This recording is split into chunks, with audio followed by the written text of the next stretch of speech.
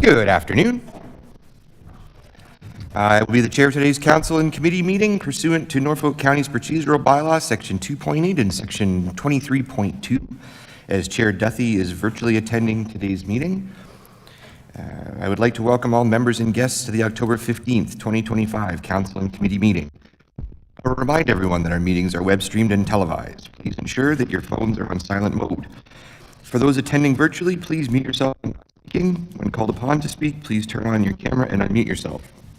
For staff in attendance, please use the raise hand feature to be called upon and remove it after speaking. I call the October 15th, 2025 council and committee meeting to roll call. All members are present. Yep. Okay, so we have disclosure here. Are there any? Seeing none. Sorry, we have one adjustment for the agenda here. We only have one closed item later. The second item has been deferred until council on October 28th. Committee has the agenda before them. We have two changes. To add one communication item, item 5.2 from the Regional Municipality of Waterloo regarding amending Ontario Regulation 391/121, and to remove item 3.2, closed item, I already said that. Okay, any other additions or changes to the agenda? Yes, Councillor Van Passen. Yes, thanks, Mr. Chairman. I asked that additional item be added to communications, but I'd like to move it so we look at it after we get the report on the blue box. So it's item 5.2, and if we could move it to right after 8.11. Sounds good to me. And one other item from consent, item 4.5, the council calendar. Can I pull that out of consent and deal with that separately, please? Yep. Any others? Councillor Brunton. Thank you, Mr. Chairman. I apologize. I was handing around some document there, but what did you do with the 5.2, the Regional Municipality of Waterloo? We're adding it to the agenda, and we're going to put that with the report on the recycling. Okay, thank you. Yep. Any others? Okay, can I have a motion then to approve the changes? Councillor Van Passen, seconded by Mayor Martin. All those in favor? Thank you very much. Okay, so may I have a motion to amend the agenda as presented? Okay. Mayor Martin again and Councillor Brunton. All those in favor? Okay. Early close session. We have no early close today. We have 5 consent items, which we are going to pull the one there for Chris. May I have a motion to receive consent items 4.1 through 4.4 as information? Councillor Van Andrieschie, seconded by Councillor Micheli. All those in favor? Any opposed? Very good, thank you. Communications, we have 2 communications items today. I would like to, before we receive them, I just want to mention that 5.1 is some recognition for one of our staff. It's Municipal Law Enforcement Officers Association of Ontario.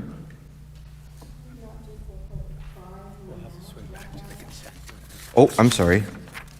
Sorry, that's not the one that Councillor Van Passen wanted to move, it was the other. Sorry, we will do 4.5 and then I'll go on to communications. My mistake, sorry about that. Thank you, Councillor. Okay, so then Councillor Van Passen, take it away. Thanks, Mr. Chairman. We got a couple of these little quirky things in September and October on the calendar where we shift our regular Tuesday meeting to a Wednesday because there's a holiday. And then that meeting falls on the first Wednesday of the month, which is the standard day for the LPRCA to meet. And since these are planning meetings that you never know how many applications we have or how long it take, we've had a few occasions where we can't leave this meeting and make it back to Tilsonburg in time for the other meetings. So I wonder if we could schedule those meetings for 1 p.m. rather than 3 p.m. And the other little factor, because they're planning, they need at least 2 weeks notice on them, so we can't change them at the last minute. So if we change them up front now and put it in the schedule, then everybody will know what's going to happen in September and October of 2026. Okay, do we have any staff comment on that? No, we just need a motion. Just need a motion? Okay. Yep, Councillor Micheli's moved it. Can I have a second, or Councillor Brunton? Any discussion on that? Okay, seeing none. All those in favor? Hey, thank you very much. It's carried. Now we'll do communications. And I'll go back to talking about Mr. Milson. So we've got some recognition for our Manager of Bylaw Services, Jim Milson. He's been officially certified by the municipal law. Yep. Did we not just do that? Yeah, we just did that. We did it. Huh.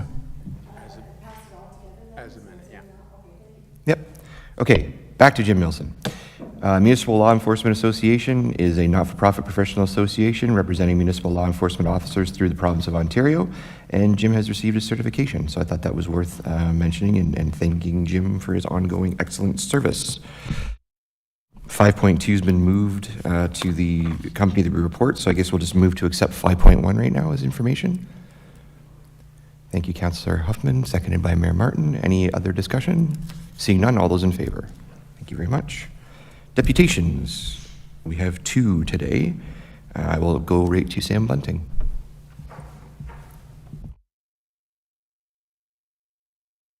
Okay, so welcome, Sam. You have 5 minutes for your deputation. I will let you know when you have 1 minute remaining. Thank you, Mr. Speaker, through you to council. You all know who I am, Sam Bunting, owner of Prominent Homes and a past president of the local Home Builders Association. I want to speak to you today about Norfolk County's new housing affordability concerns that I have.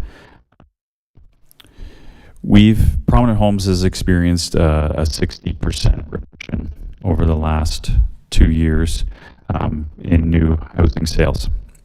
And we've seen this reflected in the building permit data that Fritz Enslin has shared with us. We've been able to sell a home in our subdivision behind Walmart. Thank you.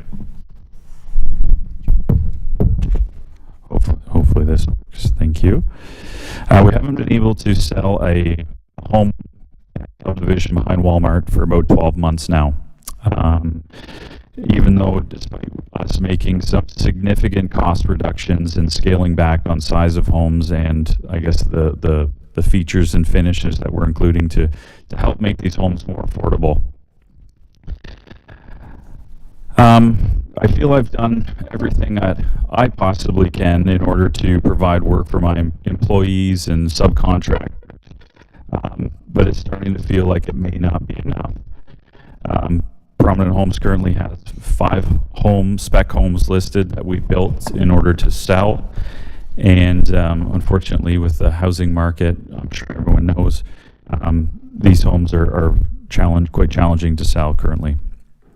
I'm personally... Sam, I was wondering if I could just interrupt you. We're getting some feedback that people online are having difficulty hearing you. Sure. We are doing some renovations in this building. We think it's interfering with the signal from the mic.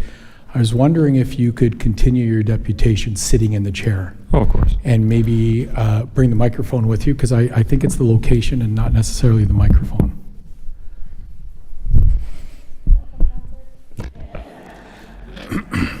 Sorry, thank you. Yeah, I can't take that honor. Where should I pick off? Just keep going, or? Okay, so yeah, I've been sharing some concerns that I'm trying to do everything I can to, within my control, to help provide work for my employees, subcontractors, and even from building a new home for myself and my family while trying to sell my old house. I'm trying to do what I can to provide work to the people that rely on me. But our homes are still not selling in some subdivisions. Our custom work is still there, so we're thankful to the community that still relies on us to design their custom homes and build their custom homes. But we're finding our subdivision sales have completely left, and essentially, I guess I'm here to talk about the affordability problem we have, and that everyone needs to step up and do their part in order to solve this issue. Currently, one of my houses behind Walmart is for sale for $799.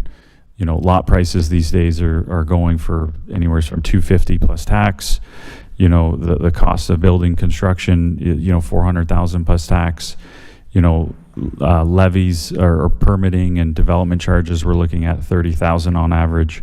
There's really not a lot left on the bone for, I guess, for our business and what we're making, but that doesn't matter. We're trying to get through a difficult economy and a difficult situation, and I guess what I'm here to discuss is, is there a way we can look at development charges, possibly doing a reduction? I know Hamilton has looked at their development charges and since made a reduction for a limited time period. HST obviously is a massive concern. I know this council doesn't control HST, but maybe I just share more from an awareness standpoint. Housing costs 10 years ago used to be roughly 350, 400,000 plus tax. There was a $24,000 rebate at that time that we would get back to offset some HST. Now our house prices are 800,000 plus tax, and which is double, and essentially that same rebate exists at 24,000. So essentially we're paying twice as much HST and we're not seeing any support or reduction of that HST. I wanted to, I guess, bring more awareness to the Development Industry Liaison Committee. So I myself am... 1 minute, Sam. Thank you. I myself am part of this committee, as well as many people within this room, many staff within this room. And I feel that this committee is going to be very good for our local community moving forward. I feel like it's going to bridge the gap between the development industry, building industry, and staff. I feel like, maybe there's been some walls up in the past, and we're able to bridge this gap and communicate more clearly and hopefully be able to create positive changes to the industry. I guess I would ask council just to be aware of this committee exists and be able to give, I guess, staff more authority to act in the best interests of the committee to work with builders. It was discussed there that there was fears that builders would pocket any type of development charge reduction. And I'm here to say that shouldn't be a fear. If I get a development charge reduction, you'll see within the next week that my costs on realtor.ca will go down that development charge. Okay, that's all the time we have for that, Sam, but we're going to have a chance for questions, okay? So thank you. Thank you. One thing I do want to mention to council before we start questions, though, is that financial requests like this are not permitted at CIC or council, so they have to come to budget for discussion. So if we have questions, not questions on those things, we can do questions on, conceptual things maybe. Mayor Martin. Thank you, Mr. Chair. Through you to Sam, thanks for coming today. Sam, what kind of lobbying efforts, whether it's provincial, federal, or municipal, has HNHBA been advocating for? HNHBA has made significant lobbying efforts. Last year, a year ago, we had the CHBA president at this time for a local members dinner that we have and it was there it's actually a federal and since then we've been lobbying a lot our OHBA association to ultimately push our provincial government to increase this HST rebate, and I know other associations have been doing the same as well. Okay, a position, whether it's provincial or federal, HST, or I guess they're both provincial. So what about other use of other materials and building code changes or things like that? Has the local association put together priorities on that front? Unfortunately, some local or some new building code changes have actually raised our cost. and not to say they're not good for our communities or our customers, because radon essentially is a huge concern for housing and new housing. So just this past year, we've been forced to incorporate radon measures, rough-ins, which approximately is costing builders roughly at least $1,500 to every new home that we're building. So yes, we've seen a slight reduction in lumber costs over the last 2 years, but everyone's costs have gone up, and I'm noticing that as a builder, you know, I'm being asked to sell my houses for less because of the economy, but I'm noticing my contractors' prices just keep going up because ultimately their costs keep going up. So builders are in a very difficult position within Norfolk County to combat affordability, and I know a lot of developers are holding off on projects because they need to make money because they've made significant investments. And then through you, Mr. Chair, my last question, is it fair to say, you know, $24,000 HST rebate or a $10,000 reduction in development charges, like that's transferable directly over to decrease in house prices? Is that the case just for you, or is that the position of all home builders because they want to see more turnover? I can't speak for other home builders, but ultimately, you know, we're in a competitive market, and especially right now, it's as competitive as it's been in the last 5 years. You know, I'm here to speak on my behalf, and definitely I would reduce my cost to offset, you know, that rebate that I'm getting from Norfolk County or from the province, for that matter. I guess from my standpoint, the advantage to looking at development cost reduction, you know, is if essentially by not collecting a development charge, that's a one-time fee, but, you know, we pay approximately $1,000 land tax for every empty lot out there. But we know that as soon as we put a house on it, that levy goes from up to $5,000, $6,000. So, you know, Norfolk County is also missing out on opportunity that, you know, if a house is built a year or two sooner, you know, that puts money back in Norfolk County's pocket too. Interesting. Okay, thank you. Okay, thank you, Mayor. Councillor Huffman. Thank you, Chair. Sam, thanks for coming. A couple questions. The houses behind Walmart, are these all houses that are built, or there's empty lots that you're looking to build on that you can't sell the lots and go forward?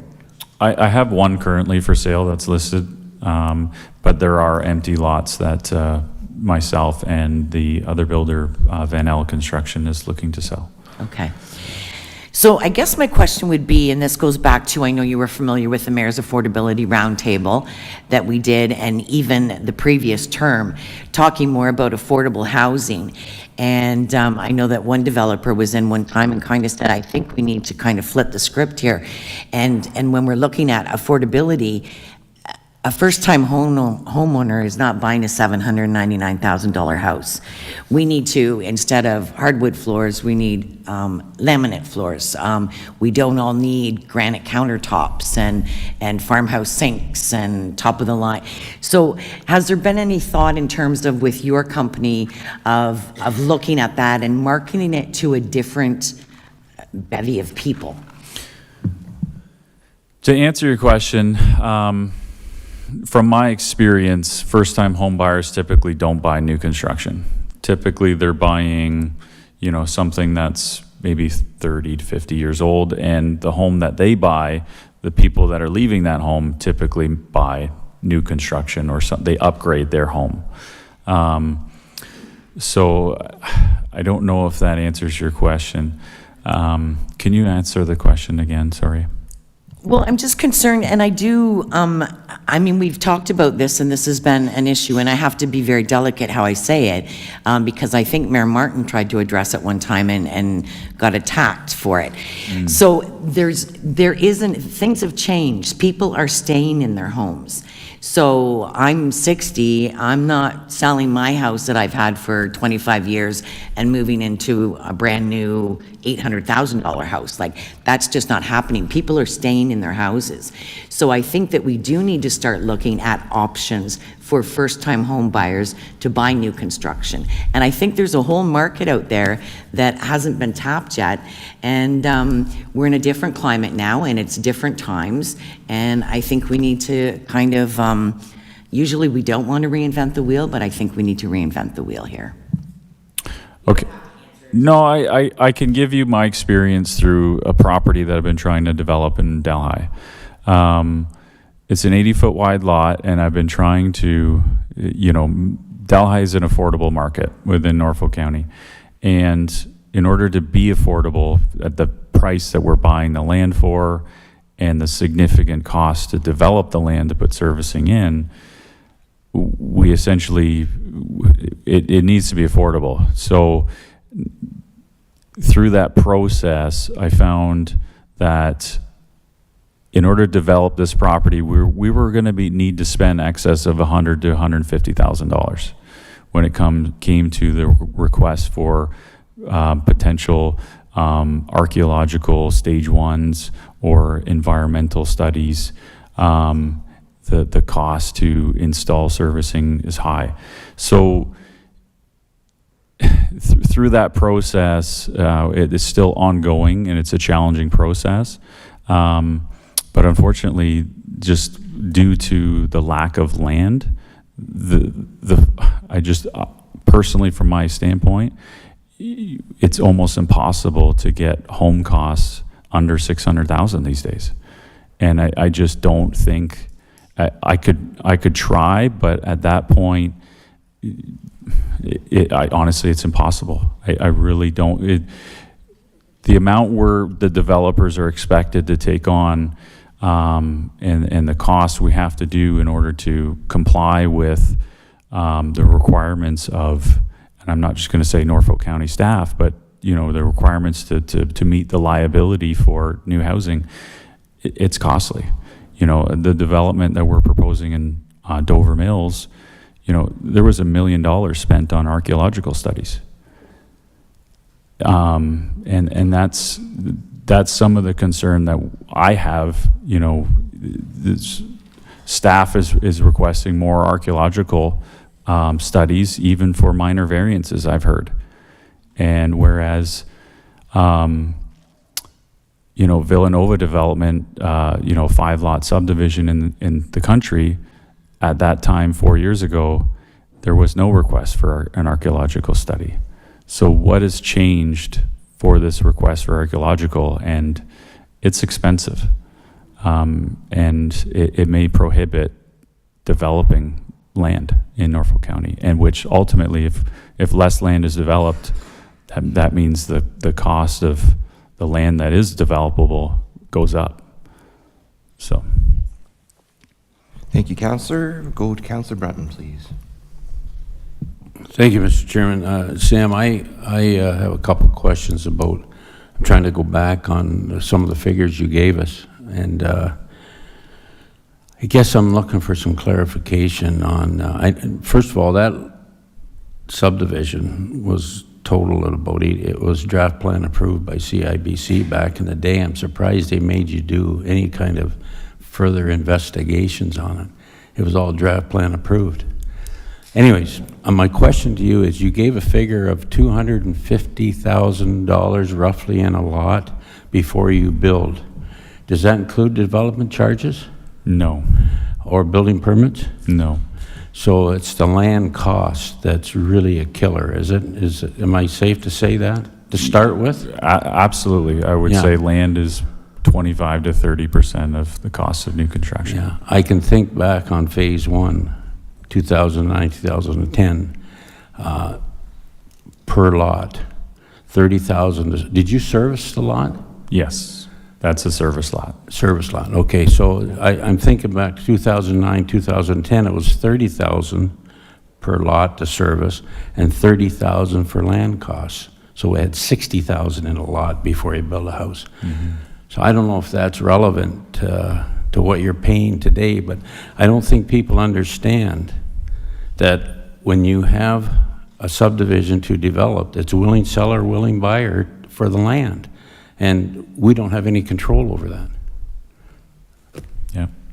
anyways, I think that's very important because I see it happening all over Norfolk County, and I guess if you own the land, it's your decision whether you sell it or not. But I do sympathize with some of the, what is a development charge right now on one of those lots up there, DC? I believe we're roughly around 18,000 right now. 18, and the building permit, say for a single family? It's around 4 to 6, depending on the size of the home. Okay. And any other hidden costs there? Not that I'm aware of. Nothing hidden from Norfolk County. No. So, and you say you're selling around 800,000? Roughly, yes. Okay. Yeah. Thank you. Thank you, Councillor. We'll go on to Councillor Van Andrieschie. Thank you, Mr. Chair. I don't know if that's working or not. Thank you, Sam, for coming. And just thinking for the future, now that tariffs have been applied to lumber out west and even here, do you anticipate that to be another higher cost? Because obviously they're going to have to make it up. And do you think the cost of lumber will increase here for home development? You do? I couldn't answer. I would hope that it wouldn't increase our costs. I guess I just have to rely on supply and demand. You know, if there's less demand from the United States because their costs are higher, maybe that potentially reduces our costs. But that's wishful thinking. Yeah. Ultimately, you know, the U.S. isn't able to. They can't create more trees, right? They have a limited lumber supply where we have the majority. So it's not like they're able to. They are taking other manufacturing from Canada, but they're not able to take, I guess, our trees. I was just under the impression that when I was listening to some of the details that it would increase the costs because they have to make it up somewhere. So if they're going to ship it across the country this way, then the prices will increase. Of course, we do have lumber from this way as far as the East Coast as well. It is unfortunate. So, and obviously we can't ask the ask because that's something that would be done at budget time. So I hear you and I understand it. Okay, thank you. Thank you. Thank you, Councillor. I'll go to Councillor Columbus. Thank you, Mr. Chair. Sam, recently there's been a lot of chatter about additional dwelling units. Can you share is there a reality to have additional dwelling units, or what's your thoughts on that? ADUs actually might be, they might be hurting our new construction sales in developments. Not to say they're a bad thing, because I think, you know, when you're working as a farmer and you have multiple generations on a farm, I think it's fantastic. But ultimately, you know, them opening up ADUs, yes, there was a surge for ADUs and there still is a lot of interest. But I guess, you know, if there's 100,000 ADUs built, you know, that's 5 years ago, there was no ADUs built. So that's potentially 100,000 homes less built, if that makes sense. Thank you, Councillor. Back to the mayor, please. Thank you, Mr. Chair. So good information, Sam. I'm hearing, actually, your message is really relatable because we face the same pressures. You know, our contracts go up, our bids go up, our prices go up, and we only collect the same amount of DCs. And so while waiving the DCs for you is a positive for both of us because we can impact housing prices, it is asking the municipal tax base and municipal taxpayer who already can afford a home to subsidize sections of other homes, right? And so I'm not entirely sure that's the best way for us to go about it, given our infrastructure crisis. I heard you talk about environmental assessments and archaeological assessments, both provincial, building code, building materials, provincial, DCs, yes, municipal, and we're doing a study. I don't know when it's coming forward, but it will be coming forward. We're looking at changing those rates. I don't know if that'll be good or bad. Land costs, not us. Minor variance is us. So that's an interesting takeaway. And I think the other thing that you've alluded to but didn't come out right and mention is the timing of your applications. That's us, and that's holding fees and costs. So all of that to say, I would be really interested if you as an individual, if the committee, or if the home builders wanted to send Norfolk Council a list of requests and lobbying efforts, even if they're federal and provincial, that we could research, vet through our staff, and then jump on board and help you advocate for, but add some local statistics, add local information that impacts Norfolk County specifically to build a business case for you. Certainly, if you have municipal suggestions, feel free to pass those on as well. So much of what we do is regulated through the province, so there might be some window there for us to advocate as well. But all of that to say, maybe I could give you some homework and produce a list for us, and we'll jump on board and do what we can and vet it through our staff, and definitely help the process, because everybody wins when we're creating some affordable housing, but making sure the right level of government is subsidizing the issue, I think, is the priority for me. So great information, and thank you, and I would love a follow-up. Thank you. Thank you, Mayor. Any other questions? Okay, seeing none, then could I have thank you very much, Sam, appreciate your time. Yes, thank you, everyone. Yeah, may I have a mover to receive the deputation as information, please? Councillor Huffman, seconded by Councillor Columbus. All those in favor? Thank you very much. The clerk's passed me a note here just to... Clerk's passed me a note to apologize for the poor audio on the live stream as we continue to have technical issues. Sorry about that. We'll go to our second deputation, 6.2. It is Paul Lipsett regarding the Port Dover Harbor Marina dredging.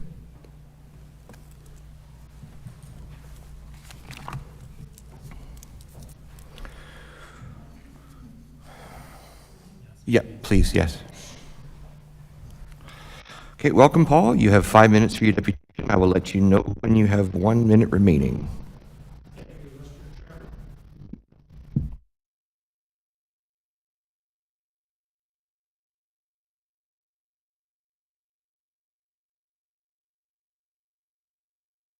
This one. There we go. Thank you, Mr. Chairman, and thank you all for accepting my deputation to speak today on behalf of Long Point Bay Yacht Club members and patrons of the Port Dover Harbor Marina. Mayor. Well, I'm going to get organized here, but I'm going to start by saying I think that staff have produced a very comprehensive report on this, and I believe that our membership and our patrons, as they're made aware of the information, they will be impressed with the results. We've had an opportunity, our volunteers and the organization, to take a look at the information that you've provided. We're happy with the information coming out so that we can pass it along to our patrons. You will see on a slideshow that I have here in front of you various photographs of the effects of not dredging the marina. Our message is clear today. Dredging of the marina is a necessity. It's not an option for patrons and members of the Port Dover Yacht Club and patrons of the marina and surrounding boaters. So as we, Crystal, move along with the slide, we will see various photos of some of the incidences that have occurred. And again, Crystal, probably about a 10-second between slides. Thank you. So you can see the water level at the marina at the Coast Guard. You can see the water levels now outside the Coast Guard, outside the entrance of the marina. You will be seeing pictures of various sailboats within the Port Dover Harbor Marina Basin where they're being stored on the results of improper, hold please, Crystal, of improper dredging effects. You'll see a bit of washing of keels. By that I mean the paint has come off in various steps. It'll cost us anywhere between, and us as boaters, it'll cost us anywhere between $10,000 to $10,000 to repair. $10,000 comes from a figure that we have a commercial hauler that is also working in the Inner Bay. We all know the severe effects of all of Lake Erie. But the Inner Bay and Port Dover Harbor, including Big Creek, have been severely affected. We're down 20 inches, 15 to 20 inches over last year. It's sitting at the worst levels we have ever seen. Climate change, of course. Not getting water over the winter, of course. Too much water going over the falls, of course. All of those have affected our marina and Lake Erie and the Great Lakes in Ontario. 1 minute, Paul. Thank you. So you may see there that we have dredging results. Click. You may also see, as we flip through, Crystal, the effects that we have from last year. That's directly a photo out of your report. A little bit of enhancement there by our techs, our volunteers. Keep going, Crystal. So we have a picture of the Coast Guard stuck in the commercial basin. Next. There's the effects. This guy has 2.5 foot depth. We can't get any smaller than that. And as you click through, you will see sailboats such as mine. They're not getting out. They can't get out to finish their season. You're at time, so just like if you have a couple more final remarks. Okay. Crystal, if you can continue to slowly through. Thank you. The effects you'll see as we go. Port Dover Harbor Marina. Oh my gosh, look at that. Port Dover Harbor Marina must be dredged. We need to see it in your 26 budget.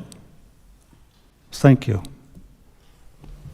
Very good. Thanks very much. Any questions for the deputation? Councillor Vanderducci. Thank you, Mr. Chair, and through you.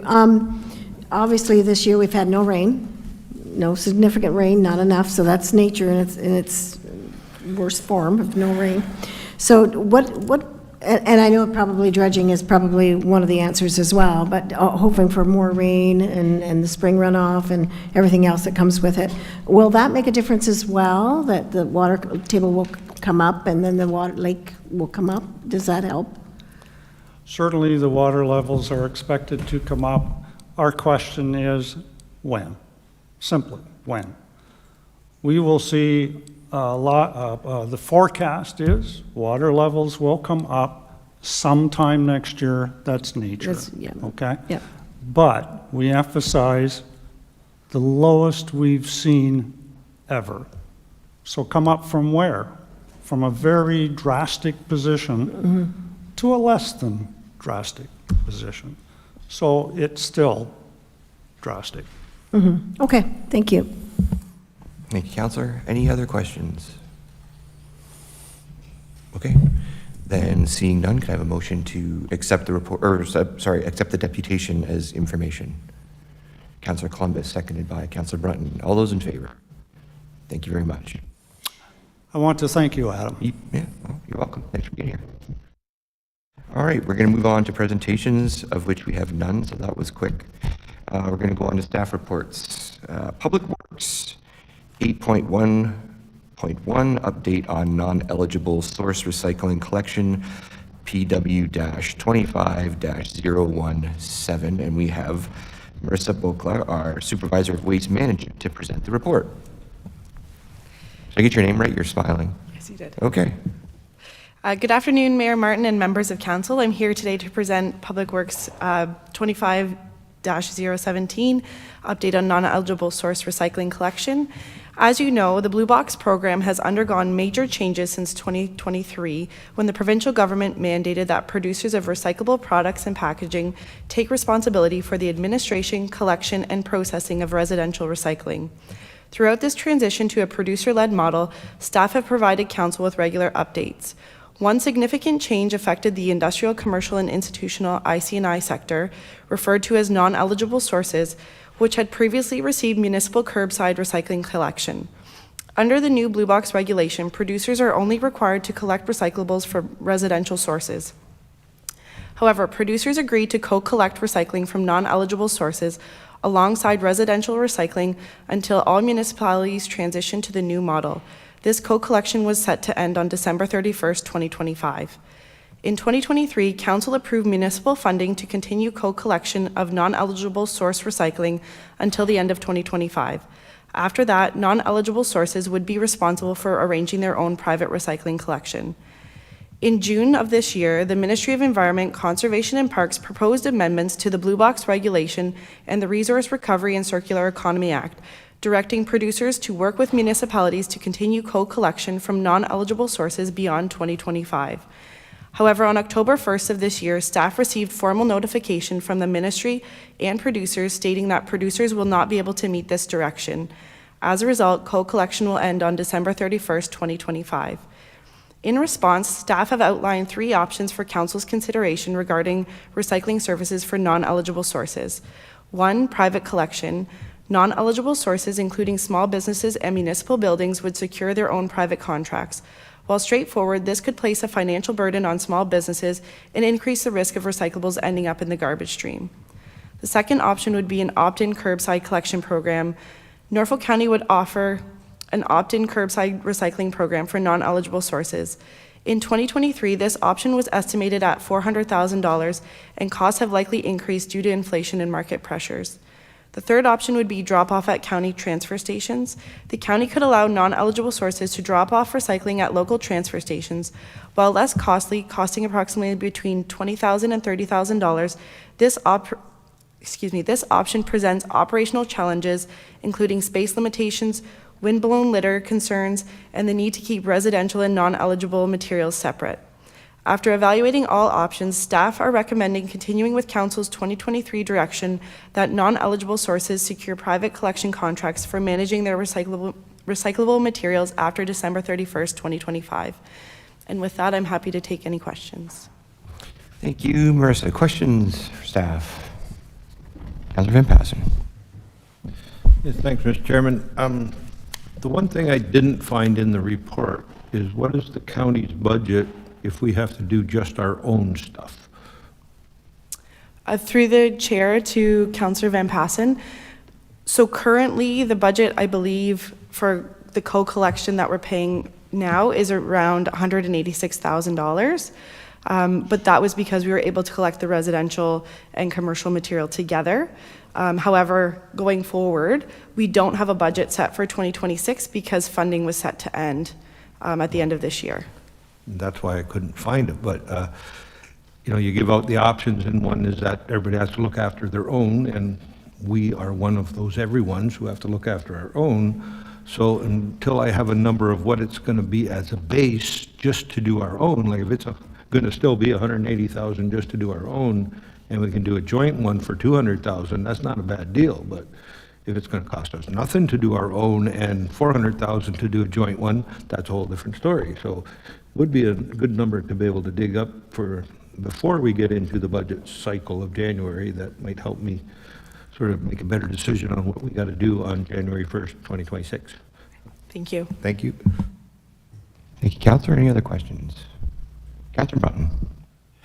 Thank you, Mr. Chairman, and I somewhat along the lines of Councillor Van Passen, but when I look at page 7 in the report, and it's the chart that shows the costs there, Marissa, if I may, am I reading this right, that if we continue to collect from the commercial industrial type sectors, the change is 241,000 additional, or we're already collecting it, correct?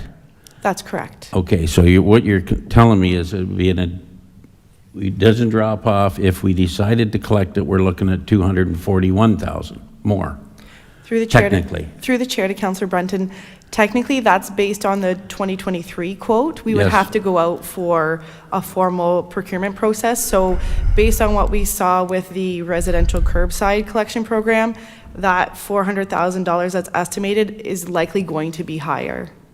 Okay, but I guess I have a great fear of what's going to happen with all those recycled materials, and you're going to find it in the garbage on the side of the road, at least in my opinion you will, and I do not think small commercial property is going to go to the transfer station to drop that material off. I guess my last question to you, what do we, and this is for not just you, but as a council, what do we provide when we increase tax, or we charge these commercial industrial people more taxes? What do we provide for them? This is a service that they've been receiving. In my opinion, we have. So I like to see us continue collecting that material. We're going to be collecting blue box material anyways, even though somebody else pays for it, correct? Through the chair to Councillor Brunton, so Norfolk County is not responsible for Well- anything to do with blue box material. Oh, no, well, I'm sure we're going to see the same truck going down the road picking up the blue box. That's my estimate based on what's happening.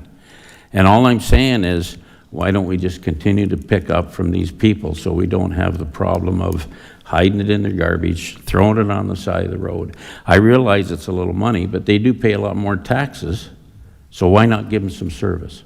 That's my opinion. Thank you. Thank you, Councillor Brunton. Councillor Columbus. Thank you, Mr. Chair. Melissa, for those watching and listening, can you describe the difference between eligible and non-eligible recyclables? Sure, through the chair to Councillor Columbus. So eligible recycling would be referred to the residential portion, so single-family homes, and that's what's legislated under the Blue Box legislation.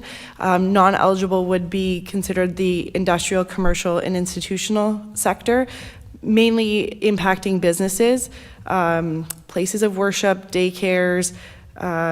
There's a whole list of them in the report of what was impacted, but mainly it's the IC&I sector that's considered as non-eligible. Thank you.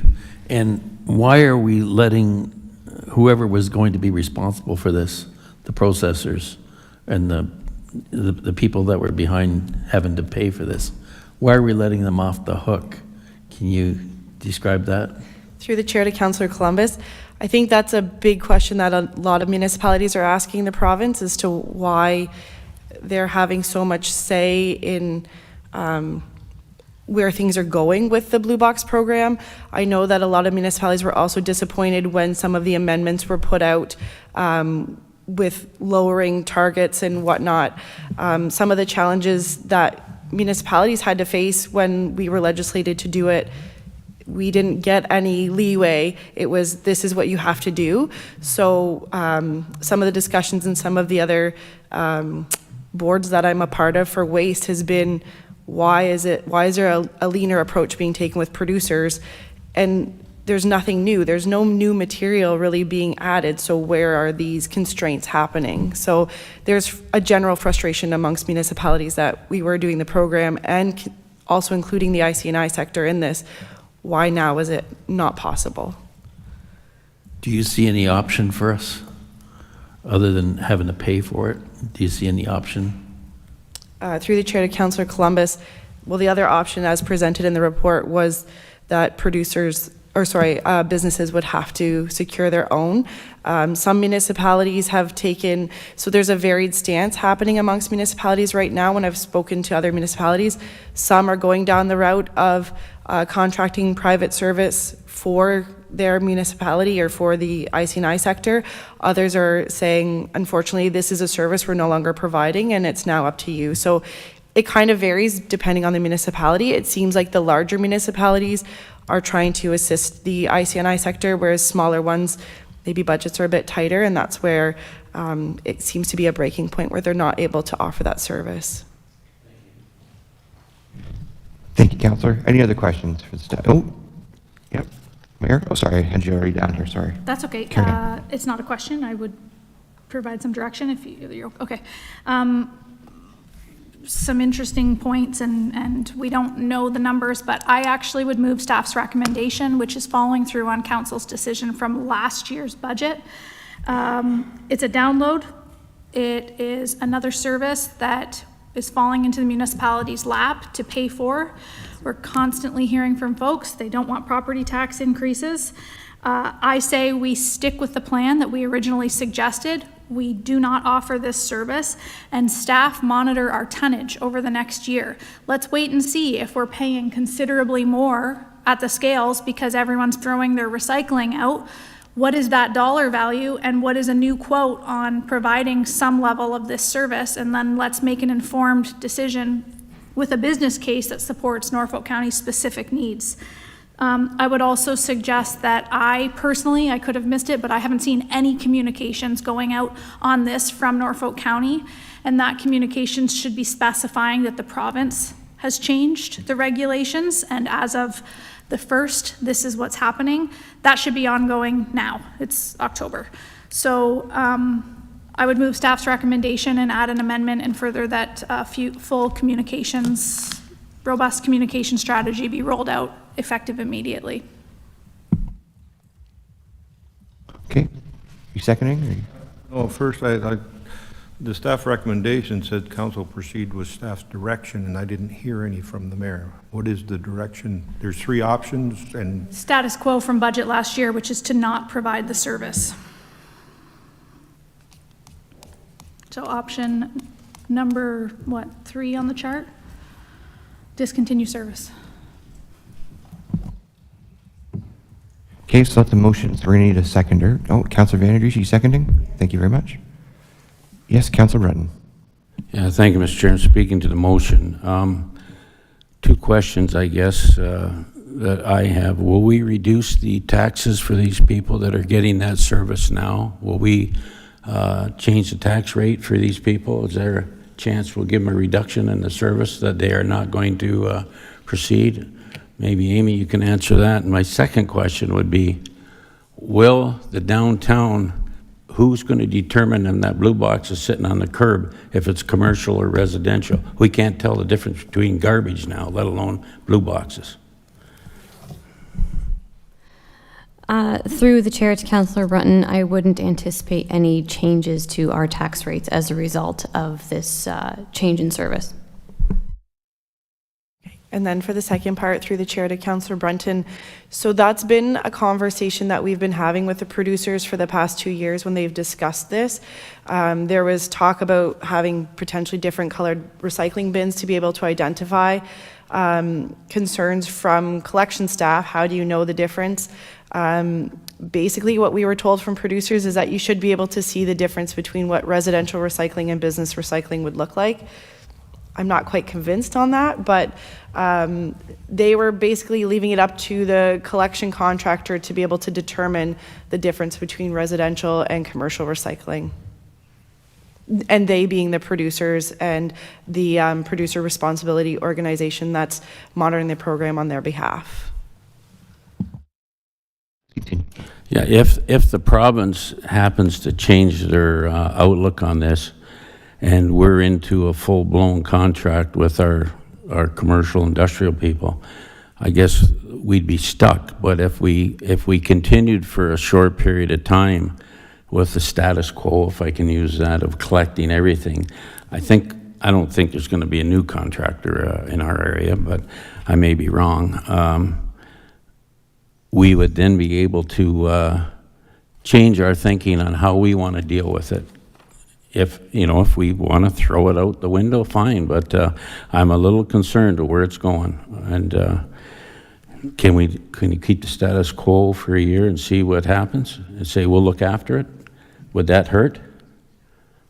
So through the chair to Councillor Brunton, we're unable to keep status quo right now because that contract with the producers ends December 31st of 2025. So if this is a service that we would like to continue starting January 1st of 2026, it would be a completely new contract, and that's where the cost increase is coming in. So right now, the recycling truck is coming through, we'll use downtown Simcoe, and it's collecting any recycling that's set out. Come 2026, we would have to send a separate truck to service all those businesses across Norfolk County, and that's where the cost increase is coming from, because it's a dedicated route and it has to travel such a far distance to collect minimal material. That's why there's such a significant jump in cost. Sorry, point of order, Mr. Chair. Thank you. It's contrary to the motion. Thank you, Mayor. The clerk also mentioned that I will everyone keep their questions focused on the motion, please. Thank you. Councillor Columbus. Mr. Chair, this would be an extra burden cost to the Simcoe BIA district and also the Delhi BIA district. That's the way I see it. So who would administer the pickup of the non-eligible recyclables? Through the chair to Councillor Columbus, it would be dependent on the direction from council as to how to manage that program. If the direction continues with the motion right now that it's up to private contracts, then it would be up to individual businesses to secure their own contracts. If the Delhi BIA or the Simcoe BIA decides to get a contract for the whole downtown to manage that, then that would be up to them to do so. Gosh, I can just hear the phones ringing. Thank you. Councillor Vanadrishi. Mr. Chair, and through you. So right now, if I can ask, if you're in the downtown, do businesses have the bins at the back, like the bins, and that's being picked up whenever? They have them now? Through the chair to Councillor Vanadrishi, businesses are able to participate in the curbside collection program, so they would use the standard recycling bins that regular residential homes are using. So they're just using the small bins, and other businesses that are outside the core have the large bins on their yards for their waste and garbage, and then their recycling, and which has come and picked up. So what's going to happen now is even down to, there could be a coordination where they have one bin or whatever that they'd have to organize themselves. Okay, That's thank you. correct.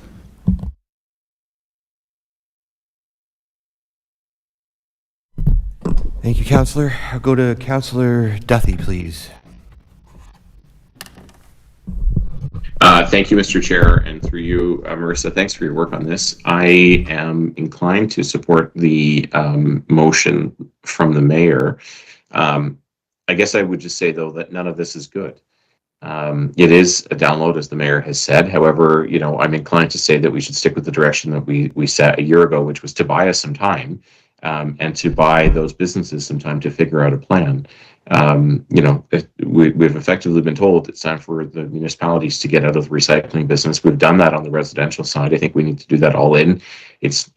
I really don't think it's going to end well, and I feel for those in the IC&I sector, and I think there will be some significant negative effect of it that the municipality will have to pick up, but I don't know that we can put that burden onto the levy for everybody else. So I see it, you know, it's troublesome, but I also see it as an opportunity for the BIAs, the chambers, the boards of trade, etc., to work together to find a way forward to collect for their members, because the municipality needs to get out of that business altogether. So I'm unfortunately going to support the motion that's here, and would encourage those in the IC&I sector to advocate and lobby with the province to try and streamline this or come up with a system or initiative that makes it easy for them, that is outside of us. Very good. Thank you, Councillor. And Councillor Van Passen.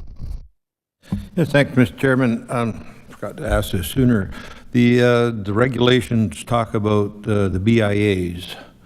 But like Port Dover has a Board of Trade, it doesn't have a BIA. Simcoe and Delhi have BIAs. Waterford has the Chamber or Board of Chamber of Commerce. Is there a difference? Like if it's Port Dover, do they still get pickup down the main drag, but Simcoe doesn't because Simcoe has a BIA and Port Dover doesn't? How does that work? Through the chair to Councillor Van Passen, it doesn't matter if you have a Board of Trade or BIA. It's any IC&I sector across the board. Even if there's a business that's located in a rural area that was receiving recycling collection, they would no longer receive it as well. So it doesn't matter where you're located within the municipality. It's just based on the new regulation that it's only for the residential sector that would be receiving curbside collection. Well, I guess that's my question, because the regulations talk specifically about a BIA. Is it the only option in downtown Simcoe for the BIA to figure out how to pick it up? Or can they just walk away from it as well and just leave it to each individual business? Through the chair to Councillor Van Passen, it would be up to the BIA how they would decide to navigate that. All right, thank you. Mayor, please go ahead. If I could just add a few comments here to close out some of the debate.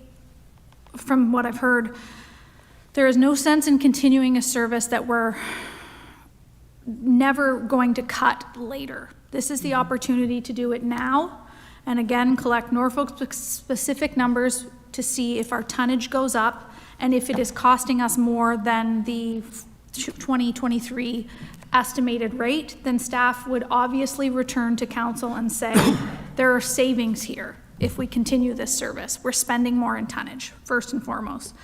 Secondly, the province tells us what to do all the time. Add environmental assessments to development, add this over here, check for this over here, collect school board taxes, and we do it. When have we ever sent a letter back to the province saying, yeah, we can't do that, that's not gonna happen? The producers, the producer responsibility groups need to get on board. This is not a question that's up for debate. It's legislation and law that has been passed provincially. So there will be some type of outcome here. And this is the first service level reduction that Norfolk County residents would see that is not a decision of Norfolk County Council. It is a provincial decision. So the fact that we're discussing swooping in and covering it off and raising property taxes to continue as this service for this particular cohort because we're concerned about calls or emails or whatever might, happen with the BIAs. This is the first time in my 7 years of municipal experience that I would be able to say, this is a provincial service level reduction. This is not something the municipality sought out. So, I think there's a lot of merit in reducing the service level as per the province's direction, watching our scale and tonnage numbers, and seeing if we end up spending more by all of this recycling going into the waste. And if so, staff will be back before a council to determine savings, without a doubt. Thank you, Mayor. Councillor Van Passen. Well, I'm done asking questions. I think I can decide on what I'm going to do with this motion now, but I can think of all the downsides to every one of the staff recommendations, but I can't see an upside to any of them. And I think the mayor's right that we didn't start this, but somehow we're going to take the flack for it. I know that.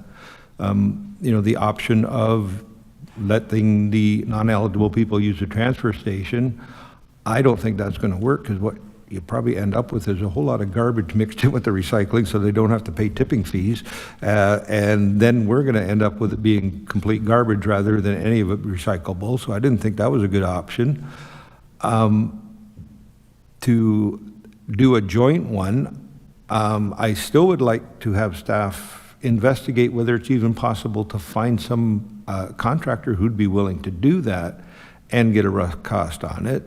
And I'd also like to get the cost of the do-nothing option is still going to cost Norfolk County money just to do our own stuff, because, you know, all of our halls, all of our offices, our fire hall, they're all going to be classed. We have to send a contractor out to pick up that stuff, and how much is that going to cost? And, you know, this is CNC, final decision won't be until council in a couple of weeks. If it's possible that staff could get us a little bit more detail on some of the things that we've touched on today, I would take me that long to figure out which option I guess we can support, but you know, there's valid points been brought up on everything, that our businesses need some help. For the taxes they pay, they should get something, and this is something that we're going to take the blame for taking it away no matter what we do. So I'm not going to be supporting the motion in its current form, but it will probably, unless we deferred it to the council meeting, but we can pass it now and we can pull it later. It doesn't really matter, but I would like sort of the commitment from staff to be ready to bring more details at the council meeting. So.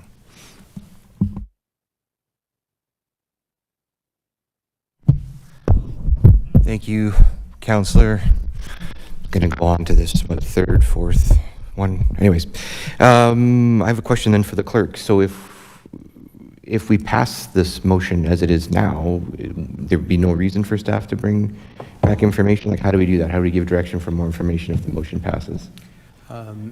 Through you, Mr. Chair, to Council, this is a recommendation that's going forward to Council from Council in Committee. Yes.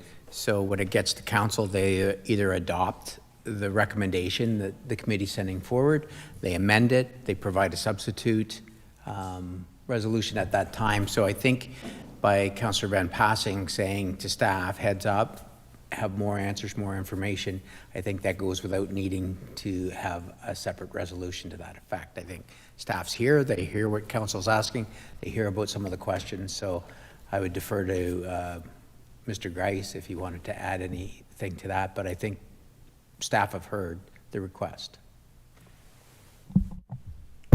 Through the chair, yes, we have heard the request. Just one point on the motion itself I was going to bring up. We say that option 3 to not continue the service be approved. When I look at the report, I think that's actually option 1 as listed.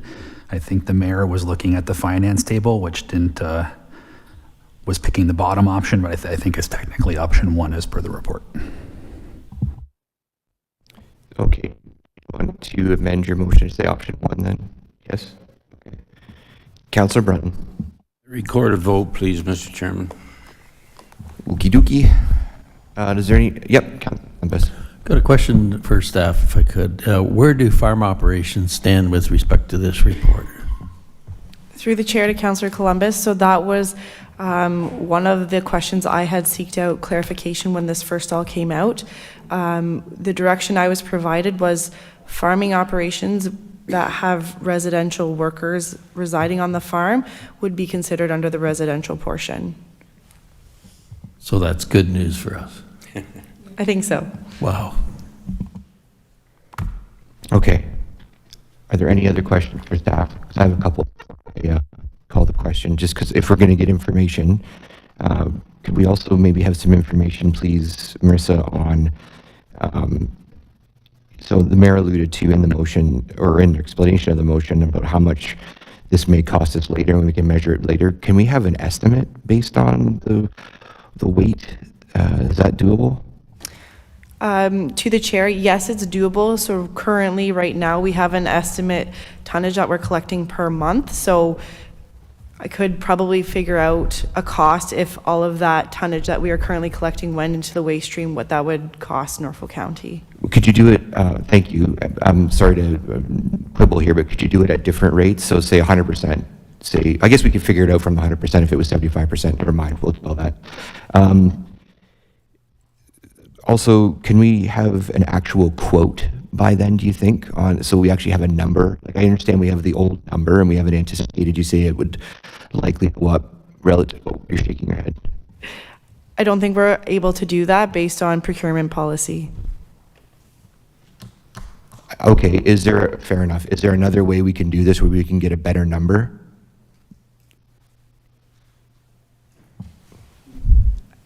I'm not sure. I don't believe okay, so. Can I ask you then to do your best to get a better number if possible? If we're seeing a rate I'd like to know an actual number that we're talking about.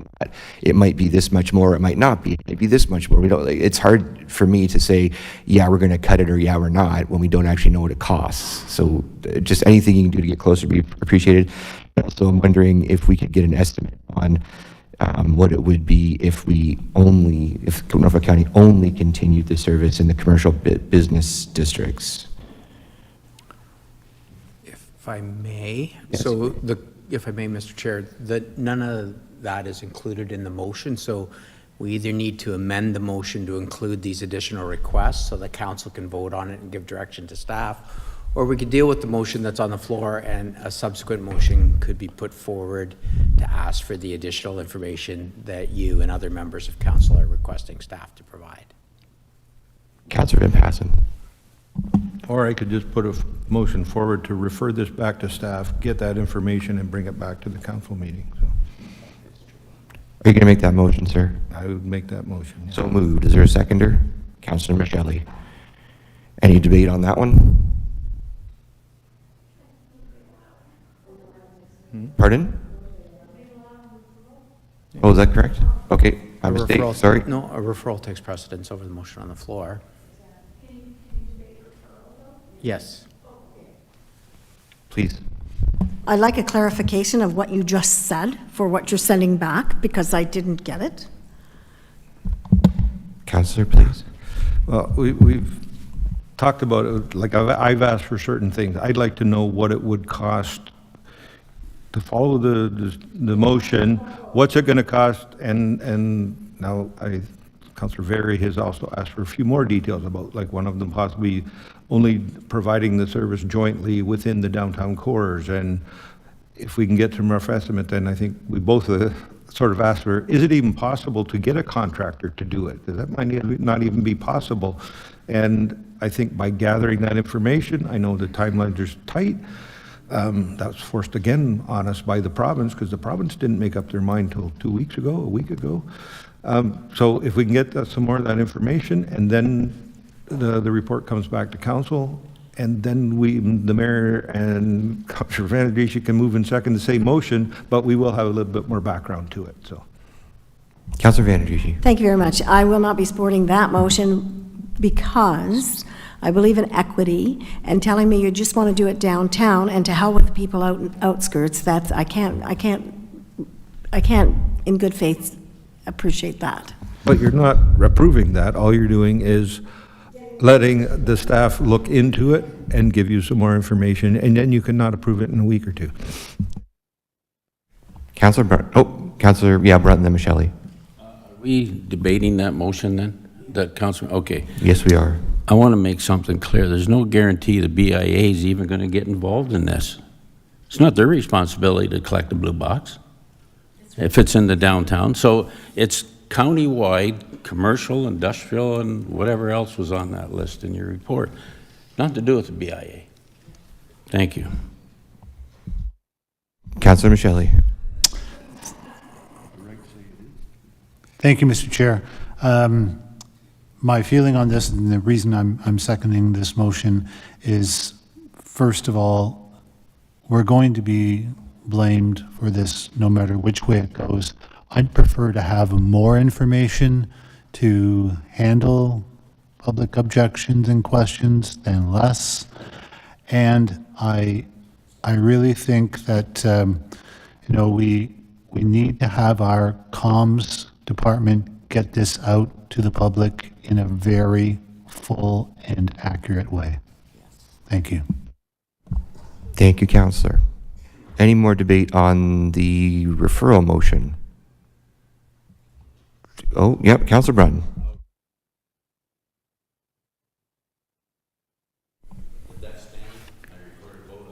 No, that's on the main motion.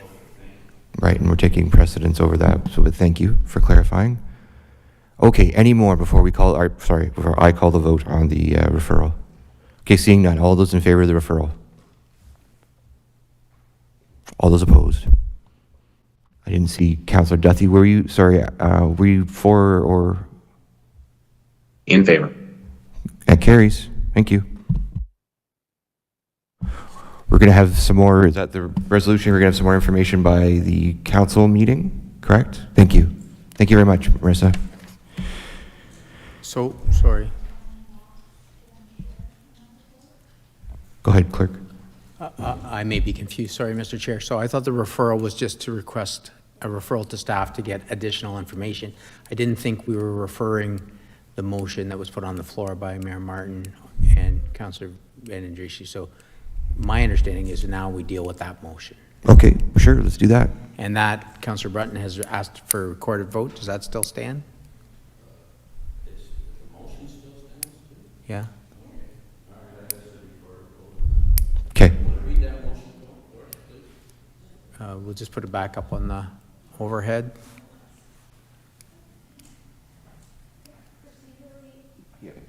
Sorry, CAO, please.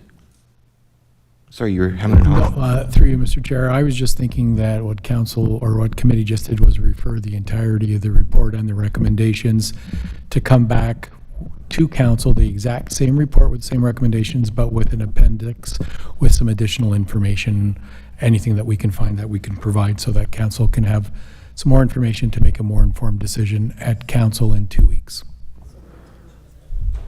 That's the way That's what I thought was happening too. Okay, so obviously I was confused, but for clarity, you may want to just retake that vote so that everyone has a clear understanding that the entire matter has been referred to the next meeting. Would you like me to withdraw that motion? And so, It's up to the chair to determine whether he's comfortable with how the vote was handled and whether council was aware of what was being referred. And if he is, we move on. If not, he could just ask for the vote again to be confident. Councillor Michelli. Thank you, Mr. Chair. I guess I'm a little bit confused, or I'm just going to suggest this rationale. If a referral takes precedence over a motion, if we do vote on the motion and we defeat it, what is the purpose of the referral? Yeah, I'm pretty good with, I think we're all on the same page with what we were doing, which was leaving the decision on this matter till council. Just by show of hand, okay, a show of thumbs, everybody's giving the thumbs up and the nod. So that's what we're doing. We're moving this on to the October 28th agenda, and we're going to continue the discussion then with some more information. Good? Okay, everybody's nodding. Very good. Okay, we're going to move on to 8.1.2, St. John's Road Traffic Control Update, PW- Oh, sorry. This is where we slipped the. Sorry, yes. Send the letter to the province. Thank you, yep. Do you want to speak to it? I don't think you need to speak to it. It's, I think I'd put forth the motion that we support the resolution from the municipality of Waterloo that deals with this whole subject of non-eligible recycling. So, and send that letter to all the ministers and ministries and circulate it to all municipalities. Okay, so that's a motion. Do we have a seconder for that one? Councillor Brunton. Ooh, you were quick on that one. Holy. Oh, please go ahead. Yes, I support it. And my concern here is maybe the province will come to their senses and even consider this. And if they do, think about where we might be if we proceed quickly. That's all I'm concerned about, because I don't see what a year, I see other ways of doing it, but I won't get into that. Thank you. Thank you. Councillor Columbus, did you just want a second, or did you have something to say? Okay, very good. Any more comments or questions or debate on this one? Seeing none, can I have a motion to support sending the letter? Or sorry, can I have a vote to support the letter? Sorry, all in favor? Thank you very much. Now we're moving on to 8.1.2, St. John's Road Traffic Control Update, Public Works 25012. We got Jack Reddy, who is our Project Manager of Transportation, will present the report. Good afternoon, Chair and Council and Committee. Staff are here today to provide an update on the outstanding matter of the intersections with St. John's Road at Blue Line Road and at Cockshut Road. Since the previous update, staff had identified an error in the consultant's signal analysis, which has since been corrected to reflect that traffic signals are not currently warranted at each of the two subject intersections. That said, both intersections are progressing towards a need to enhance traffic control. And the purpose of this report is to recommend the appropriate control strategy once those conditions are met. The timing of any change is tied to the traffic signal warrant because the need to manage vehicle movements outweighs the potential disruption to traffic flow. If the council concern remains with improving intersection safety, then, once warranted, staff's preferred control change would be a roundabout at each of the intersections. The Ontario traffic manuals are the transportation guide to the planning and operation of Ontario roadways. The guide indicates that traffic signals are a traffic control device rather than a traffic safety device, and that the installation of unwarranted traffic signals can have adverse impacts such as increased delay, greater driver frustration, disobedience of the signals, and that traffic signals do not guarantee a reduction in collision frequency. Staff have recommended funds in the 2026 budget to complete the engineering, which would allow time to confirm property needs, if any, and plan for utility relocations. Construction is earmarked at Blue Line Road for 2028 and at Cockshut Road in 2030, subject to continued monitoring. We have noted funds in the 2027 budget for a safety performance study, which, if approved and completed, may confirm these locations as priorities or elevate others should our findings indicate so. With that, we are here to answer any questions on this matter. Thank you, Jack. Any questions about the report? Yeah, Councillor Huffman. Thank you, Chair. I guess I'm confused because I believe this went before council. Council voted to do it. So now we're not doing it after council direction that we were doing it? I'm kind of confused here. Was there, now I can't remember what term it was, if it was the first or the second. Because I thought you couldn't bring something back. I can't think of the word that I want, but if I could just get some clarification from staff, that would be great.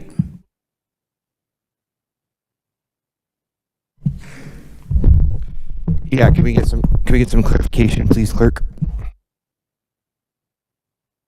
Through you, Mr. Chair, I might not be the right one to answer this question.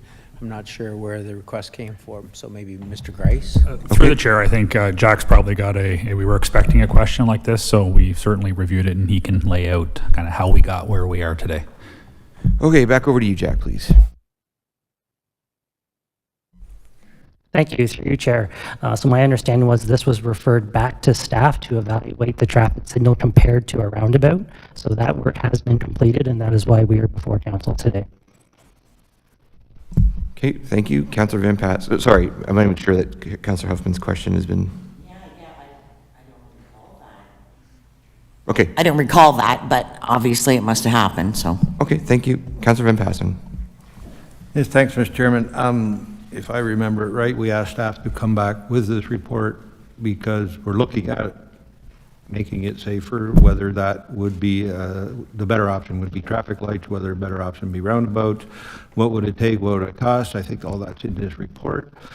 But I'm also of the opinion that it doesn't meet the warrant for either one of those changes. In the report, it says in the future, near future, it may, and that's what I'm sort of asking for a little more clarity from staff. If I get it right, what they're asking for is to sort of continue on that process.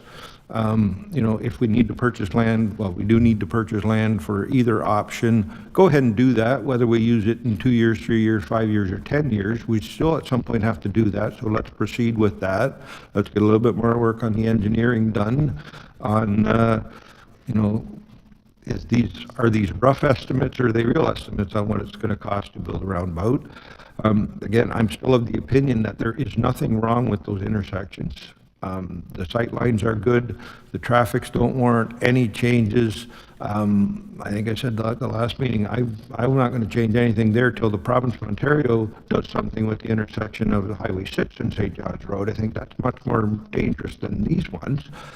But yeah, we still got to plan for the future, so I don't have a problem with staff building into the future budgets, the need to do your homework, purchase land, do all of those things. You know, I look at the accident reports that, more than a third of the accident are with animals, and those animals are colorblind. They can't tell the difference between green and red anyway, so whether they're going to follow the stoplights, I'm not sure.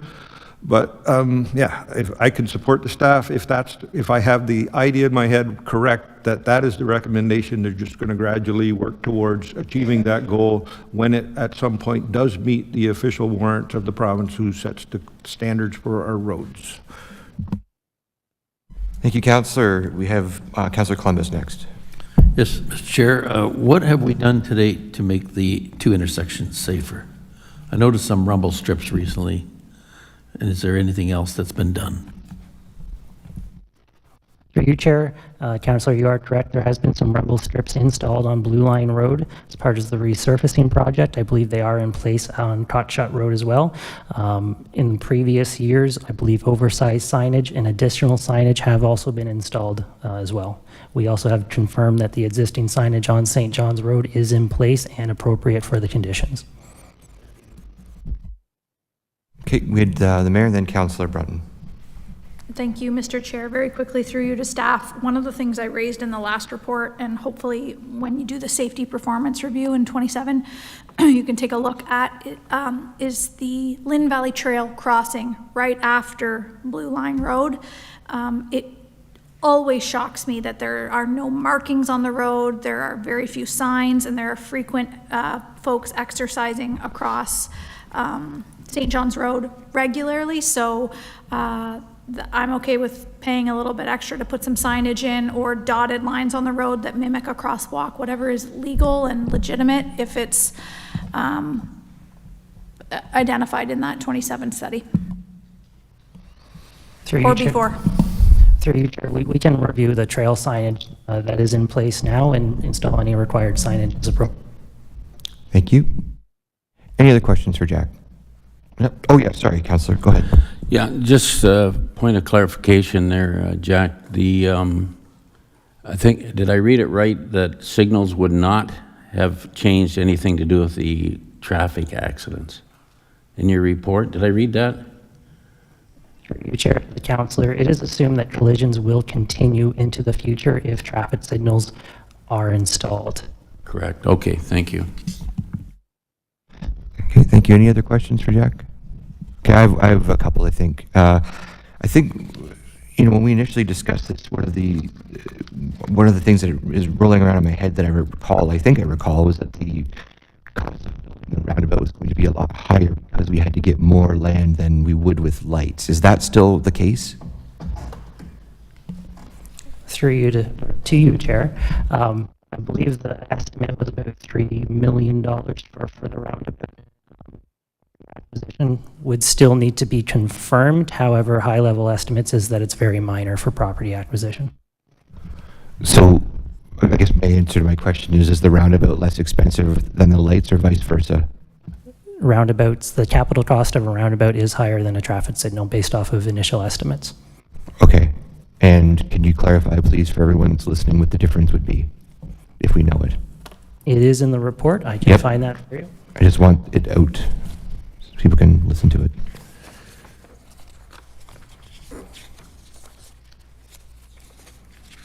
Because I'm going to definitely hear some concerns about this one, and I want there to be something I can share with people easily.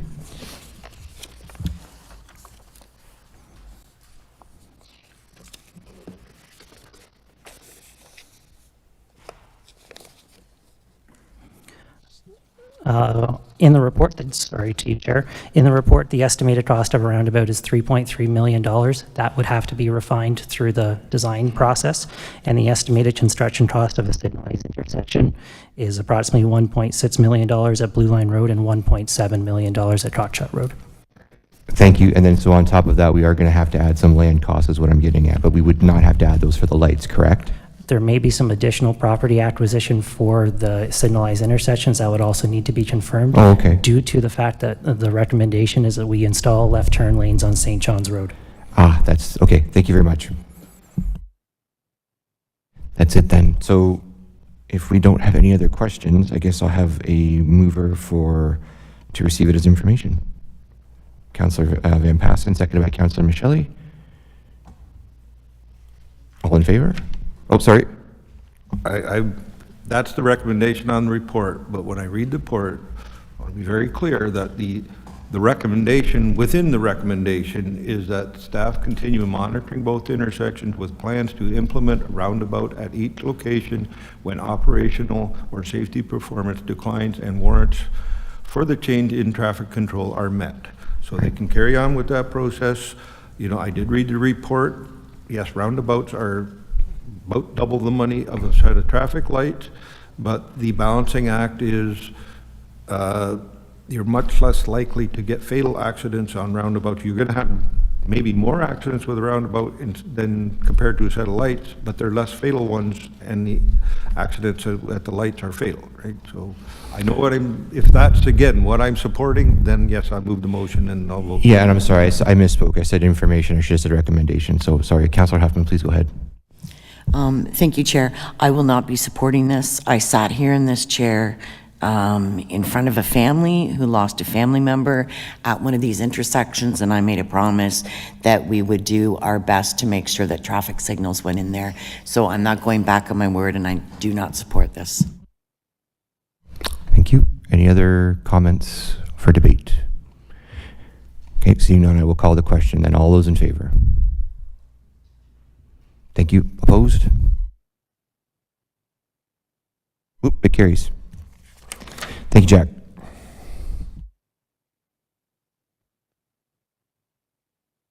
Yeah, everyone's looking at me. I was about to ask about a break, and everyone's jumping out of their chairs. So we're going to take 5. Let's take 10, and then we'll be back. Thank you.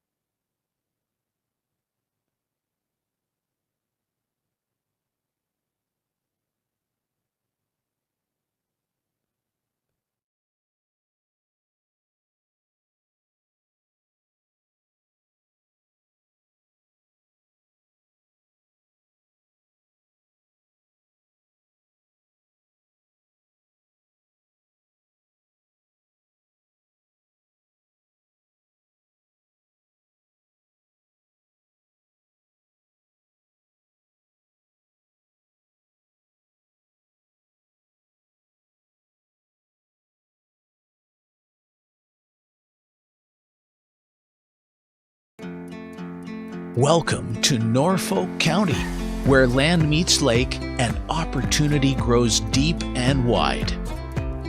Located on the north shore of Lake Erie, in the heart of southwestern Ontario, Norfolk spans 1,600 square kilometers, making us one of Ontario's largest single-tier municipalities.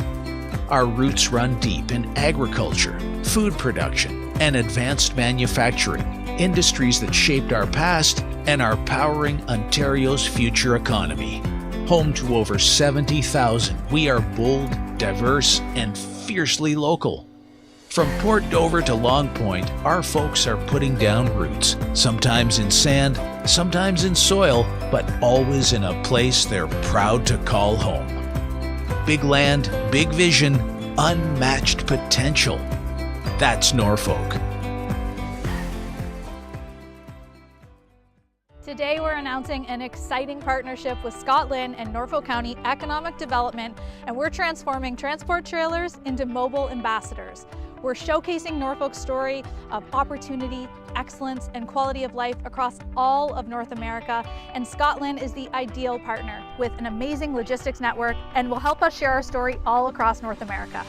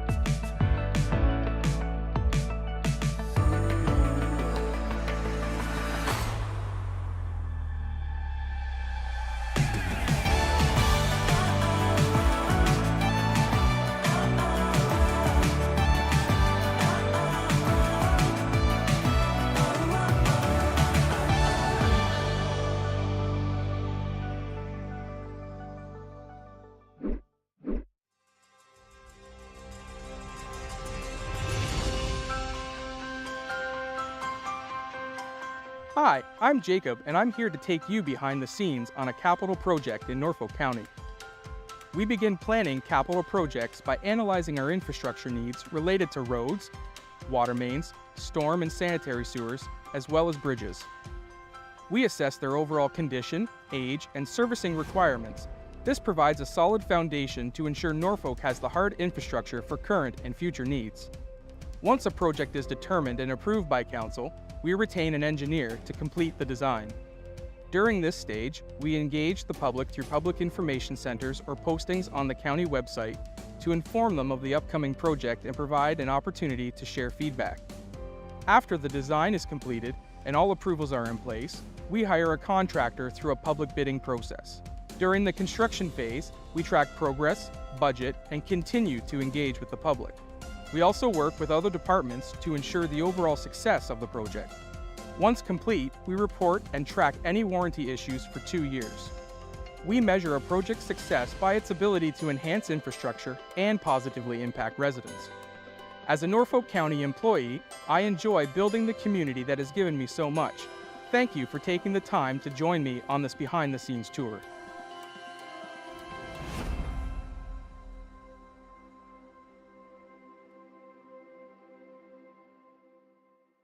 Deputations are a way for you and all residents of Norfolk County to speak before Council about relevant matters in our community. To begin, search www.norfolkcounty.ca. Then select the Government tab. Under the Government tab, select Provide Deputation/Speak at a Council or Committee Meeting. This page provides general information regarding deputations. Under the subheading Register to Speak, click the Public Hearing/Deputation Form link to pre-register your deputation. Notice of Collection. By checking the Notice of Collection box, you are agreeing to the above statement. Selecting the type of meeting you want. There are several types of meetings that allow deputations. Please listen closely as we explain each option. Council meeting. Council deputations must pertain to a matter listed on the upcoming meeting agenda. For the remaining meeting choices, you may present a deputation if the topic pertains to the committee you are presenting to. Once you select the type of meeting you want to deliver your deputation, you can complete the rest of the document. Now choose whether you will attend the meeting in person or virtually. Finally, select if you will be providing materials during your deputation. If you have materials for distribution during the council meeting, please bring 15 hard copies for council and staff. Now click Next to move to Step 2. In Step 2, please fill out your personal information. Once your personal information is completed, click Next. Lastly, review your information and select Next to submit your form. You have now completed the deputation request form. You will receive a confirmation email from the Clerk's Department that they've received your request. Next, we will talk about what to do on the day of your deputation. So, you've received your approval and the day of your deputation is upon you. For starters, Council is located here, at 50 Colburn Street. Now there's 2 entrances you can use when you arrive. One is here, located off Colburn, and one located off Talbot Street. When you arrive, you'll have 3 main options to park. The first is to park at the Simcoe Town Center Mall, which is where Food Basics is located.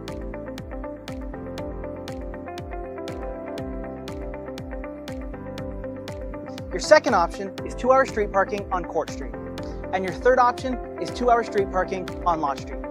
If you can't find any parking in any of those 3 options, don't worry. Downtown Simcoe has plenty of street parking in all of the surrounding areas. If you enter through the Colburn Street doors, you'll have to make your way through the building to get to Council Chambers. But don't worry, if you require any assistance, you can feel free to ask Service Norfolk at the front desk. Make your way along this path, and you'll end up in the main lobby. To your left, there'll be an elevator. You can either ring the bell or go ask the people at the front desk for assistance. If you don't need to use the elevator, you can head on up the green staircase and go up to Council Chambers. If you enter through the Talbot Street doors, the elevator will be immediately in front of you, or the green staircase will be ready for you to go up and deliver your presentation. Once you reach the top of the stairs, you'll have made it to Council Chambers.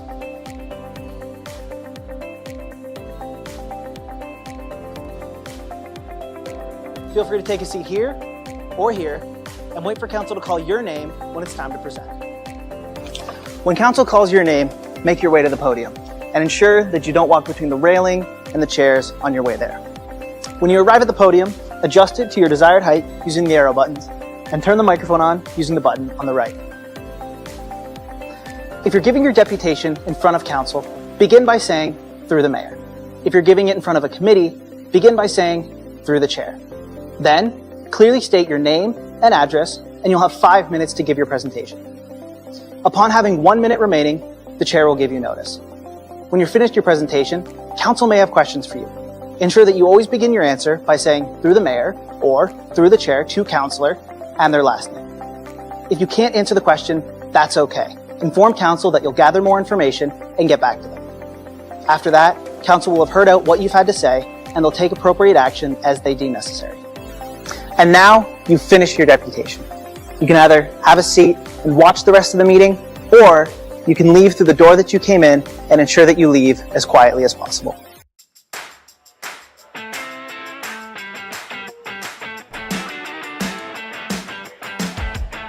Hey Norfolk County, my name is Anna and I'm here to share some water safety tips to keep you and your family safe around the water. Knowing how to swim is a life skill and an essential part of staying safe and having fun. Swimming lessons are the best way to learn essential swim survival skills to recover from a fall into deep water. Think you're too old for lessons? There are programs designed for teens and adults as well. With so many lakes and rivers, Canadians of all ages are avid boaters. Always wear a life jacket, it could save your life. Never swim alone, regardless of age and skill level. Always swim with a buddy. A buddy can throw you a buoyant aid if you get into trouble. When possible, wade into unknown waters to prevent injury. Backyard pools are a great place to make family memories. But remember, if you are not within arm's reach of your child in and around the water, then you've gone too far. Drowning can occur in as little as 10 seconds and it is silent. Every drowning death is preventable. Take time to educate yourself and those around you to ensure you're staying safe and having fun around the water. For more information, visit norfolkcounty.ca/watersafety.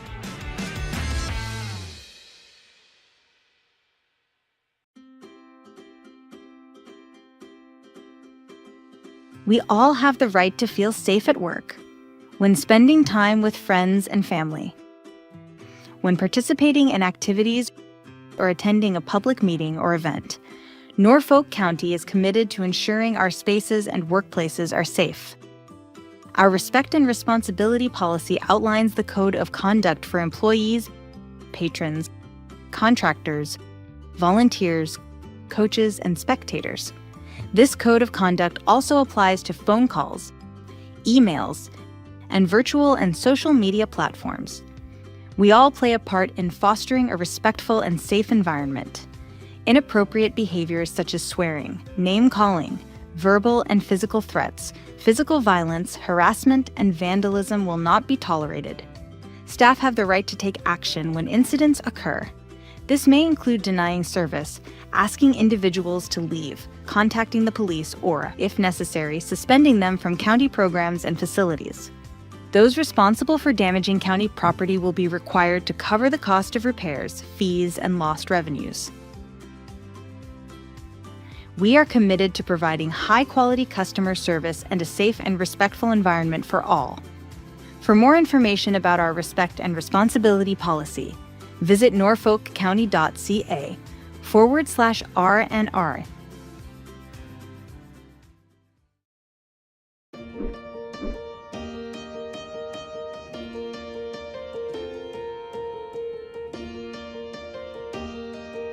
Hi, I'm Lisa, and I'm excited to take you behind the scenes to meet Norfolk County's aquatics team in action.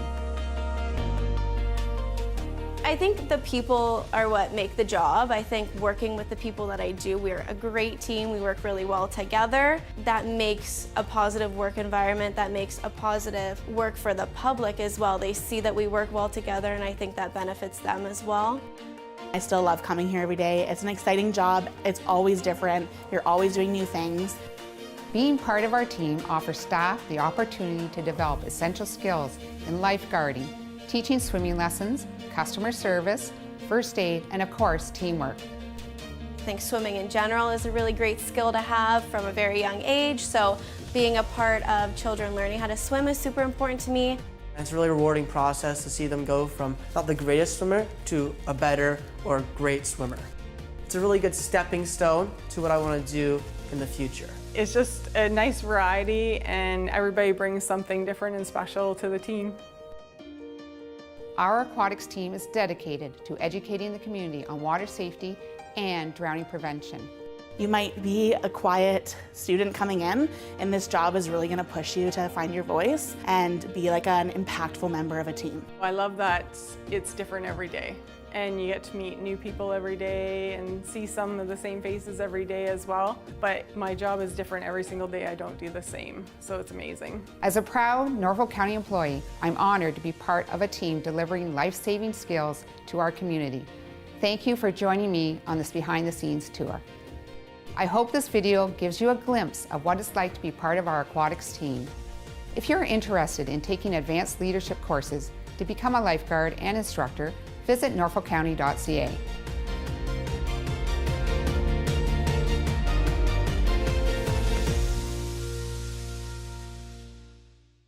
Hey Norfolk County! Whether you're a longtime resident, new to the area, or simply visiting, do you know about the many services provided by Norfolk County? As a single-tier municipality, we provide services that our community uses every day, including water and fire protection, curbside garbage and recycling, road and sidewalk maintenance, and so much more. We also provide services needed at unique times in life, such as a marriage or business license, or a dog tag for your new companion. And the unique geographic features in Norfolk County, from farmland and forests to lakes and wetlands, means we also provide specialized services ranging from drainage applications to tree inspections. Wondering how to contact Norfolk County? Start with Service Norfolk.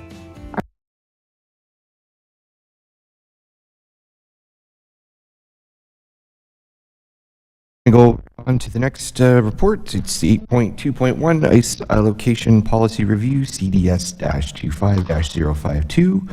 Nikki Sloat, Director of Recreation. Would you like to introduce the report? Through you, the Chair.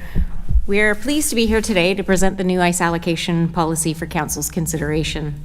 It's important to emphasize that the policy before you has been carefully developed to align with the goals outlined in Council's strategic plan and the Master Recreation Plan. At its core, the policy is about ensuring fair and equitable access to the county's ICE resources. It levels the playing field, placing all users under the same framework with consistent expectations and processes. I've been asked whether this policy will satisfy all users, and the honest answer is no. Unfortunately, policies of this nature rarely receive unanimous support for everyone that it may affect. These are difficult conversations because they touch on complex issues, long-standing practices, and competing interests. If adopted, this policy will help to reduce the misuse or underuse of allocated ICE time and streamline administrative processes related to cancellations and reallocations. With that, I'm going to turn it over to Brenda Andress, our project lead for Strategic Recreation Initiatives, who will walk you through the key components and changes to the contained policy. Through you, Mr. Chair. I won't reread this screen because basically that's kind of what Nikki had said at the beginning is that this policy really is and aims to ensure fairness to everyone and to make sure that our facilities are used adequately and correctly. Our ICE policy goals were specifically set on promoting community engagement, ensure fair service delivery, prioritizing local needs, guaranteeing fair access, allowing flexibility for our users, and establishing consistent procedures across the county. We're trying to support our maintenance and repair and the use of our ICE, encourage special events to come in. We want to make sure it benefits the entire community, and we want to balance the diverse needs that are currently out there, which we found out through the Master Recreation Plan. Our scheduling of our priorities is the Norfolk County Recreational ICE programs, which will receive 5% of the overall ICE allocation. So things like skating, special events that recreation would hold, tournament and special events that are grandfathered in, Norfolk County user groups would come next, then our seasonal user groups and adult leagues, then our Board of Education user groups, and then occasional and commercial uses. And that's how we would prioritize the ice allocation.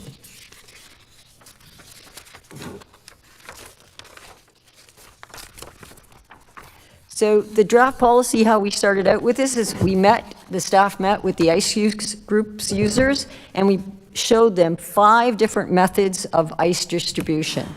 After much conversation and talk about how those different 5 distribution graphs would work, the user groups there at that meeting decided that they would go on a per-team approach, which was the most way that would benefit all the user groups currently there. We updated and drafted documents, which we then reshared with the user groups for ongoing feedback. We met with the draft policy with the Recreation and Parks Advisory Committee, again, where we gathered feedback. We then resent it back out to the user groups, and we incorporated it into the final draft. And again, last night we met with the Recreation and Parks Advisory Committee to get their feedback, and we reworded and finalized the policy that really reflects the collaborative approach we tried to ensure the fairness and transparency of the process. It also incorporated a lot of the feedback that we had from the master recreation plan into the document. So let's take a look at the standard of play for the ice allocation. So what we're saying is because it's per team, that our ice policy would come in and these organizations would tell us how many teams they have, and then we would allocate the ice based on those teams and give the ice that would be allocated back to the organization, not to the individual teams, but to the organization. So for instance, with the Hockey Canada's initiative program, that's below the U9, they will get 1 hour of ice per week. Now, understanding that the Hockey Canada program usually has 2 to 4 teams on the ice at that time, based on the fact that Hockey Canada has suggested that 75% of that ice allocation should be based on skills for those under 9, U9 and under, to develop the hockey skills that they would need to move forward. So therefore, if you're having an hour of ice with 2 to 3 teams on it, that organization can then bank up to 2 to 3 hours of ice because they have 4 teams on the ice in the same hour. That organization can then bank that ice to distribute how they see fit to whatever team they choose to give that ice to. Then we move down and we look at all the difference. The U9 to U21 get 1.5 hours. The Select League Development Stream, the B and the Select from U9 to U21 get 2 hours. And then you look at the representative leagues, which is the OMHA, A, AA, AAA, they get 3 hours. And then the OWHA leagues for the women's get 3 hours for their BB, AA, and AAA. So again, for us, it's not about each team on the ice where we're saying based on the ice allocation and the allotment that we would give them, if they have 30 teams, they would get 30 hours a week per ice. However, how they utilize that ice is up to the organization, because they could bank ice if a team leaves to go out and play someplace else. If you have 2 to 3 teams on the ice at the same time, they can bank that ice and redistribute it to whatever team they deem necessary if a team needs more ice. If you take a look now at the skating clubs, we did the same thing, where we said if for their Can Skate, Can Power, Learn to Skate, and Pre-Skate programs, a ratio of 60 skaters per hour on the ice, they get 1 hour. The Star Skate programs, a ratio of 24 skaters per hour, get 5 hours. The recreational synchronized skating, 24 people on the ice, get 1 hour. The provincial level gets 9, the national level will get 13, and the competitive synchronized skating gets 5 hours. We don't currently have anybody in the national or provincial for the hours of ice, but we wanted to show the policy if that does happen. So then let's take a look at how we see it working.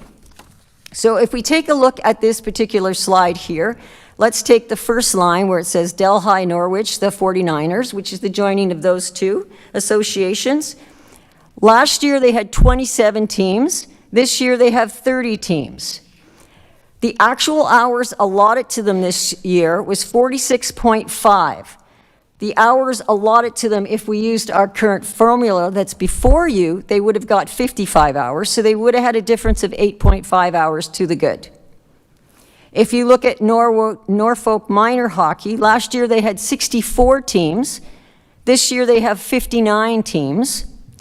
There's 127 hours that they've asked for. The hours allocated by our formula would only be 95, so they would have a 32-hour difference. And then we put, just so that everybody could see what we were thinking of, the Norfolk Knights, they had 15 teams last year. They have 16. They were given 56 hours. They would have been given 40 if we went with our new formula. The Port Dover had 18 teams last year. They now have 13 this year. The hours they received are 23, and they would have got 16.5. The Simcoe had 14 teams last year. They have 14 teams this year. The hours that they received this year is 19. They would have received 18 based on our policy. Waterford had 17 last year. They now have 16 teams. The actual hours they received is 29, and they would have received 20 from us based on the new formula. Langton had 8 teams last year. They now have 6 teams this year. They would have they actually got 12 hours, and our ICE policy would have given them 8.5. So you can see the brackets mean that it is less than what they had from previous. However, what you can see here is that you can also see that the teams have actually decreased from 24 to 25, and the Norfolk minor hockey, the full organization of the 64 to 59, is a combination of the 5 below that. But we just wanted to show individually. And the last one is the girls hockey. If you go to the next slide, this shows the distribution based on the skating clubs, where their registration was 90 for Delhi. They received 6.5 hours a week. The new ICE policy would give them 7.5. The Langton skating, which does not include the synchronized skating, have 52 registrations. They did receive 8.5. They would have received 5 based on the new policy. The Port Dover has 104. They received 8. They would have received 7.5. The Waterford Skating Club has 237. They received 9. They would have received 11.5 based on the ICE policy of the new one. So you can kind of see how the policy actually, if we do it the way we're suggesting, actually already works. And it also defines the fact of distributing the ICE correctly with the organizations to ensure that. And it doesn't stop, just so everybody understands. If the organization of our ICE allotment policy says you get 90 hours a week, and we give out the 90 hours, and there's hours left over where the rink does not have anybody sitting in it, then they can also ask for more ICE. But they would first receive the allocated ICE based on the ICE policy of per team. The definition of prime time to non-prime time, we wanted to change that to be a little bit more reflective of also trying to push some individuals into the non-prime to take the non-prime time ICE, which is sitting empty. So we moved it from, on the current one for the prime time ICE fall, spring, and winter, from 5 to 10 to 5 to 11. And then on Saturday and Sunday, instead of from 6:30 to 11:30, it goes from 8:30 to 11. And then the non-prom time ICE on Mondays from 6:30 to 5 and after 10, it just reflects exactly what we said up top, that it goes from 6:30 to 5 and after 11. So we're just basically trying to make sure that sometimes when we specifically say that you have to use a certain amount of non-prime time in the ICE allocation policy, that we now have reflected it that they can actually use the ICE for non-prime.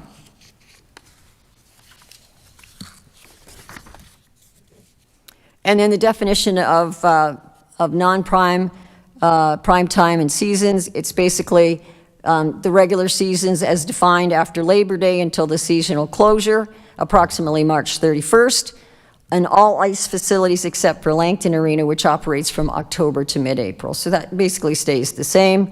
Our spring ICE is defined as April 1st to May 31st. And our summer ice is defined from June 1st to August 31st.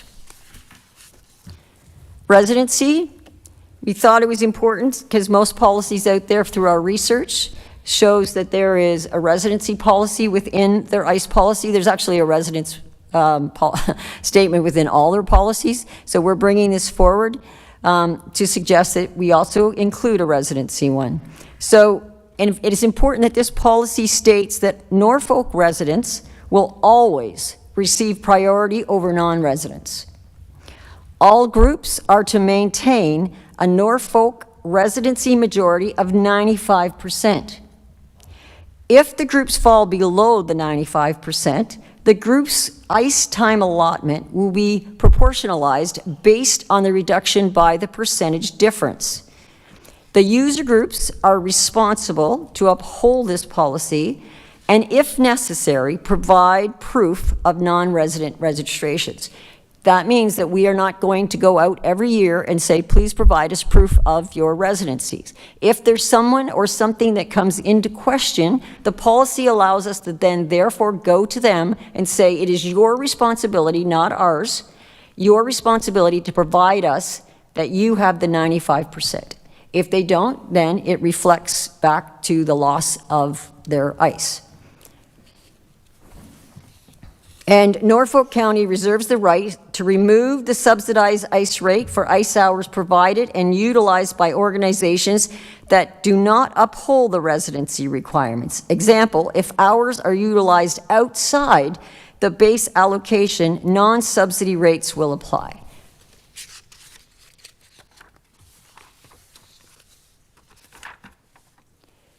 So if there's open ice, then our priorities for the open ice would first go to girls and women's ice programs, then it would go to special interest groups, then it would go to youth leagues and development programs, then adult leagues and community programs, and new tournament and special events. That's only if we have ice that's sitting open.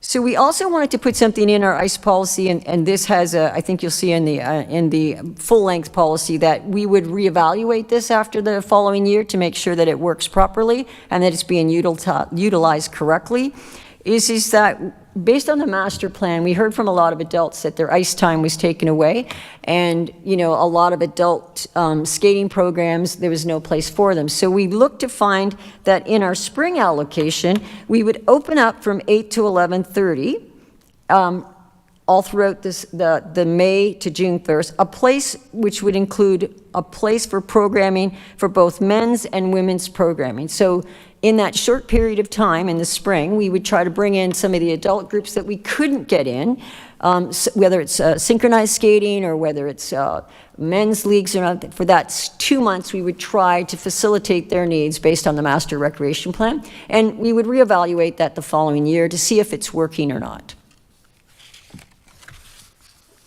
The tournaments, all existing tournaments and special events will be granted a historical exemption based on existing dates. So anybody who has a current tournament, they will automatically be put into the system in the ICE policy, say that time is theirs.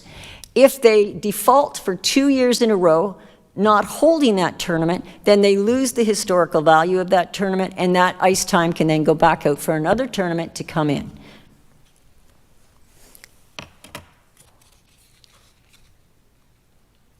Cancellation policy.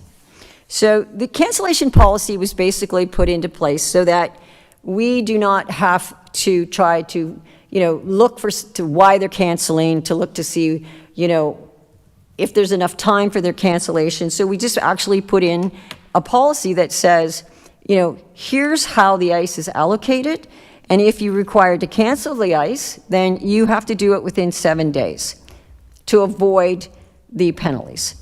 After that, if a group cancels after the 7 days advance notice, they were required to pay the full price for the reserved ice, regardless of the reason for cancellation.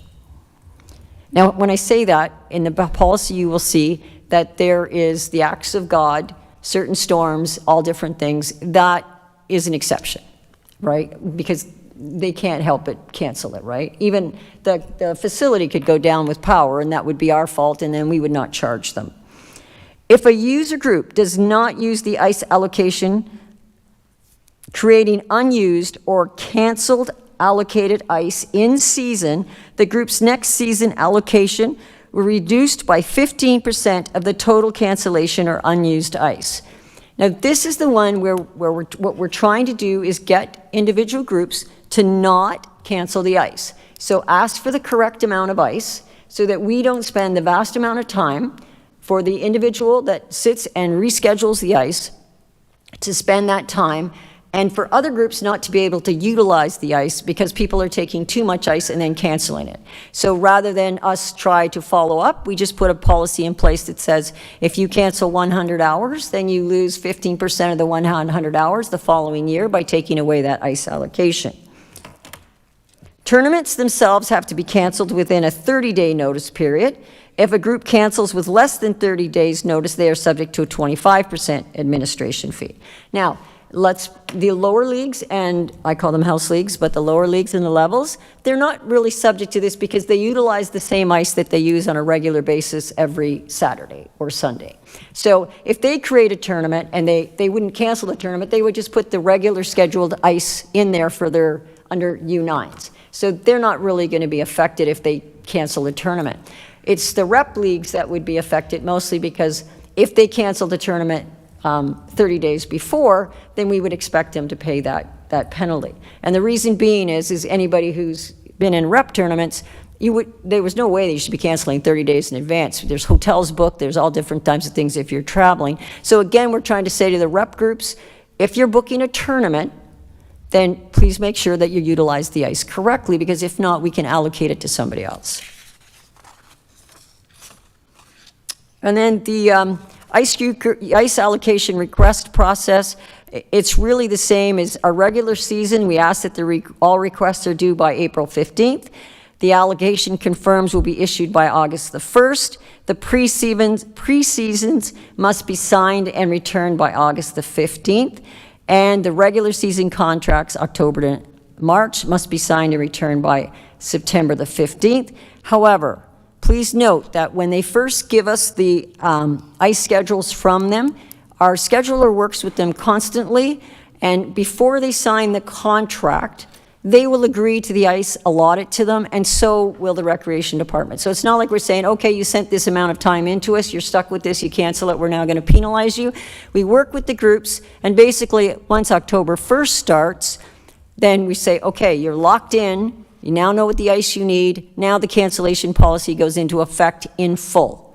So they have lots of time to come back, tell us what they need to reallocate their ice. They don't need this, they do need this, so there's lots of time for them before the cancellation policy goes into effect.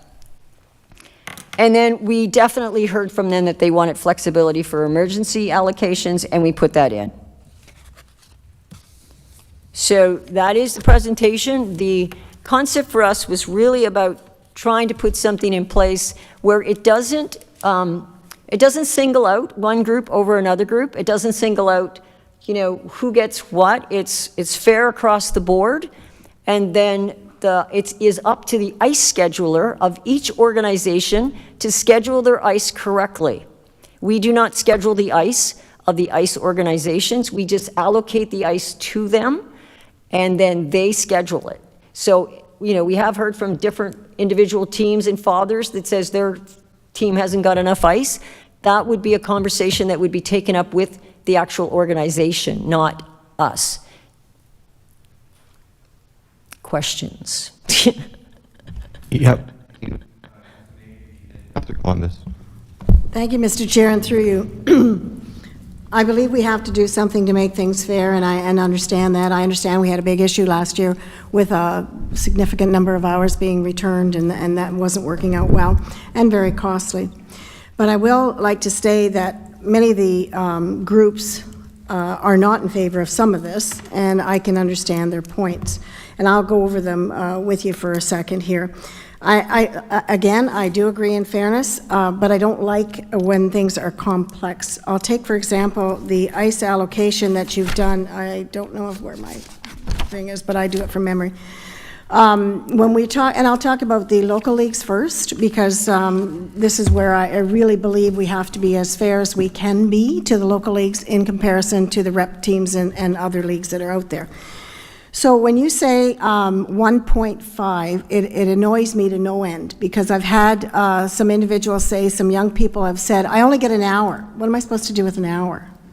It's 1.5 for a local league. And always, we have per team, it is understood that a team should have 1 hour for their game in local league and 1 hour for practice. So instead of saying 1.5, I would like it to say 2, because I want to make sure that they're not curfewed all the time.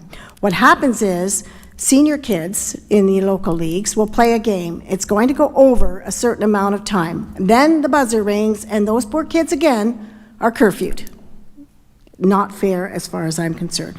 So if we increase that, that would help.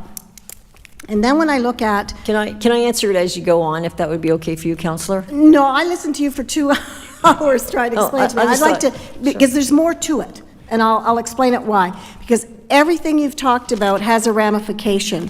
The actual allocation of ice associated with residential requirements and with the cancellation policies all has an effect on amount of time, okay? Because it has their effect on everything. So I'd like to finish first, unless you have a short answer, and then that's impolite of me not to let you answer. No, you know what, I think, Councillor, we're going to let you finish, and we're not going to have staff interrupt councillors. Thanks. Okay, so thank you very much. But when I look at the schedule here that tells me Delhi had requested 46.5, but if you will use the formula, it would have given 55. But also remembering that Delhi does use ice from Norwich. So they use Norwich ice. So they know they have it. But once you go down the list, those organizations will be losing ice. And then if you throw in, because if I take a look at, say, for instance, the Norfolk Knights, they had requested 56. They got their 56. But with the policy that will take effect, and that I'm going to have to ask for a clarification as well, they would have a reduction of 16 hours, correct? Correct. And for one to have no reduction and then all the rest to have reductions. Now, if you have a team, which OMHA says borders are open, anybody can go anywhere for allocations and rep teams, whatever, and local leagues have been open borders forever. Girls hockey has been open borders forever. So now when you throw in a residential requirement of 95%, take into account right now, rosters are in. They're into OMHA. We know who our teams are. We know what's happening. They opened the borders so that we can have competitive teams, and that happens all over. So it might have to be that you've got a couple of kids from somewhere over there moved over here, and it has a lot to do with the categorization. Now Delhi is A, so people are coming in here. This one's offering B, and that one's offering A, and there's a complication there. And I know OMHA has done this problem, but doing that, causing that residential requirement, then reduces their hours again for the next year. Correct? Yes. Now, when you say all Can that... I raise a point of order, Mr. Chairman? Sure. There's passion coming there, and I don't want to interrupt that, but are we asking staff a question, or are we debating? I'm asking for changes. A concisely worded question to staff, and once we get the motion on the floor, then you'll ask for changes, you'll make amendments, but... No. You know what, I think she's asked questions here and there, and I think I see staff making notes as Councillor Van Andriesch goes, so maybe just pepper your questions more clearly. Okay, and more concisely, absolutely. Residential requirements, you're putting it in a nice policy, but what about when we look at all the other sports that are offered in the community for Norfolk County? Do we look at the pool to see if 95% of those who rent the pool are Norfolk residents? The seniors programs that we offer, do we check to see that 95% of those seniors are Norfolk residents? Likewise, everything else, such as volleyball, baseball, do we do that? No, I don't think we do. At the end of the day, I will, as you say, bring it up at the appropriate time. I'm concerned with the cancellation policy also having an effect on ice time going back. So what happens if you cancel and this and that happens? It affects, again, the next year's ice allocation. And my question is, and there's some planted in those, the policy is implemented effective 25-26 spring ice season, so it has no effect on this year's season. Would it not be better then to collect data a little bit more than it is to create such harsh restrictions on some of these ice allocations, as well as, I totally disagree with the residential one, and as well as cancellation policy. Thank you. Okay, staff. Answers? I just to answer some of the questions is that the below 9 program of 1 hour or the other ice times of 1.5, it's a formula that is done in the bulk of the ice allocation of what they get. How they distribute that ice is the ice, it would be the ice scheduler in the organization. So for instance, if you go back to the under 9, where they have 2, 3, 4 teams on the ice based on the Hockey Canada program, they would have a bank of 3 hours. If they take that 3 hours, we allocated maybe 1.5 to the U9 to the U21, but they can easily make that up based on the scheduler. What we're trying to get away from is us scheduling what a team gets in an organization and us just looking at the overall policy as a top level that says, and all users, all places currently are putting ice policies into effect in order to make sure that it's done in a fair way. And that's what we're trying to do. We're top level up here. We're not saying we're saying here's a formula based on a teams, but when you get this formula and the ice that's allocated to you, if you get 60 hours a week, it is up to you to distribute that 60 hours how you see fit to each team. We do not depict that in any ways.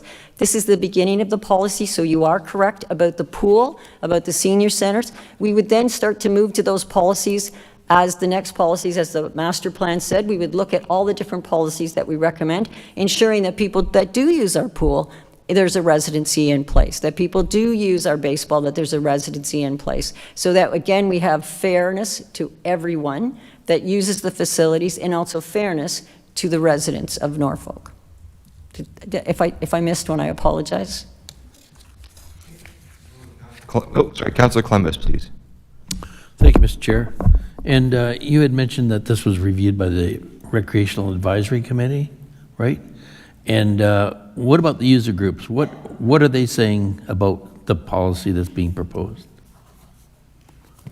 Well, what you have before you is the feedback from the user groups. We did not please everyone because that's impossible. And I think Nikki said that at the beginning. But the overall flow of the policy, it was the user groups that picked per team. We showed them 5 different scenarios of how we could show the ice allocation policy, and they all agreed at that meeting that they wanted to go per team. So this ice allocation policy is based on that, based on their input. We had I think it was like a 3-hour meeting we had where everybody had input, everybody had a conversation. From there, they asked us to make changes and do it per team. It was sent back out to them for feedback. This isn't the original policy. There's been like 5 to 6 changes from it because we keep going back out and we keep hearing them. But again, we're trying to make it a very high-level policy, not into the weeds. So it sounds like you're very comfortable with the process. I'm very comfortable with the process. Thank you. Thank you, Councillor. We'll go to Councillor Duthie via satellite. Thank you, Mr. Chair, and through you, thanks to Nikki and Brenda for their work on this. I have to start by asking, and I say it because it's been asked of me multiple times. We've been talking about this ice allocation policy. I've been sitting around this table for 3 years now, and we've been talking about it for 2. I was told it was coming last June, and then it was coming in the fall, and then it was coming in the spring, and now it's October, and it's just here now. So unfortunately, we missed the opportunity to make changes before this season. So simply, why has it taken so long? I think for us is that we had wanted to do the master recreation plan first to make sure we had the feedback correct from a lot of the residents, and then the process of when we started in spring of gathering the current information we had, and then following through the process, and that's the length of time that it took since I came on board. But we really wanted to ensure that we incorporated not only the user groups that use the ice, but also the master recreation plan that guided us to say that they wanted to ensure that there was more times for skating. They wanted to ensure there was more time for other recreational activities. They also, we heard a lot of feedback of people saying we don't want to pay for something that's being used by people who don't live here. And so we tried to put this policy together and took a bit more time to make sure that with the research that we did too, talking to other municipalities and cities and counties, that we brought forward something we thought would serve the residents of the county. Thanks for that. I guess my response would just simply be, it's unfortunate that it couldn't have been backed up even just a few months, so that we could have made sure that we were streamlined and perhaps, because I think there are some positive things within this, but we couldn't have had it in effect for this ice season. Sorry, just reviewing my notes. Has this version, so you talk about, the dialogue, the consultation that you've had with other user groups, has this version, the draft policy that's attached to the agenda, has it specifically been shared with user groups? So our minor hockey, our skating clubs, the seasonal user groups that are listed in the definitions in the policy, has it been shared with them in this form as it stands today? Through you, Mr. Chair. Yes, Councillor Duthie, it was shared just prior to it getting attached to the council agenda. So last week, Wednesday-ish, Tuesday, Wednesday? Correct. Okay. Can I ask, and this is a bit of a bugaboo for me, to be fair, I don't believe that primetime ice is 5 p.m. So I guess I'm curious what the standard is, if there is one, across other municipalities. 5 p.m. is, quite frankly, a dreadful ice time. And unless you're a teacher, it's or someone that ends their workday at 3 or 4, getting to the arena half an hour before to get your kid dressed, at 4:30 is really difficult to do for most people. So, is there some sort of standard about prime time and 5 p.m.? It's not computing for me. Through you, Mr. Chair. Actually, in most municipalities, prime time starts at 4 o'clock. Ours used to start at 4 o'clock a number of years ago. We did change it to 5 o'clock. It was bounced around back and forth whether we would go 4 o'clock or not, but 5 o'clock is technically the one that's the most in many municipalities. Sometimes, I don't think I've ever seen a prime time start at 6 o'clock in any of the policies or any of the other municipalities that we've seen. So 5 o'clock to me is the common one now. That's really difficult to justify from someone that actually, lives that lifestyle. What is the system, the actual process for canceling ice or returning ice? And I'll preface this by saying, what I'm really hoping that we can get to is that there is a method for sharing this amongst all user groups in a more timely fashion. I don't think the Encore system is the be-all and end-all for doing that. But one of the things I think that we come across is sometimes, I know it was reported there's 300 hours that we're canceling. I will say I had a conversation with the ice scheduler for Norfolk Minor Hockey and Simcoe Minor Hockey, and to really do a deep dive into those 300 hours. And I think a lot of the things that we found were situations where ice was maybe not necessarily canceled, but was transferred. I think if we looked at the amount of ice that was canceled versus the open ice, I think we're going to see probably 2 different numbers based on my conversation. And the other challenge I think that you have is we do the ice allocation in August, in the middle of August, and we send out, here's what you've got, but none of the games have been scheduled. And I know that you're saying, the cancellation policy says, after October. I know in girls hockey, they don't actually have their typical scheduling meeting for games until Thanksgiving weekend or around that period of time. So, it would be obvious then that there are changes after that. So I guess a bunch of questions in there. What's the system? How can we ensure that it actually gets shared amongst all user group in a timely fashion so that it can be taken and it isn't sitting empty? That's the last thing I want to see, because we continuously hear, there's not enough ice. It's unfortunate if it's sitting empty. And we're not going to be, or I guess I'm asking, are we going to be hard and fast on you lock it in as of October 1st? Through you, Mr. Chair. Good questions, Councillor Duthie. First, I'll just talk about the cancellations first. You're right, last year there were 380 hours approximately. They could have very well been transfers between organizations. Something that's happened this year is there is one ice contract now for the whole organization, so they can change their ice between each other. It's put the onus back on the scheduler to be able to reallocate that ice amongst the organization. If ice does get turned back, I know our facility booking clerk is trying to find a process that will work, whether it's a joint email that goes out to everybody, or we do use Catch Corner now is also an avenue for people to be able to see the ice as soon as it becomes available. It is a little easier to maneuver as opposed to the Explore. Explore right now, or Perfect Mind, Encore, whatever name you want to use, they are currently working on a new facility booking module. So we're hoping in the next year you'll see a lot of changes, and because the municipalities are having the same issue with facility booking. So there are ways that we're trying to mitigate that change. It is a process, and it'll be something that we work on and work with the user groups to find a method that actually works well for them. But we have committed to our user groups that we will keep the lines of communication open and hopefully work through this with them. I'm not sure if I touched on all your questions or not. Yeah, I think, sorry. I think for the most part, I'll just circle back to one in just a minute, but I'll say that that's music to my ears. So as someone who uses that Encore booking system, it is incredibly cumbersome. But I also hear that from user groups, it's really difficult for them to take advantage. So if there's some sort of flag system that sends an alert to those that are signed up of available ice or whatever as it comes up, that makes perfect sense.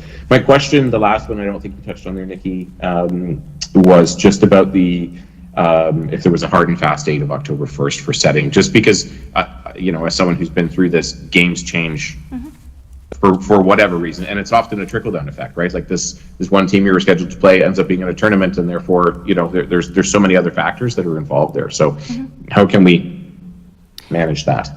I think the key is we need to get a policy in place that actually is one that is workable and usable and modern, as opposed to the one that we currently have.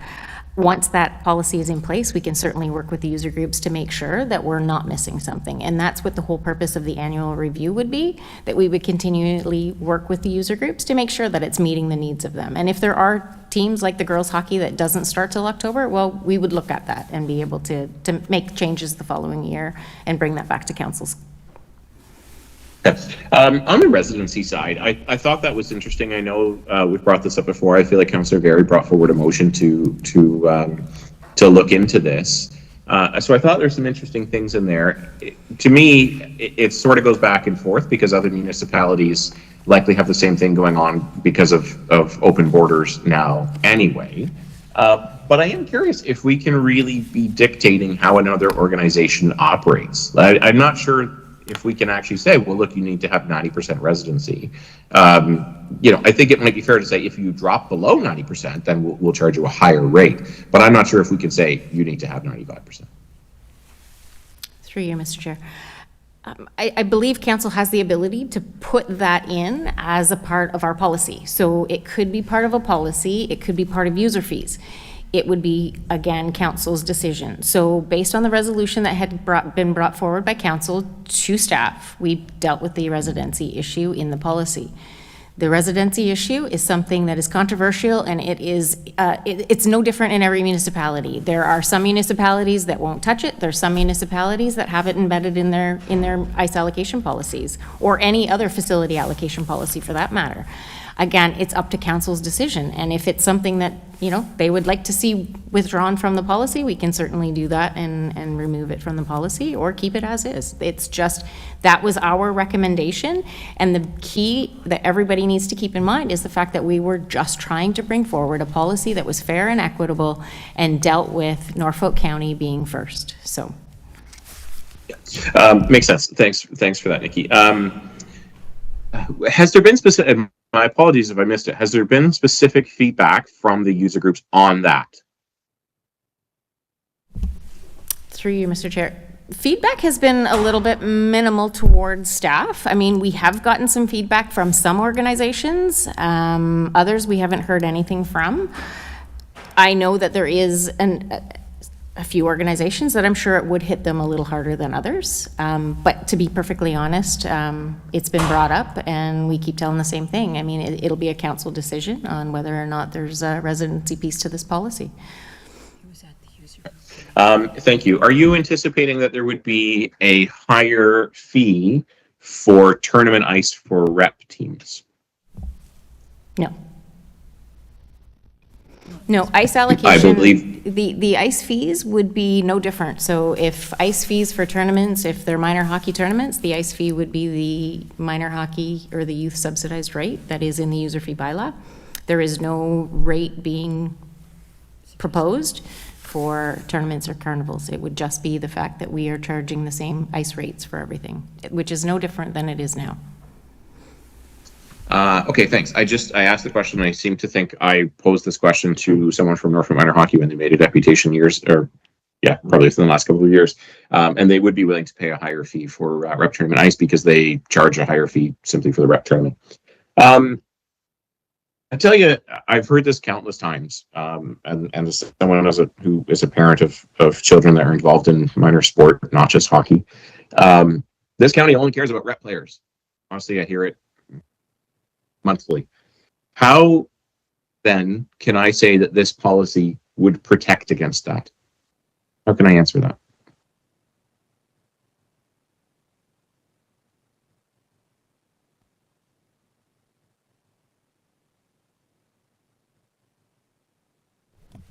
Well, based on this, I would suggest that it actually helps the House League in the lower levels with the residency and the teams, because what we're basically saying is that what we're trying to make sure is most of the lower levels are probably 100% residency, right? Or 95 for sure. So this kind of helps us in that way, saying that we don't want.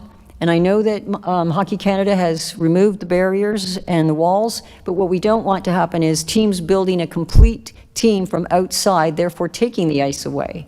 And so that's why the residency is in there, is to try to make sure that we first serve the residents of the county. So if residency wasn't included in there, what would be the argument there? Well, if residency isn't in the policy, then teams and players could come from anywhere and join a team. And if we had, for instance, if a specific organization had 30 teams and they went outside and built 5-7 more teams from outside agencies, they would come back, they would have 37 teams, and we'd do the ice allocation based on that, of the 37 teams, because there's nothing there that would suggest that they can't bring that many residents in from outside. It's kind of what used to happen in the old days before they opened it up, is that they gave fake addresses to where people lived in order to build the correct strong teams. And then you had teams from outside utilizing the ice of where residents live, who their residents don't get to play because they don't have the B teams, they don't have the select teams, because they have the A teams. I just want to touch on something that Councillor Van Adrishi started to go down the path earlier about the U9 and below.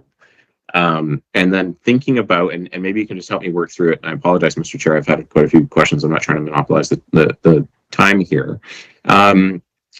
U9 and below, I think, is 1 hour a week, and you're suggesting that they can pull ice if they have 3 to 4 teams, etc. They can pool it and then, reuse it amongst their own groups.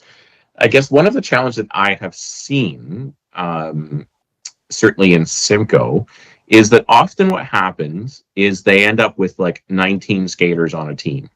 So too many for one team, but not enough for 2 teams.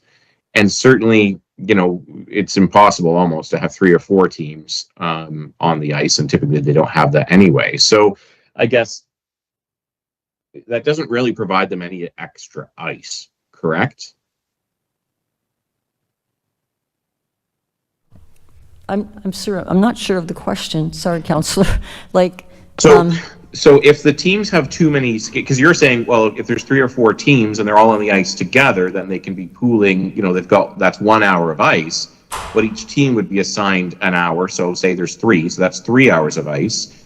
But we don't often have that many teams at those levels, because usually there's just too many skaters for one team, but not enough skaters to create 2 teams. So they're not actually getting extra ice that they can pool to then have, as Councillor Van Adrishi said, their hour game or hour practice.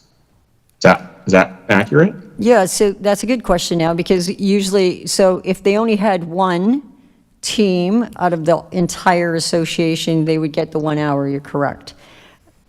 If it's under U9 and under, and they only had one, but based on our research and based on the user group meeting, nobody had one team, right?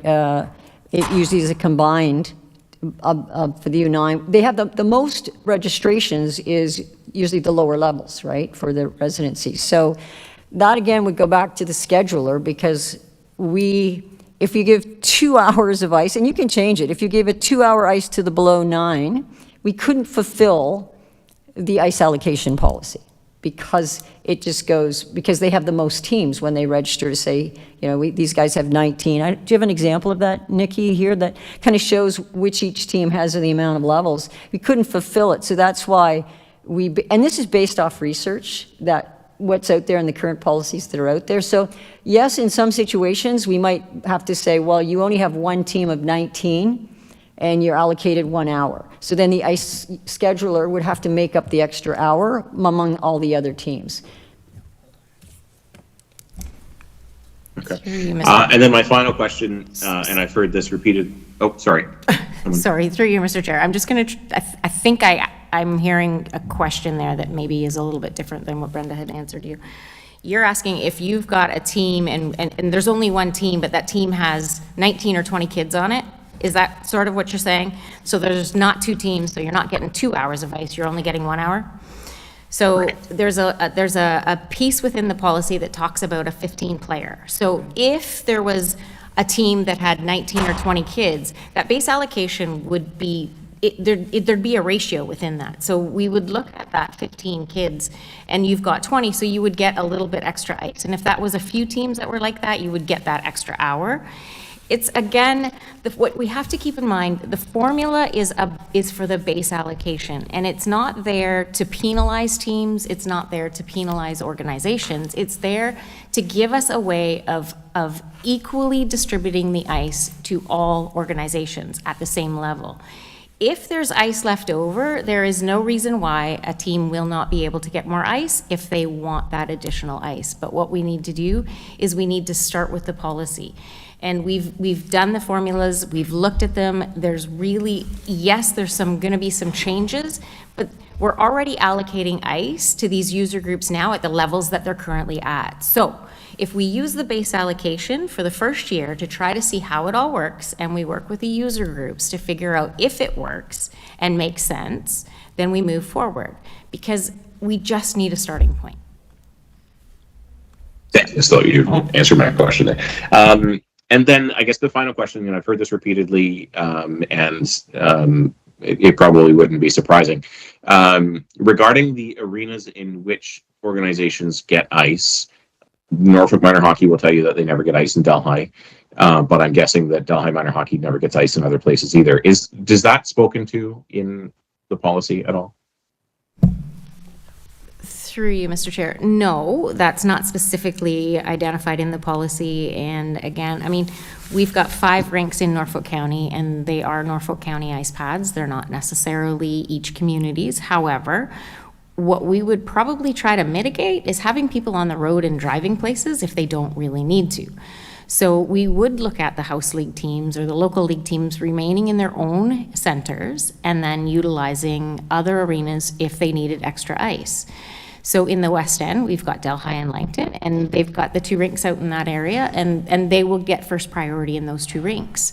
If we've got Norfolk Minor Hockey, who is made up of Port Dover, Waterford, and Simcoe, then those organizations would share those 3 as their starting point. And then if they need additional ice, or if we need to move people around, then we would look at the other centers and the other arenas to see whether there's available ice.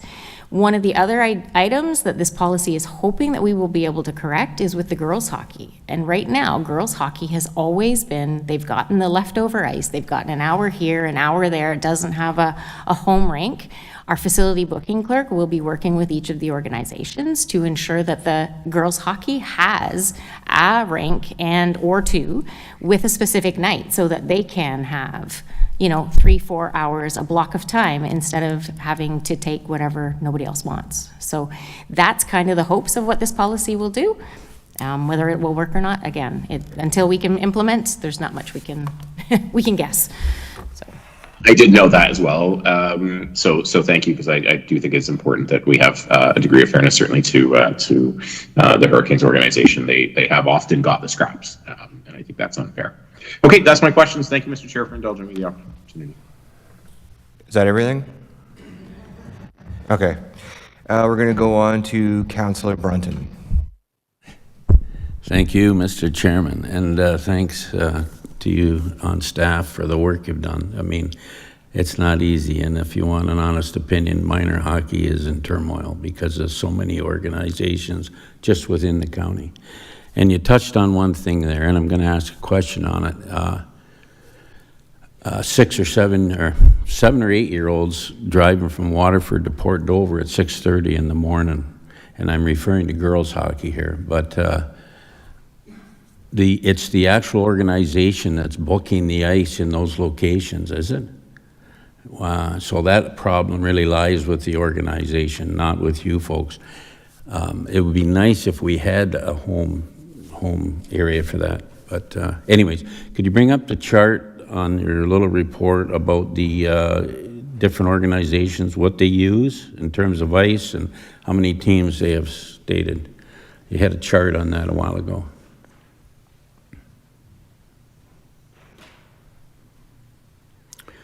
And while you're doing that, I'll make a comment. Years ago, we were an A center here. I don't know what the flamboyant idea is that it's such great hockey. It's just a local. We used to have double D and double C and all that, and they were good teams. They were good. They come in and beat us all the time, some of those teams. So I've said this, and I'll say it again. If you think your child is a great hockey, try out for AAA hockey. That's where they have to go. Anyways, your chart. 2 questions. One, I asked for the information on registration on each organization. Do you have that information? Through you, Mr. Chair. We do not have the current information because we have not asked for it yet this year, and usually the teams are just finalizing their rosters right now. So we do have registration numbers from previous years that we could utilize and share. Well, I think I would prefer up-to-date information. Hockey's been going on for 6 or 7 weeks now. That's teams. And they must have registered well before that. I don't care what age they are right now, but it's nice to know how many of these groups have like 100 players, 200 players, or whatever. And that tells me how many teams they really have. Mm-hmm. Because this information is, and it's not telling me anything in the number of teams you have. Mm-hmm. Okay? They can tell you there's, for example, 16 teams in the Norfolk Knights, but maybe they only have 10 players on each team. I don't know what they have. It's important. It's very important. I want to ask you a question about Delhi Norwich, and I think Councillor Duffy raised the questions. does this hour of ice time included Norwich's time that they provide to Delhi? It doesn't. Why not? That's extra ice time that they're getting up there. Through you, Mr. Chair, we have not incorporated what any other user group has received from outside organizations. So they are not, Delhi, yes, they're using Norwich, but also Norfolk is using other arenas as well. And we don't know those numbers because, well, I shouldn't say that. We have an idea, and we have been provided some information from some organizations. We don't get that information because we don't ask for it at this point in time. We were focusing on our Norfolk County arenas, not what they were getting elsewhere. Okay, well, I'm not, it does have a reflection on residency in a way, but I've always said kids, minor hockey is kids hockey, and I think every team should have a game a week and a practice a week, and I don't care where it is, but so if they're getting that in our rinks, and you said it, they're Norfolk County arenas, they're not Delhi, Waterford, Simcoe arenas, they're Norfolk County arenas. So if they're getting extra ice in Norwich, I don't know, is that fair? Well, maybe they pay for that extra, do they? Okay, what about, I understand the Knights had Oswego in their fold, but they folded up. They said they don't want that now. Is that true? Through you, Mr. Chair, I can't really answer that question either. That would be up to the organizations. We have not, I mean, we've heard rumors too, but we have not heard from the organization or from Six Nations that that has actually happened. Yeah, I've heard it. So anyways, I guess when you look at this, and I'm disappointed you don't have the registration. You show it for the girls hockey, or not girls hockey, the figure skating clubs, they've all registered. They have numbers in there. And we don't for minor hockey. So it's disappointing. Anyways, I'll leave it at that for now. Thanks. Thank you, Rev. Councilor Buckman. Thank you, Chair. I want to just kind of tag on to something that Councillor Duffy had said. And it is a true fact that local league is the bread and butter of all minor hockey associations. That's what gets the bills paid. So I would definitely want to ensure that local leagues are getting the proper amount of hours. I will confess, I'm probably jinxing myself, and I think we need to be cognizant of what is coming from personal bias and what is coming from actual user groups. And that's very important. I have received no calls. So this has gone out to the user groups, and I have received no calls. I guess another question, here's my question. My question is, in other municipalities, Nikki, is council this involved in ice allocation? Through you, Mr. Chair. I can't answer that question specifically. However, all councils in the ice allocation policies, councils approve the ice allocation policy. Whether they get involved in the day-to-day operations or in the detail, I don't know the answer to that question. Okay, so there is, because they're county buildings, I guess, but we wouldn't necessarily have to have council members go into the weeds. And what you're trying to do is you're trying to pull yourselves out of the weeds and make this overall policy, and then the allotment goes to the center, and the center ice scheduler does it. Okay, thank you. Thank you, Councillor. We'll go to Councillor Van Pass. Yes, thanks, Mr. Chairman. Our treasurer's been sitting there looking lonely, so I thought I'd ask her a question. Because I think it's kind of important to everybody realize this. Could you get me the numbers on how much do we collect in user fees from the arenas? How much does it cost to run the arenas? And how much is the tax levy supported? And when I say cost, like there's the operating cost, plus there's the capital cost, and there is the asset management cost. And let's make the public aware of how much we're subsidizing in the first place, and now we're arguing over nickels and dimes about whether a resident or a non-resident has to pay. But I do have a couple other questions as well. I appreciate that you or staff have used sort of the standards of play come from the provincial organizations themselves, like the minor hockey that you get 1.5 hours a week for, which is one game, one practice every week, but one of those games is an away game, so if you go over 2 weeks, you need 3 hours in your home ice, and 1 hour you're going somewhere else. That's 1.5 hours a week when I did the math. But where the math broke down for me was the standard is 15 players.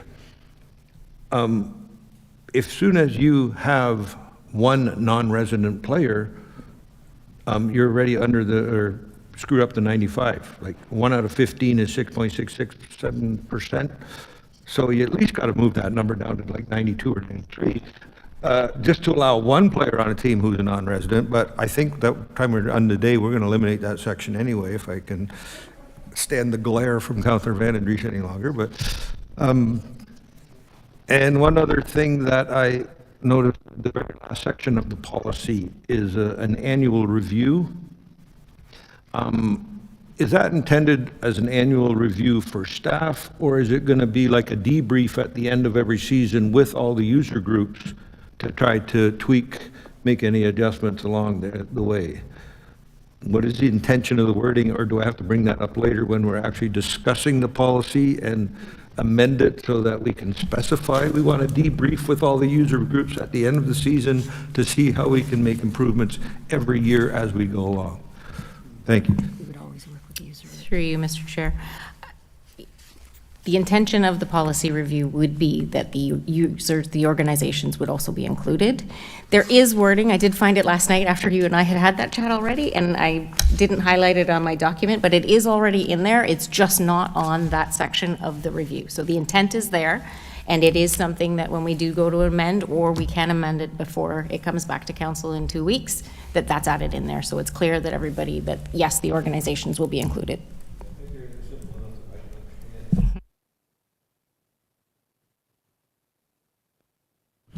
Thank you. Oh, please. With all due respect. Look at me. Couple of things.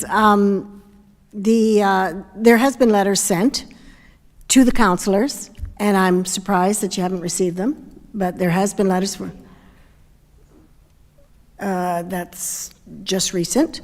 And anyway, so that there are complaints, and I will acknowledge that at the Parks and Rec Committee meeting, we were not in support of a few things. We are in support of developing a policy. We were in support of equity across the board, but we wanted to make sure, as was said, that local leagues are, since they are the bread and butter, should make sure. And 1.5 is not 2.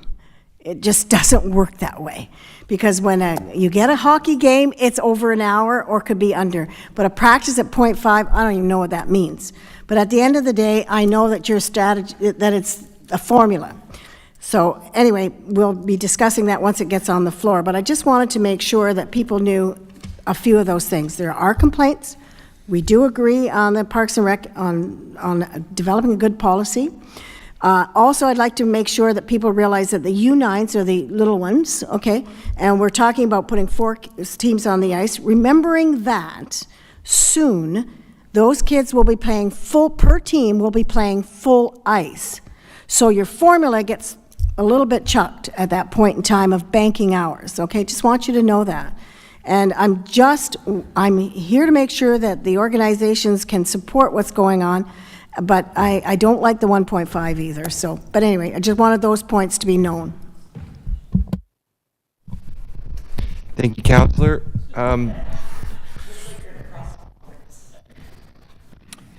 Yeah. Thank you very much. Hassan, the CAO has questions. Let me get that clarified. Through you, Mr. Chair, just asking how you'd like the information back. You asked for a summary of total revenue per arena and total cost per arena. Are you suggesting you want it just emailed back to council? Or are you looking for a report to come back and a timeline as to when you'd want that information?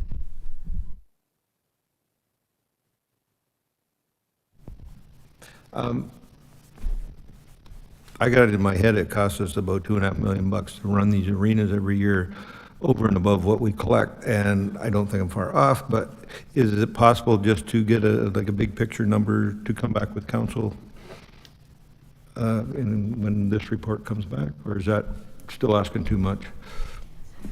Through the chair to Councillor Van Passen, as a high-level big picture number, not a detailed deep dive, we can do at council. That's correct.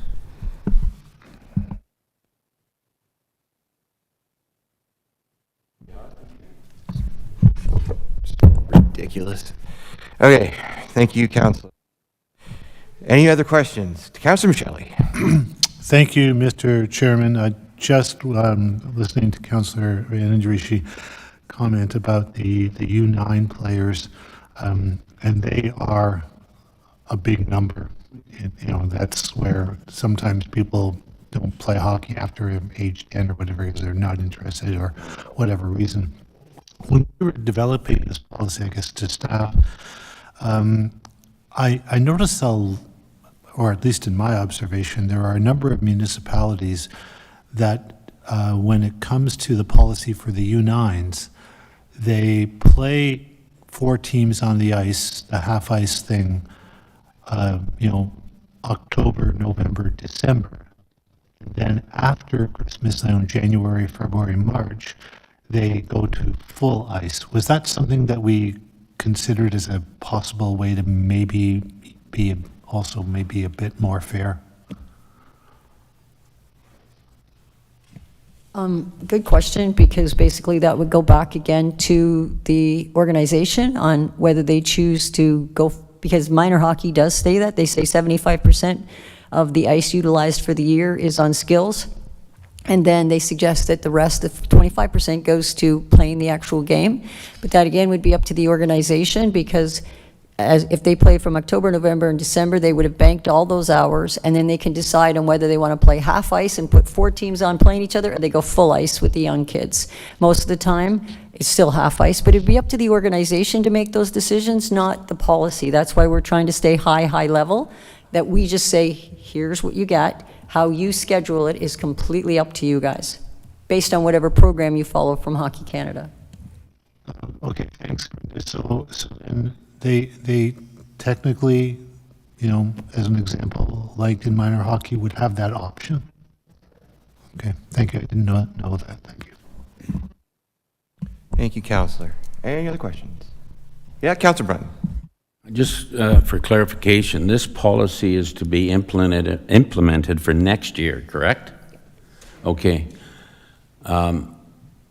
If we adopt a policy, I'd like to make an amendment to the motion. I want the registration for each organization. I'm going to use the word ASAP, but I think they could provide it very easily. They've probably been registered for a few months now, and I like it by age group because I want to know how many of these kids are 7 and 8 years old.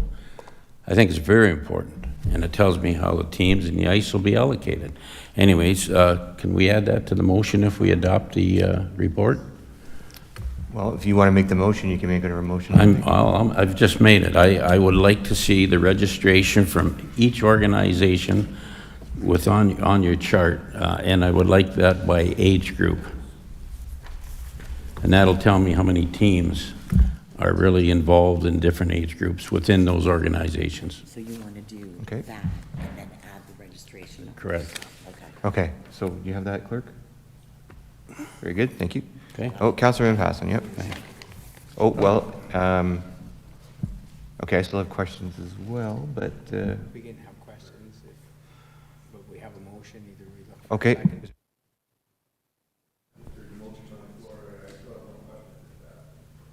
Okay, is there a seconder for Councillor Brunton's motion? Or could we ask them to just wait to put Okay. the motion forward later? Councillor, Yeah, thank you, Mr. Chair. I'm not seconding. I just have a question as to like our procedure. This sounds like, can't we just direct staff to compile that information for Councillor Brunton and email it to us or something like that? I don't know if we need to add this to the motion. That's fine. I just want the information. Okay, so you're pulling it back out of the motion? That's fine. Okay. Do you want to still make the motion now, or do you want to wait for a minute until everyone's done their questions? Well, you say you don't want a motion. You just want No. No, just that addendum to the motion. We still want to do Okay, so Councillor Brunton's still making the motion. Is there a seconder for the motion as it is on the page? Staff recommendation, yeah, seconded by Councillor Huffman. Okay, further questions? Well, one moment. So I think Councillor Van Passen was first there, and then we'll go to Councillor Van Drishy. Thanks, Mr. Chairman. It's something that I've thought about over the last 3 years or more. And I noticed now with the new draft policy, they have a spring season, a summer season. And I still wonder whether we should maybe have a fall season and a winter season, because, you know, my experience with kids in minor hockey, the beginning of the season, minor hockey, you front load the times, you get the kids, the skills development and all that. And then once you get into December, January, they start getting into play downs and things like that. They don't use as much ice. And then I look at other user groups like the beer league hockey. They don't really get started till November, December. And if maybe we split the allocations a bit more, like September, October, November, and then look at rearranging those allocations a bit for December, January, February, March. But is there any merit to that, or is that something that you bring up in the annual review at the end of the season to see what works once we implement a different policy? Through you, Mr. Chair. Yes, that has been brought forward by yourself, and we've chatted. And again, we can bring that forward. It's not a bad idea, but the standard in minor hockey has always been fall, winter is the ice season. Not saying we can't have that conversation with the organizations when we take a look at the procedure and the policy and see how it goes and see what their feedback is. Okay, thank you. We had Councillor Van Drishy. Thank you, Mr. Chair. I'd like to see an amendment put in. I'd like to see that, I'd like to see allocations to, when I look at U9 to U21, nope, my correction. Is that on? Okay. U9 to U21, that's the local leagues. I'd like to see that 2 hours, just because I really truly believe it needs to be very simple in the allocation, not making it a complex formula, as well as I'd like consideration that the residential portion of it be withdrawn, or go to where we have allocation for adult groups that say that it's recognized groups operated by volunteers for organizations for adults that are plus 50%, so for residential. So either you eliminate it or you bring it down a whole lot, and you can relook at it in the next term of what you want to look at. I'd like to see that change in the policy. Okay, so are we asking Councillor Brunton to amend the motion, or is that an addendum? I'd like to make an amendment. Amended motion? Okay. Can we get that read back to us? Oh, Sure. Okay, what I'd like to see amended where it says U9, I can't see very well, so I apologize, U21, to remove it from 1.5 to increase it to 2 hours, okay? As well as the residential rule or allocation, I'd like it removed. I'll go with that, or lowered, but the residency portion. Okay, so just so I'm clear, Councillor, are you making that one, are those two separate addendums, or do you want them together in this? Like, do you want us, so we have to vote on both together or vote on them separately? I mean, clerk's whispering that maybe we should vote on them separately. Yeah, I know. All right, I'll separate them, but I'm hoping that people realize that local leagues are your bread and butter, and residency, it is not the fault of any organization when your lead organization, OMHA, sets a rule of open borders. And girls have had open borders since conception, and local leagues have open borders since conception. So I just want people to realize that the status quo we've had kids coming in from all over the place to play local league, because I'll tell you why, prices were always different. Registration prices were always different. Okay, so we have a motion here. Is there a seconder for this? Yes. Is Councillor Brunton's motion now on the floor? And now Councillor Van Drishy is proposing amendment to that motion? Yes. Okay. And if I may, Mr. Chair, so the first amendment that we're dealing with is that the under 21, did you say, move from 1.5 hours to 2 hours per week? It wasn't just the under 21, it was under 21 and down. Okay, thank you for that clarification. Yeah, U9 to U21. So that would mean that you're amending Appendix A, which is part of policy GP-37. Just so that we're clear on that, what we're voting on. I still need a seconder. Everyone's talking here. Okay, Mayor, thank you. Question. He set the motion, I seconded it, now there's an amendment. Right. I need a second. A seconder for the amendment, okay. Yeah, yep, okay. So we have a seconder? So we have Councillor Columbus is going to go, and then Councillor Brunton can speak. So what would the ramifications be of that change with respect to the rest of the report? Is it doable to change that? Through you, Mr. Chair, the answer to that would be, it would just be more ice allocated in the base allocation to the user groups by half an hour per team for that local league grouping. I've just popped that number in, and I mean, it's doable in our ice allotment. In the ice that we have available, it is doable to put that change in, but it just means there's less ice to give around to other user groups as well. Okay, thank you. So, yep, Councillor Van Passen. Again, question to staff, how many, like Delhi has 30 teams, how many fit into that category?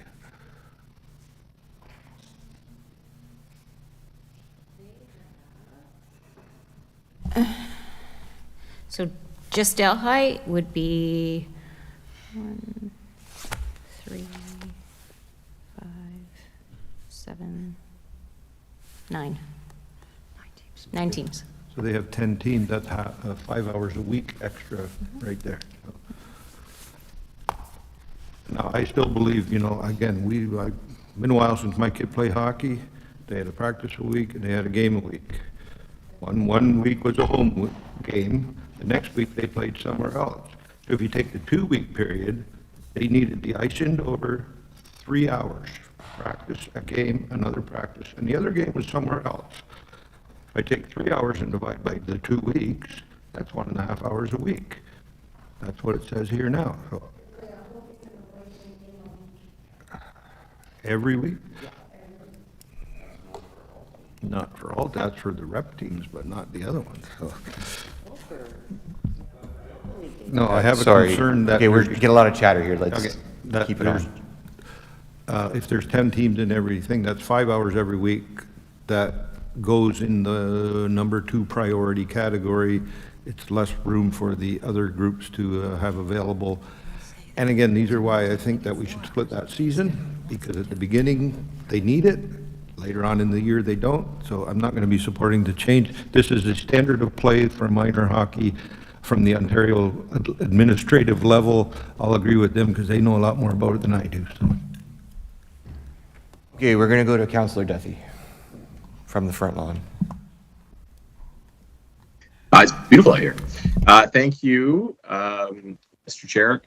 Through you, and my apologies, I have, right now we're speaking to the amendment, is that correct? Yes, well, I think so. Yes, we are. That's what I'm trying to follow, that same bouncing ball as well.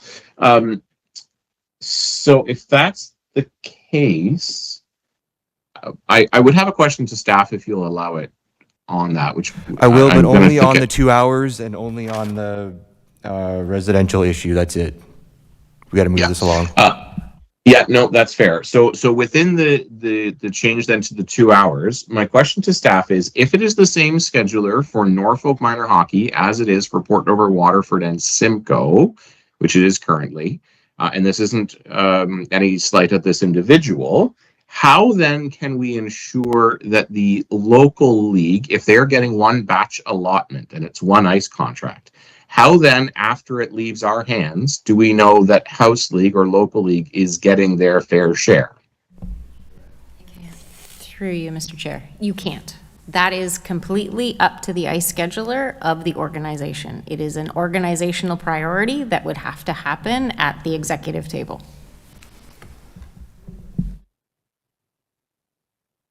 So a follow-up to that then would be, if we made the allocation within our policy match that of the rep level, so the 1 point, changing them from the 1.5 to 2, there is a better likelihood that that will happen.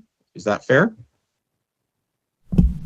Through you, Mr. Chair, again, I think I would answer no, because it would be up to the ICE scheduler of the executive, of the organization and their executive. So the executive would have to give that dialogue to their ICE scheduler to ensure that those hours are being given to the House League team and not utilized to benefit the rep or the select teams. Okay, thanks. That's my questions on that. I don't have anything on the residency part. I'll leave that one alone. Great, thank you, Councillor Martin. Well, Councillor Duthie, you raised a very good point, and I overlooked that, and we can't allow that. We can't allow it the way it's laid out in the amendment. Because it's possible that the people that need it aren't going to get it if the organizations divvy out the ice. So I can't support the amendment. Okay, we have not yet voted, so we'll just carry on for questions if there are any still, or debate.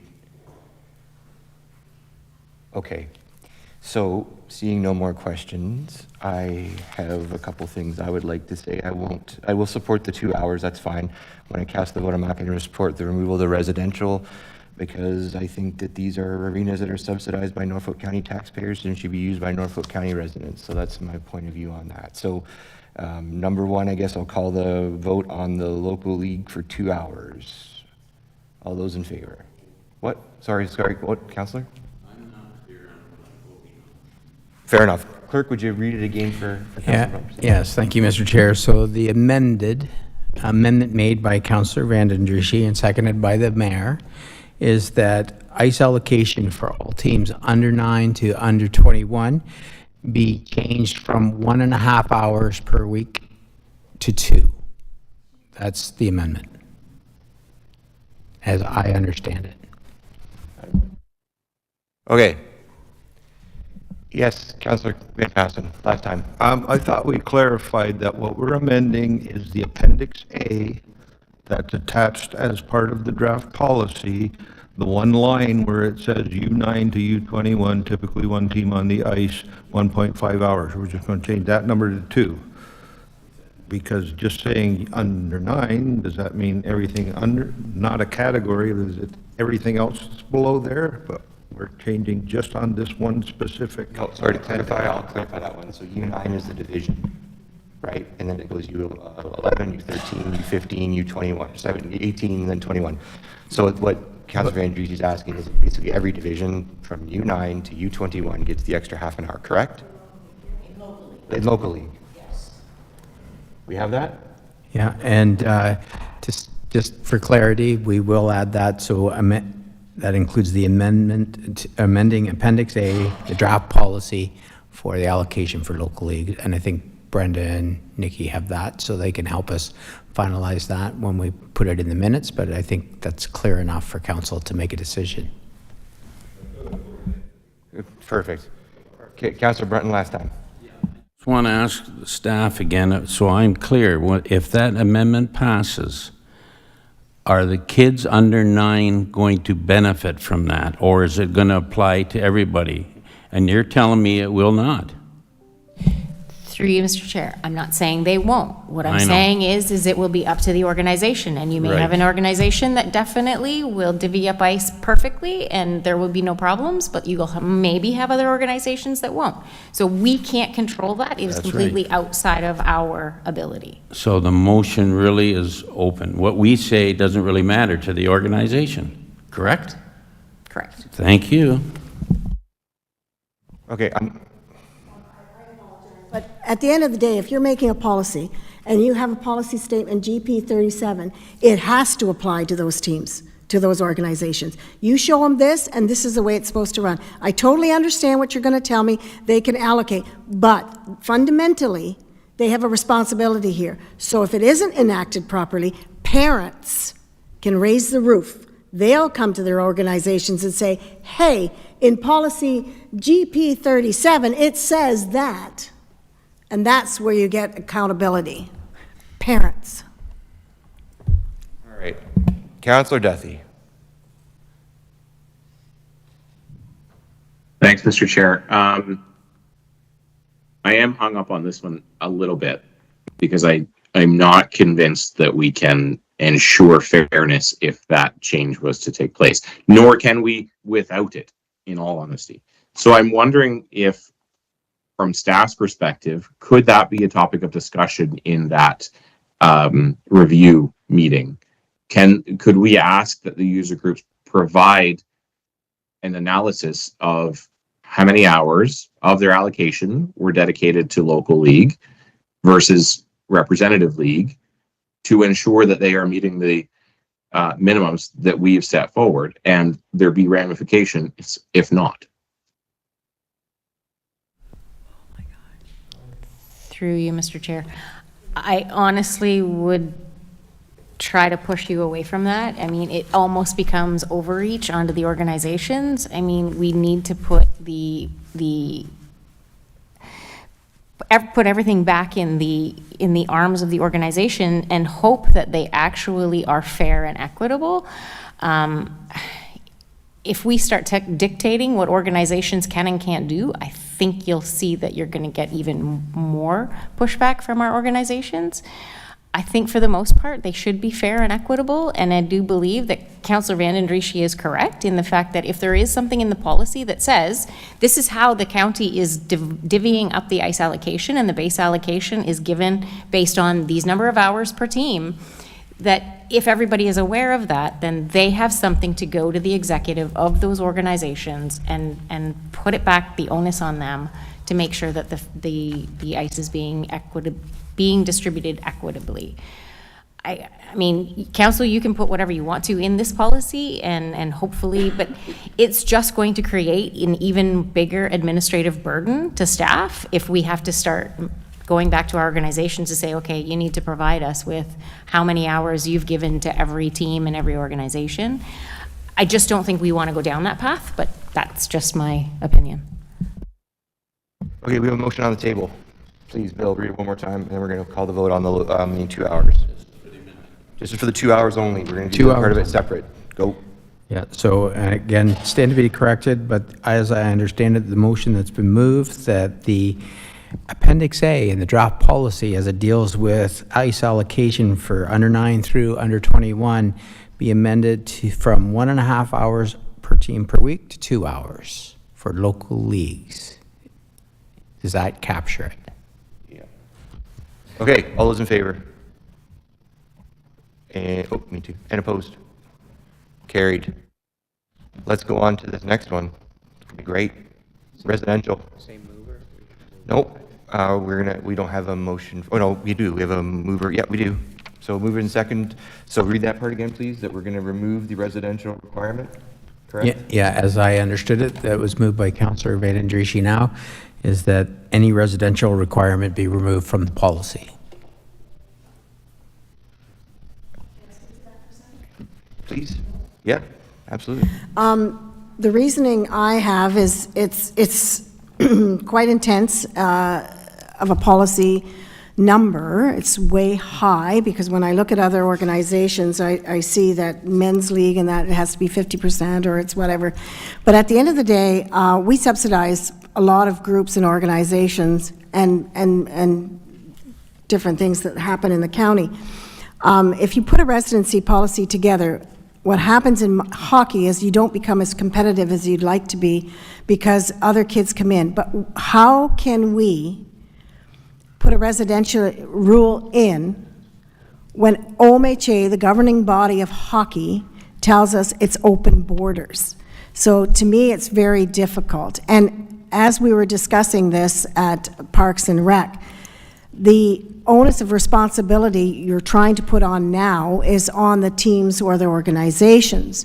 And if somebody comes and says, oh, that's not fair, they've got X amount here and there, and then it comes, we have to have that residential policy policemen come out and ask for a driver's license from the parent and wherever, and it gets really messy. And then what's going to happen is it's going to be costly to look at all this. Then what we're trying to save, in essence, is spoiled by the fact the department doesn't have enough staff. So what are they going to do? They're going to have to come back to us and ask for more staff. I think it's a rabbit hole we don't need to go down. Either that or set it at a lower rate of 50% or something like that. But I really feel it's unnecessary when I can't control what OMHA is doing. Councillor Van Patten. Thanks, Mr. Chairman. This one I will be supporting. And I think, again, when we have our annual reviews, it's something they can look at. It was the provincial body of minor hockey that sort of changed the rules. And again, now it's sort of like the province. We got to deal with the consequences of changes from higher up. And, you know, I think I brought this up the last time we looked at a draft. Like, we might find that there's some kids from Tillsonburg and Norwich playing hockey in Norfolk, but we might find there's also some Norfolk kids playing hockey in Tillsonburg and Norwich. And at the end of the year, it'll balance out.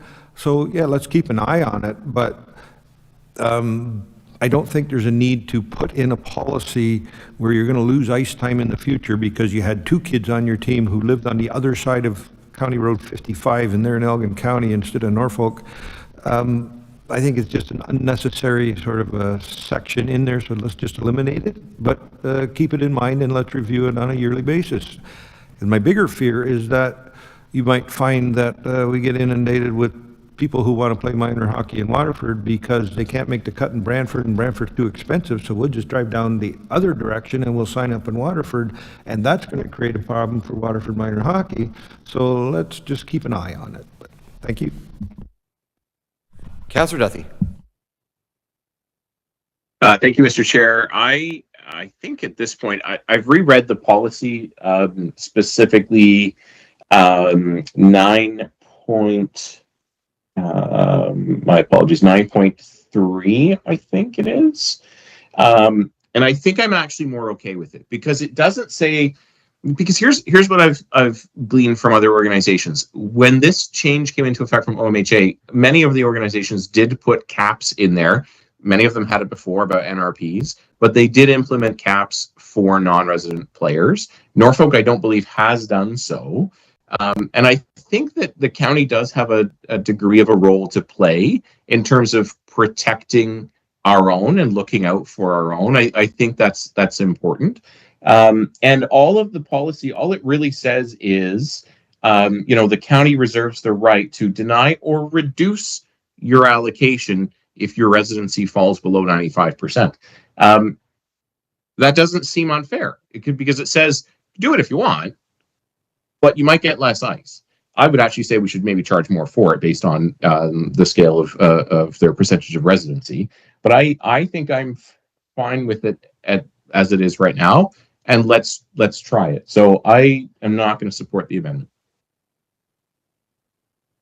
Okay. Any other debate questions before we call this one? Okay, so just to clarify, Councillor Van Andrieschie, you've said about eliminating it or greatly reducing it. So I need clarity on which one you want in your motion. The first motion is to eliminate it completely, and Okay. if not, I'll make another. Yep, that's fine. amendment. Yeah, we can have two alternatives in one motion, that's all. Thank you. Okay. So with that, Bill, would you want to read it one more time just so we got it? Thank you, Mr. Chair. So the amendment that I have moved by Councillor Van Andrieschie and seconded by the mayor is that any residential requirement within the policy be removed. Okay, if we're clear, I'm going to call the question on that. All in favor? 1, 2, 3, 4, 5, 6. Okay. All opposed? Okay, it carries. Okay, so done. Now back to the main motion, which is the one that's the staff recommendation. So, actually,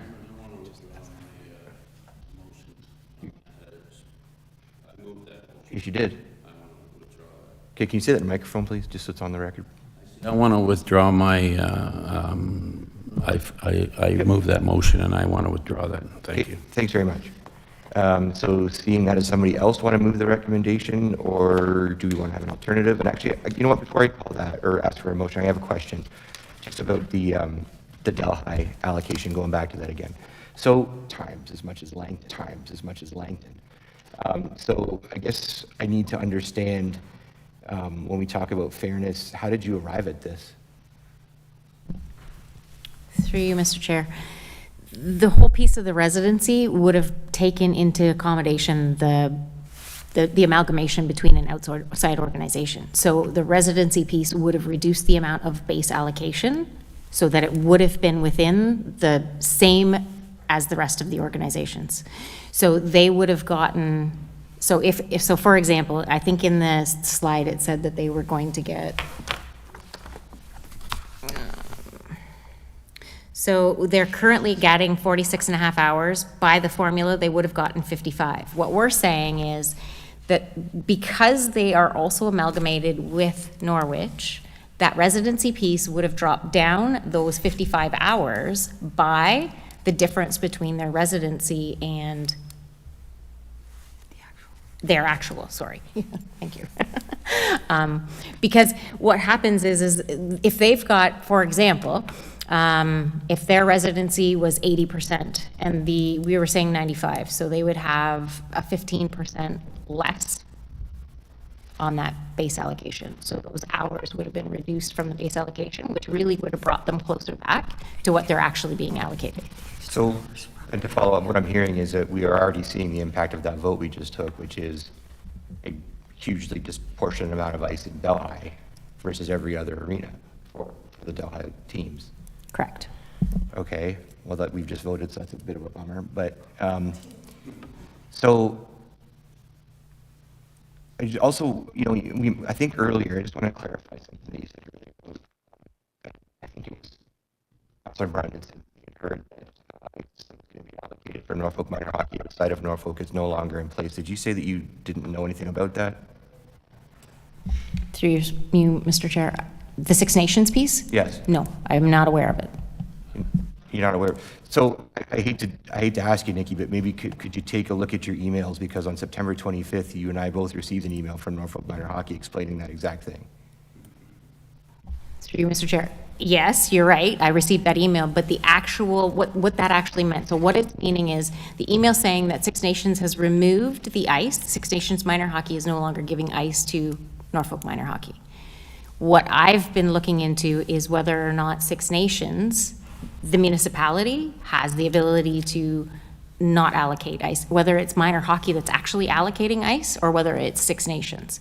And whether or not Six Nations, as a minor hockey organization, has pulled their amalgamation from Norfolk County, or have they just, or not Norfolk County, the Norfolk Knights, or is it just that they're not going to supply ice time? There's a difference.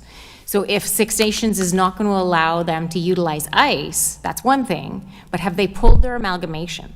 So in OMHA, they have the two organizations amalgamated to become part of Norfolk. Okay. Have they pulled that amalgamation? That's the answer that I've not been given. Or is it that that Six Nations is just no longer giving them the ice hours that they had said they were going to? Okay, fair enough. How does that affect the allocation? Because it would affect the same thing with the residency piece, right? So they're amalgamated with an outside organization, so some of their ice hours should come from the outside organization, right. No different than Delhi. So without those, okay, so that's what I'm getting at. So without those ice hours, which we do know, then they're going to have disproportionately less ice anyway. But the difference in this is Norfolk, or Delhi and Norwich have amalgamated, and they have a true amalgamation, and they are all one organization. The piece that we don't know is Six Nations amalgamated with Norfolk Minor Hockey, but now not going to provide ice time, which we can't force them to, or have they pulled their amalgamation? Have they pulled the organization from Norfolk Minor Hockey? Okay, fair enough. Bottom line for me is that we have a shortage of ice time, or perceived shortage of ice time in Norfolk County. And we have one of our Norfolk County arenas that is disproportionately providing ice time to hockey that is merged with another municipality, essentially. And so where I'm going with this is, if we are looking at this chart, which I am looking at this chart, and we see this disproportionate allocation of ice, I'm starting to wonder if we're short on ice for other groups, not just minor hockey, but if we're short on men's league ice time, we're short on figure skating ice time, why some of those hours couldn't end up in Delhi and bring it back down to a more comparable allocation, rather than putting all of our teams in this other, or our other associations in this massive disadvantage. That's where I'm going with this, is that it doesn't, I still haven't, maybe I don't understand, but I still haven't heard an argument that makes 46 and a half hours to Delhi minor hockey, even though it's merged with Norwich, which they still get the Norwich times, but they still get 46 and a half hours, compared to Port Dover at 23, Simcoe at 19, and Waterford at 29. What? Yes, please. Sorry, because there is a little bit of a difference. So Simcoe, Waterford, and Port Dover are only house league teams. They're only a house league center. Yes. You're comparing it to Delhi, which is house league and rep. So they're getting that allocation for their rep teams and their house league teams. They've got more teams. The formula works in the fact that it's looking at everything fair and equitably. The formula sees everybody's organization with the same level of teams getting the same base allocation hours. The piece that's not going to be able to be addressed is these amalgamations outside of Norfolk County by removing the residency piece. I understand. I understand what you're saying. What I'm getting at here is I look at the Delhi and they got 30 teams on your chart. We've got Norfolk at 16 teams. We've got Port Dover at 13 teams. So regardless of how you cut that, they still have, even if you cut it in half at 15 teams, if you compare 15 teams to Port Dover's 13 teams, there's still a huge disparity, no matter how we cut it on number of teams. If it's merged, okay, what I'm getting, I don't really super care about the merger or the rep hockey. I care about allocation of ice time within Norfolk County, regardless of the organization.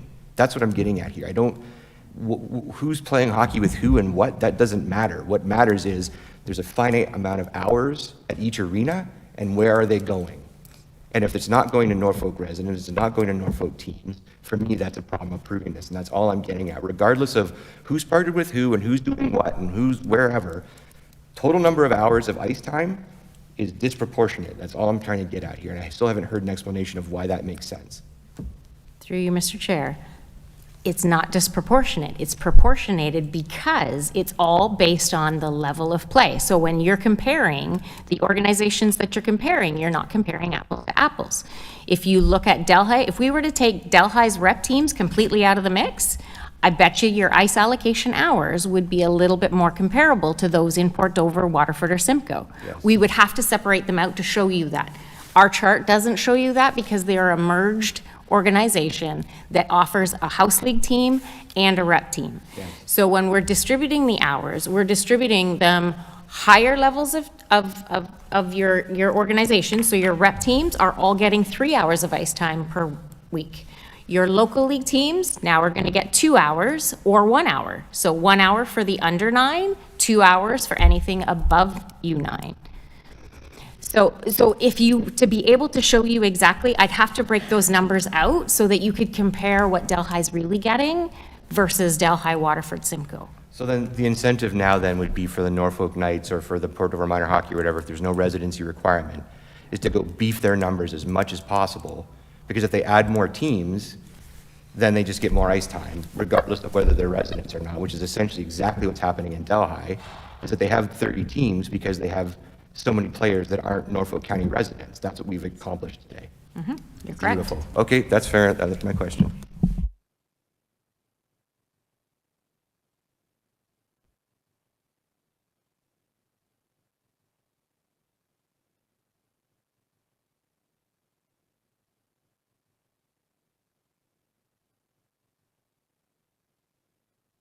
Councilor Duthie's got a hand up again there. Please, go ahead. Thank you, Mr. Chair. Through you. Can I ask you a question of staff just related to, and Councillor Berry just touched on it there, and I think we share the same sentiment about the residency motion that we just took.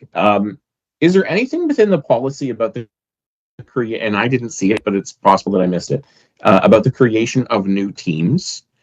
Because what does happen? I mean, I know Norfolk has done it. Delhi, I think, has done the same thing. They create new teams to obviously make place for their players. which in theory I support. But again, as Councillor Berry has just said, there is a finite amount of ice. We do have something in the policy. Just take a second to find it.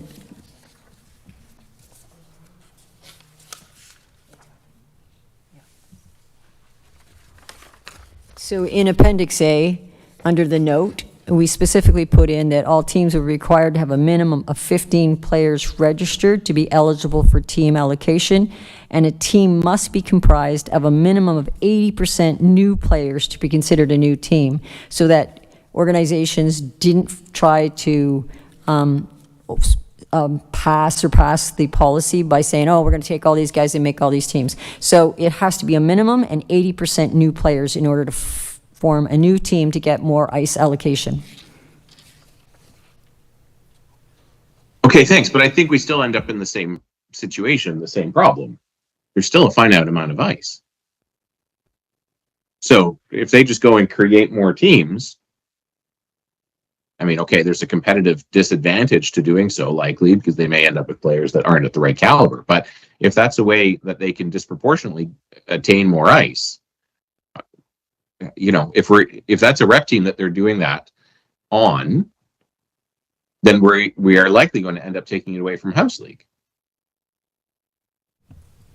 Through you, Mr. Chair, that's correct, because again, with no residency, if somebody goes out and brings a team in from outside, that's all outsiders, and because we have no residency within our policy, they can apply for more ice, and they would be allocated that ice. Yikes. Okay, thanks. Councillor Broughton. Speaking to the motion, correct? I think that's where we're at. I said this about an hour and a half ago. Residency does have an impact on the number of teams and how much ice time they're going to get. Because I know for a fact that, and take me wrong with this, Delhi amalgamated with Norwich, the Knights amalgamated with Oswego for one reason, to get more ice time for their teams. And I'm disappointed in the whole process here. And I don't blame these two ladies. They know exactly what they're doing here. But we are just making this thing a complete mess by not sitting down and getting it straightened out by organization. And I'm not going to support the motion at all. It's been very disappointing. Very disappointing. Thank you. Okay. Any other questions? Yeah, Councillor Van Passen, let's do it.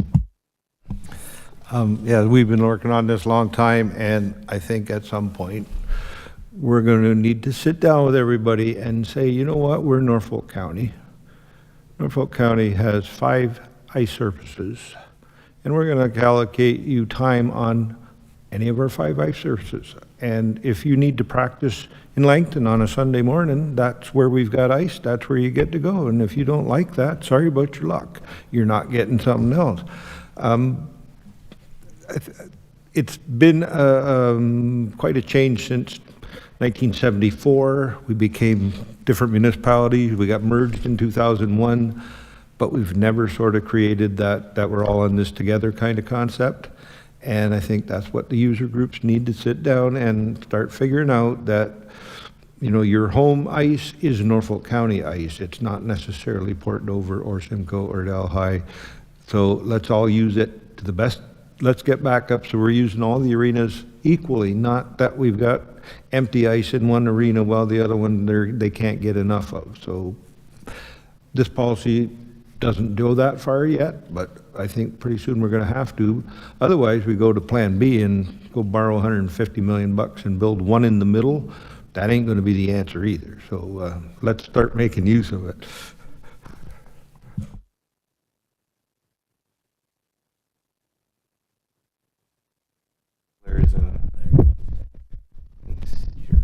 So, all right. Thank you, Councillor Van Passen. Any other? I just don't have a motion on the table, so I don't really know what to do next. Does anybody want to move the recommendation or an alternative? Keeping in mind that if we move an alternative and that passes, and that amendment we just went all through doesn't even apply, actually, because this has to pass in order for the amendment to matter. Mr. Chair. Huh? What? Is that Mr. Duffy Chair, again? okay. Yeah, if I may, I think I would like to make a motion to defer this to the next CIC. At this point, we're already into the season. We have the time to work on it. I think there's a lot of things that have been discussed here that change the direction of the policy that I would like to have further thought about and consultation myself with some user groups also. So I would make the motion to defer this to the November CIC. Were you going to second, or do you have a question or a comment or something, Councillor? Thanks, Mr. Chair. I was going to comment and I was going to second. Okay, well, Councillor Brunton beat you to the second, so that's on the piece of paper now. Go Okay, ahead so and now I comment. can speak to it. Okay, thank you. Yes. Oh, there's no discussion? Wait, sorry, clerk's telling me there's no discussion on a deferral? So do you want to have your chance to speak before I acknowledge Doug's? I'm sorry, I thought this was a referral. Yeah, Councillor Duthie said deferral, but I see Tracy's hand back there. Thank you. Councillor Duthie, do you want a referral or deferral? My intention, Mr. Chair, was to defer. I'm not sure at this point what we would be asking staff to do. I think it's more so that I want some time to reflect on what we've done here today and the policy and do some personal consultation. So I was motioning to defer the topic. Okay, so we're voting on giving Councillor Duthie some time to reflect. Anybody want to second that? Oh, Councillor Brunton already has. Okay. So since there's no discussion on a deferral, I guess I'll just call the vote. All in favor of deferral? Okay, and opposed? We are carried. Deferred. And Mayor, yep. Thank you, Mr. Chair. Just very quickly, anyone who does not support those amendments are going to need to pull them out next week, correct? From the minutes? Actually, through you, Mr. Chair, since they were an amendment to a motion that never was dealt with, they're dead on the floor. All right, thank you.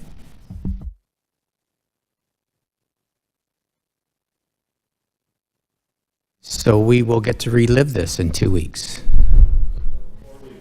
Yeah. So Doug on timeout. 5 minutes. Oh, dinner's here. Okay, how long do you want to break?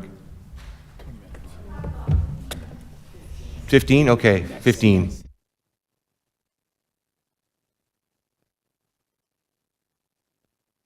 Our friendly team of agents is here to help. Reach us by phone at 519-426-5870 or 226 Norfolk from 8:30 to 4:30, Monday to Friday. Calling about an issue after hours? No problem. We have you covered. Prefer online? Email askus@norfolkcounty.ca anytime, or use our customer service portal at service.norfolkcounty.ca and get a reply right to your email inbox. Want to visit us in person? Come to one of our friendly customer service counters in Simcoe, Monday to Friday, or Delhi, Tuesday to Thursday. Service Norfolk, connecting you to Norfolk County services.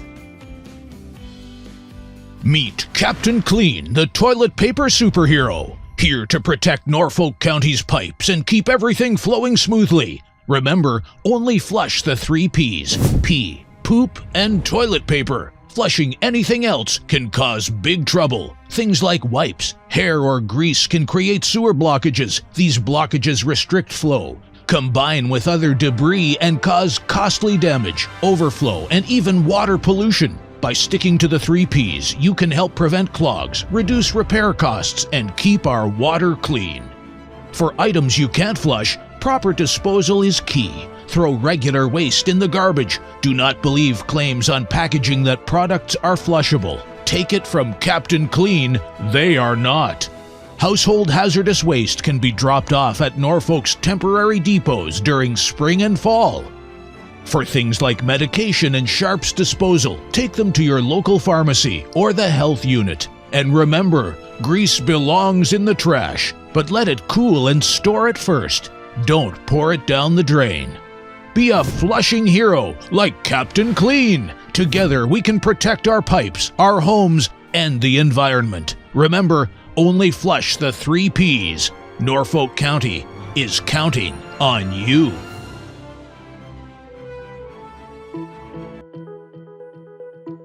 Hi, I'm Dave.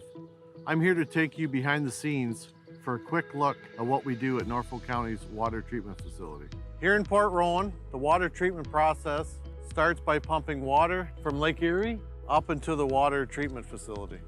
Back in the treatment facility, I inspect large clarification tanks where the lake water enters the plant. Here we add coagulant, a chemical that attracts dirt particles together. These form into larger particles called flock, which eventually sinks and is sent to waste. Next, the water enters the filtration system where any remaining dirt particles are trapped by the filters. The water is then chlorinated and sent into a 113 cubic meter underground storage chamber. The water is then taken to the granular activated carbon filters that work like supersized 10,000 pound Brita filters to remove taste and odor. The final step is disinfection, which includes UV and a final dose of chlorine, ensuring safe, potable drinking water. Water testing is an important part of the job. Throughout the day, we take water samples at different stages of the process, up to 9 tests depending on the treatment facility. As a Norfolk resident myself, I am proud to serve the community I live in. Thanks for joining me in this behind the scenes tour.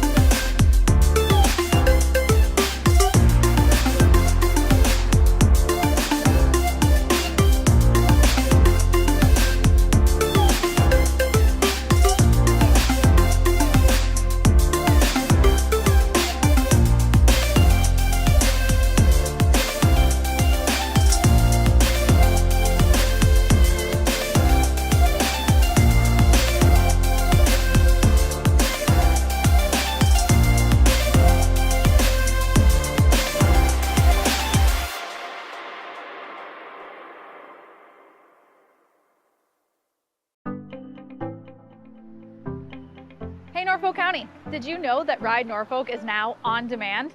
This means you can schedule Norfolk's public transit service to pick you up for appointments, shopping, school, or work.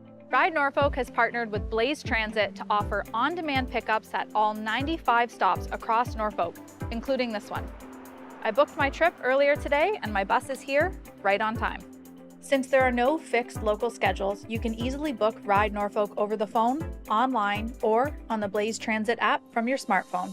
Thanks, Charlie. You're welcome. Ride Norfolk's customer service team can help answer any questions you may have, get you started with the app, or book your next ride. By moving to on-demand, Ride Norfolk is helping more residents get where they need to go. To learn more, visit norfolkcounty.ca/transit.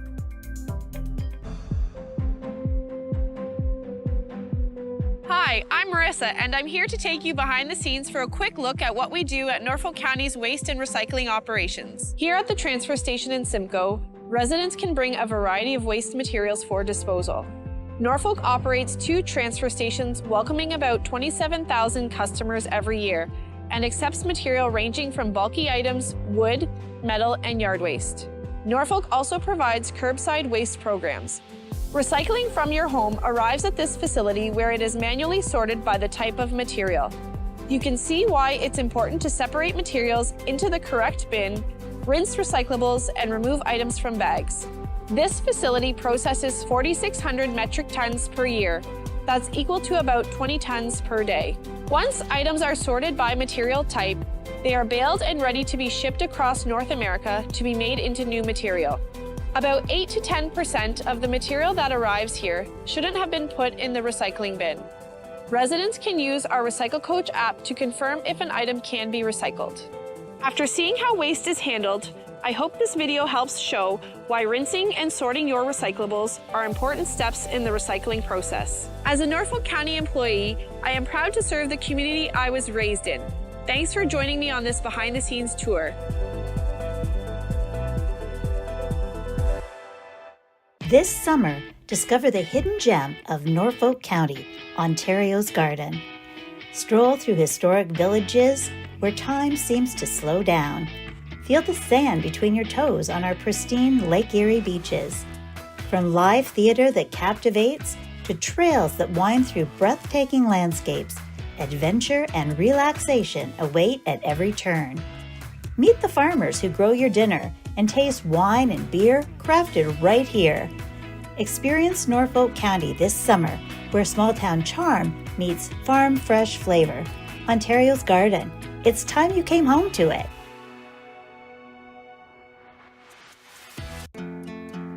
Welcome to Norfolk County, where land meets lake and opportunity grows deep and wide. Located on the north shore of Lake Erie, in the heart of southwestern Ontario, Norfolk spans 1,600 square kilometers, making us one of Ontario's largest single-tier municipalities. Our roots run deep in agriculture, food production, and advanced manufacturing, industries that shaped our past and are powering Ontario's future economy. Home to over 70,000, we are bold, diverse, and fiercely local. From Port Dover to Long Point, our folks are putting down roots, sometimes in sand, sometimes in soil, but always in a place they're proud to call home. Big land, big vision, unmatched potential. That's Norfolk. Today we're announcing an exciting partnership with Scotland and Norfolk County Economic Development, and we're transforming transport trailers into mobile ambassadors. We're showcasing Norfolk's story of opportunity, excellence, and quality of life across all of North America, and Scotland is the ideal partner with an amazing logistics network and will help us share our story all across North America.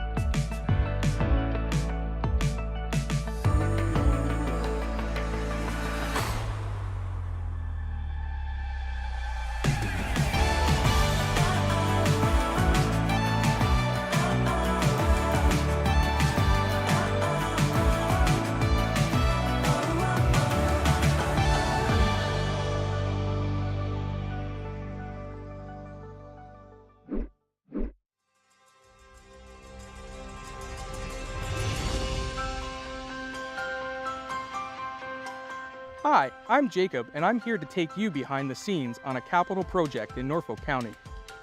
We begin planning capital projects by analyzing our infrastructure needs related to roads, water mains, storm and sanitary sewers, as well as bridges.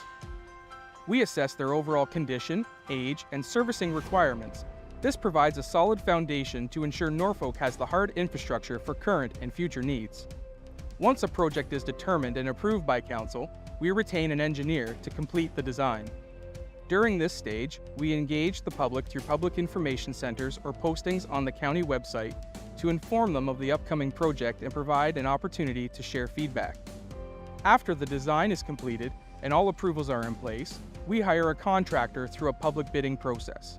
During the construction phase, we track progress, budget, and continue to engage with the public.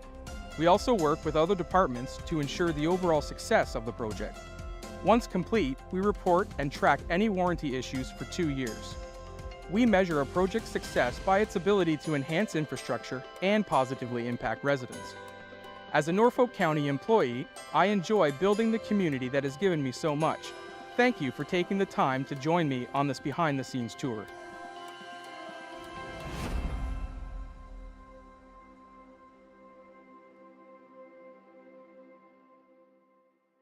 Deputations are a way for you and all residents of Norfolk County to speak before council about relevant matters in our community. To begin, search www.norfolkcounty.ca. Then select the Government tab. Under the Government tab, select Provide Deputation/Speak at a Council or Committee Meeting. This page provides general information regarding deputations. Under the subheading Register to Speak, click the Public Hearing/Deputation Form link to pre-register your deputation. Notice of Collection. By checking the Notice of Collection box, you are agreeing to the above statement. Selecting the type of meeting you want. There are several types of meetings that allow deputations. Please listen closely as we explain each option. Council meeting. Council deputations must pertain to a matter listed on the upcoming meeting agenda. For the remaining meeting choices, you may present a deputation if the topic pertains to the committee you are presenting to. Once you select the type of meeting you want to deliver your deputation, you can complete the rest of the document. Now choose whether you will attend the meeting in person or virtually. Finally, select if you will be providing materials during your deputation. If you have materials for distribution during the council meeting, please bring 15 hard copies for council and staff. Now click Next to move to Step 2. In Step 2, please fill out your personal information. Once your personal information is completed, click Next. Lastly, review your information and select Next to submit your form. You have now completed the deputation request form. You will receive a confirmation email from the Clerk's Department that they've received your request. Next, we will talk about what to do on the day of your deputation. So, you've received your approval and the day of your deputation is upon you. For starters, council is located here, at 50 Colburn Street. Now there's two entrances you can use when you arrive. One is here, located off Colburn, and one located off Talbot Street. When you arrive, you'll have three main options to park. The first is to park at the Simcoe Town Center Mall, which is where Food Basics is located.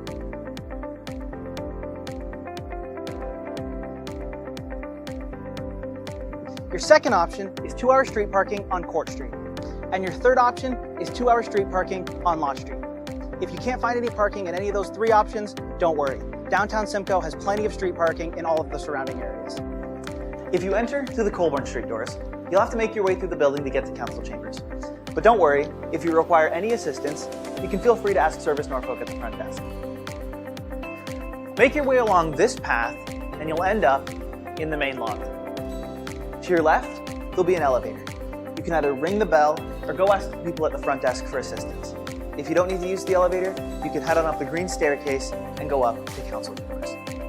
If you enter through the Talbot Street doors, the elevator will be immediately in front of you, or the green staircase will be ready for you to go up and deliver your presentation. Once you reach the top of the stairs, you'll have made it to council chambers.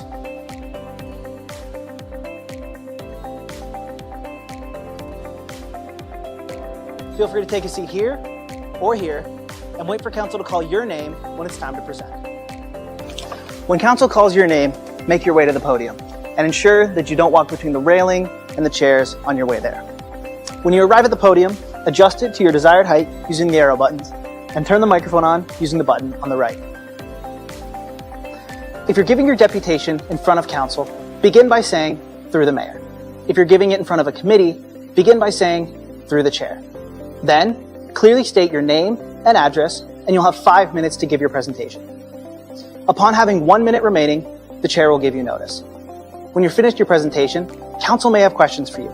Ensure that you always begin your answer by saying, "Through the mayor," or "Through the chair" to councilor and their last name. If you can't answer the question, that's okay. Inform council that you'll gather more information and get back to them. After that, council will have heard out what you've had to say, and they'll take appropriate action as they deem necessary. And now, you've finished your deputation. You can either have a seat and watch the rest of the meeting, or you can leave through the door that you came in and ensure that you leave as quietly as possible.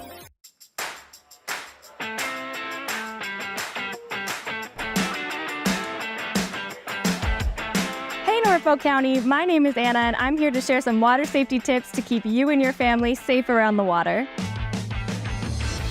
Knowing how to swim is a life skill and an essential part of staying safe and having fun. Swimming lessons are the best way to learn essential swim survival skills to recover from a fall into deep water. Think you're too old for lessons? There are programs designed for teens and adults as well. With so many lakes and rivers, Canadians of all ages are avid boaters. Always wear a life jacket, it could save your life. Never swim alone, regardless of age and skill level. Always swim with a buddy. A buddy can throw you a buoyant aid if you get into trouble. When possible, wade into unknown waters to prevent injury. Backyard pools are a great place to make family memories. But remember, if you are not within arm's reach of your child in and around the water, then you've gone too far. Drowning can occur in as little as 10 seconds and it is silent. Every drowning death is preventable.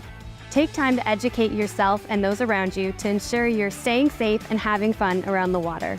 For more information, visit norfolkcounty.ca/watersafety.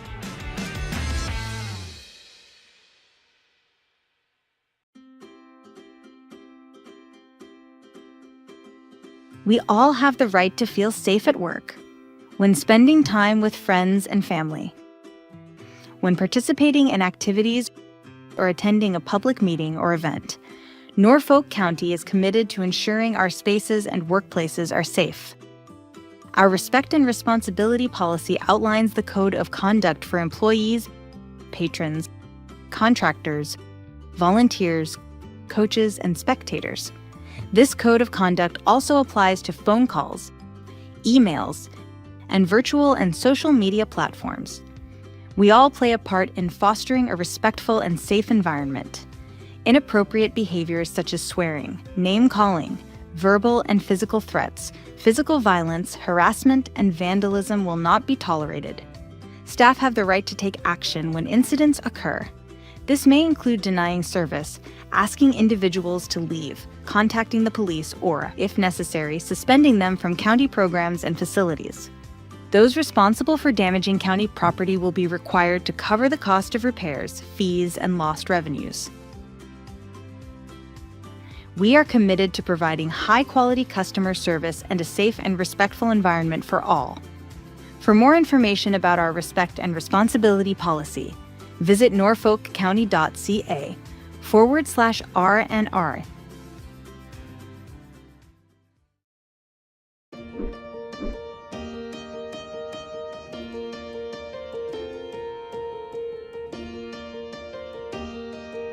Hi, I'm Lisa, and I'm excited to take you behind the scenes to meet Norfolk County's aquatics team in action.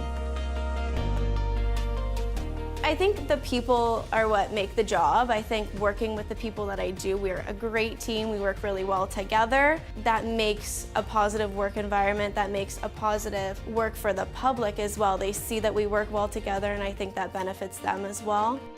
I still love coming here every day. It's an exciting job. It's always different. You're always doing new things. Being part of our team offers staff the opportunity to develop essential skills in lifeguarding, teaching swimming lessons, customer service, first aid, and of course, teamwork. I think swimming in general is a really great skill to have from a very young age, so being a part of children learning how to swim is super important to me. It's a really rewarding process to see them go from not the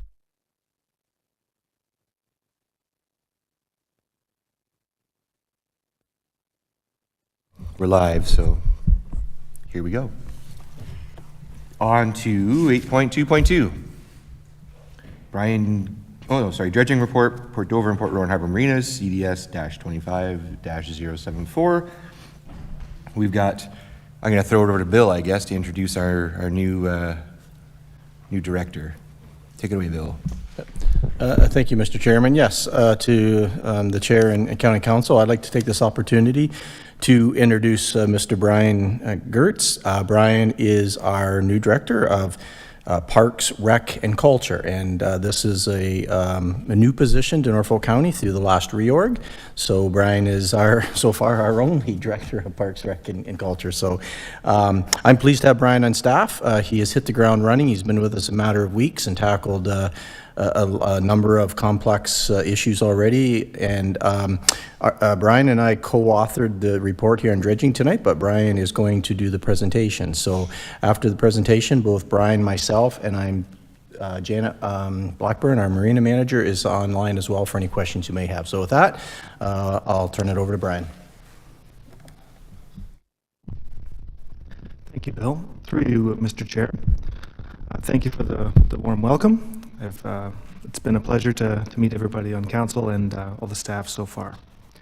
For the report that's before you, I'll provide a brief verbal summary. Overall, the work itself that both marinas, the harbor areas needed dredging is not a surprise, was included in the 2025 budget process. We had $120,000 budgeted for Port Dover, and Port Rowan we realized that would be a more complicated site, so there was $410,000 budgeted for that work.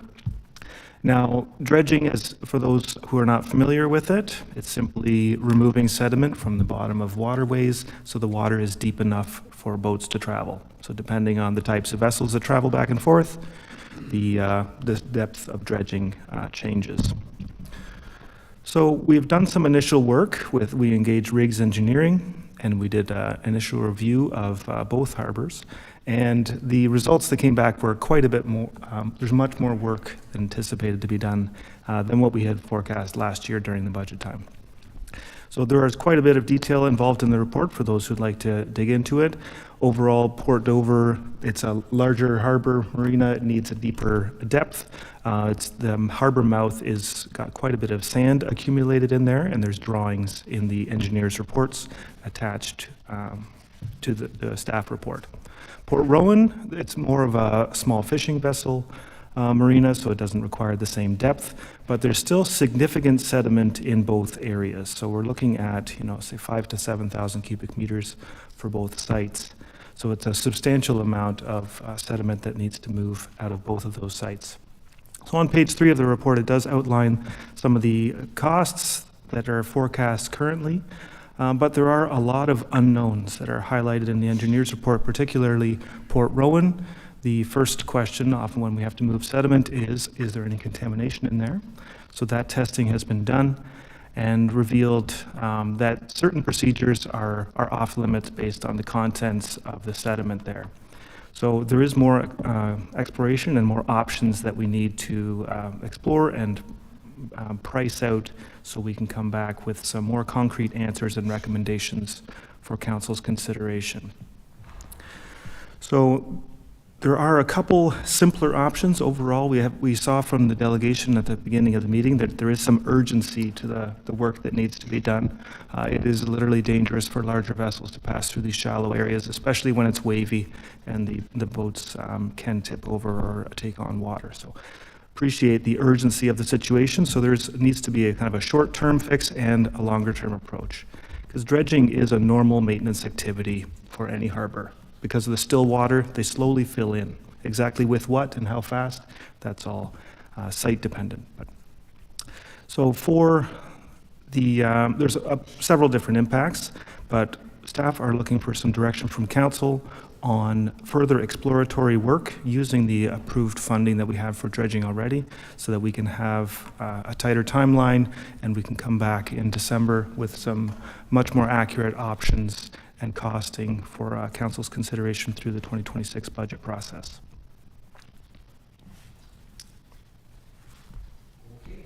Thanks very much. Questions for staff? Councilor Van Passen. Thank you, Mr. Chairman. I just wonder why, currently Lake Erie is at right on its 100-year average. And why is it all of a sudden so low? Or did we just get used to, 5 years ago, I think we set a new record high for the Lake Erie level. Now we're back to what's normal. How come we're so shallow when it's normal and it never was before?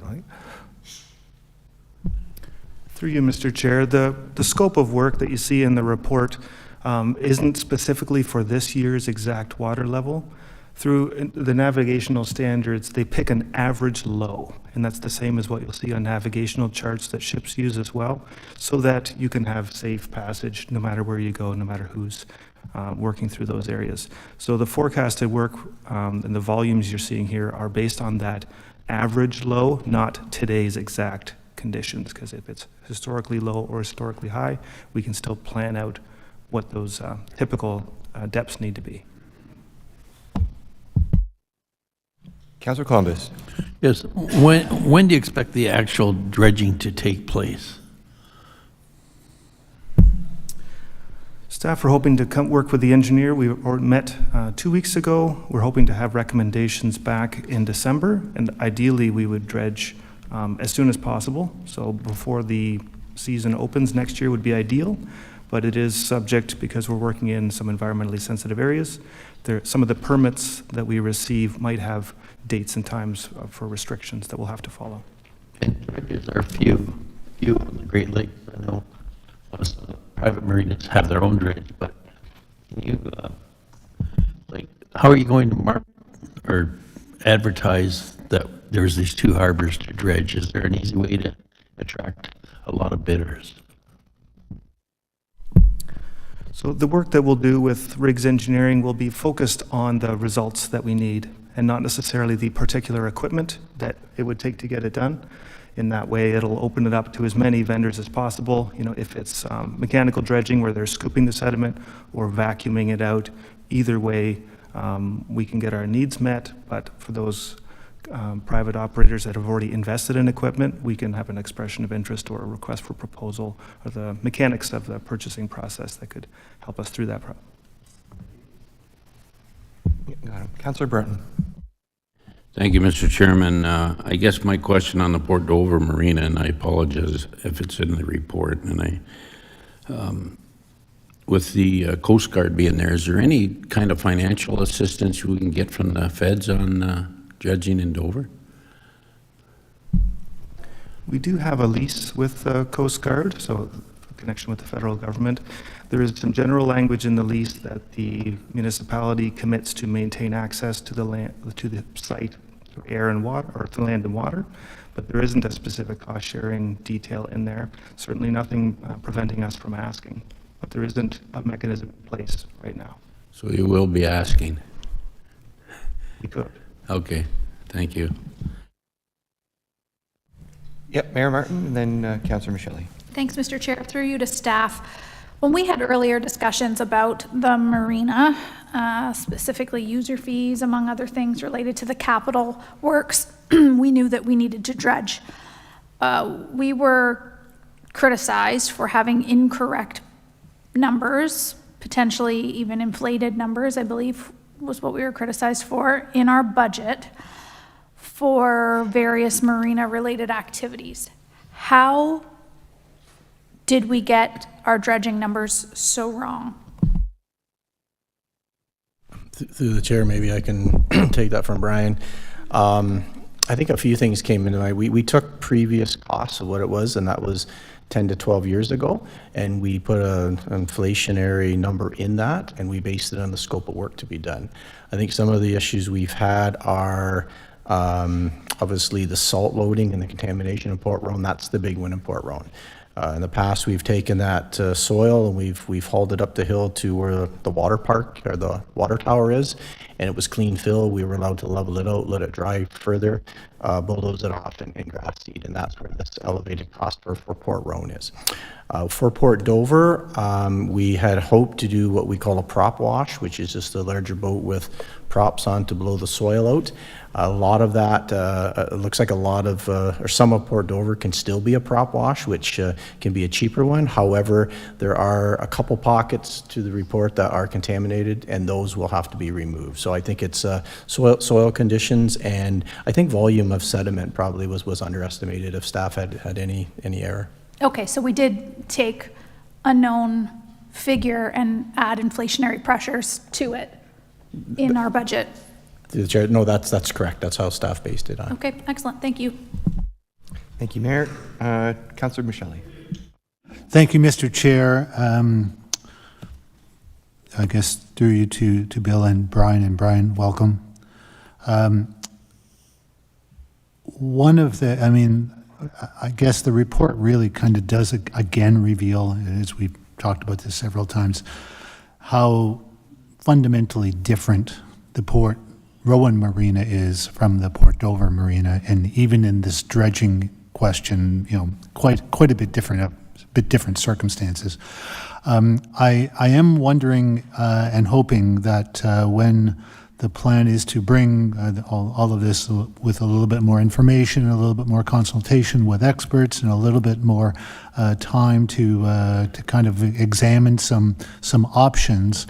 That one of the things that would be part of that update you bring in December will also have maybe a more detailed picture of the actual scope of dredging for the Port Rowan Harbor Marina, because there are, again, it is quite different. We're talking about, smaller boat houses, which I don't believe Port Dover has in a sense, to the same extent or capacity, and also, where the I guess the other question, of course, as the report mentions, is the question of what to do with the contaminant and the contaminated soil.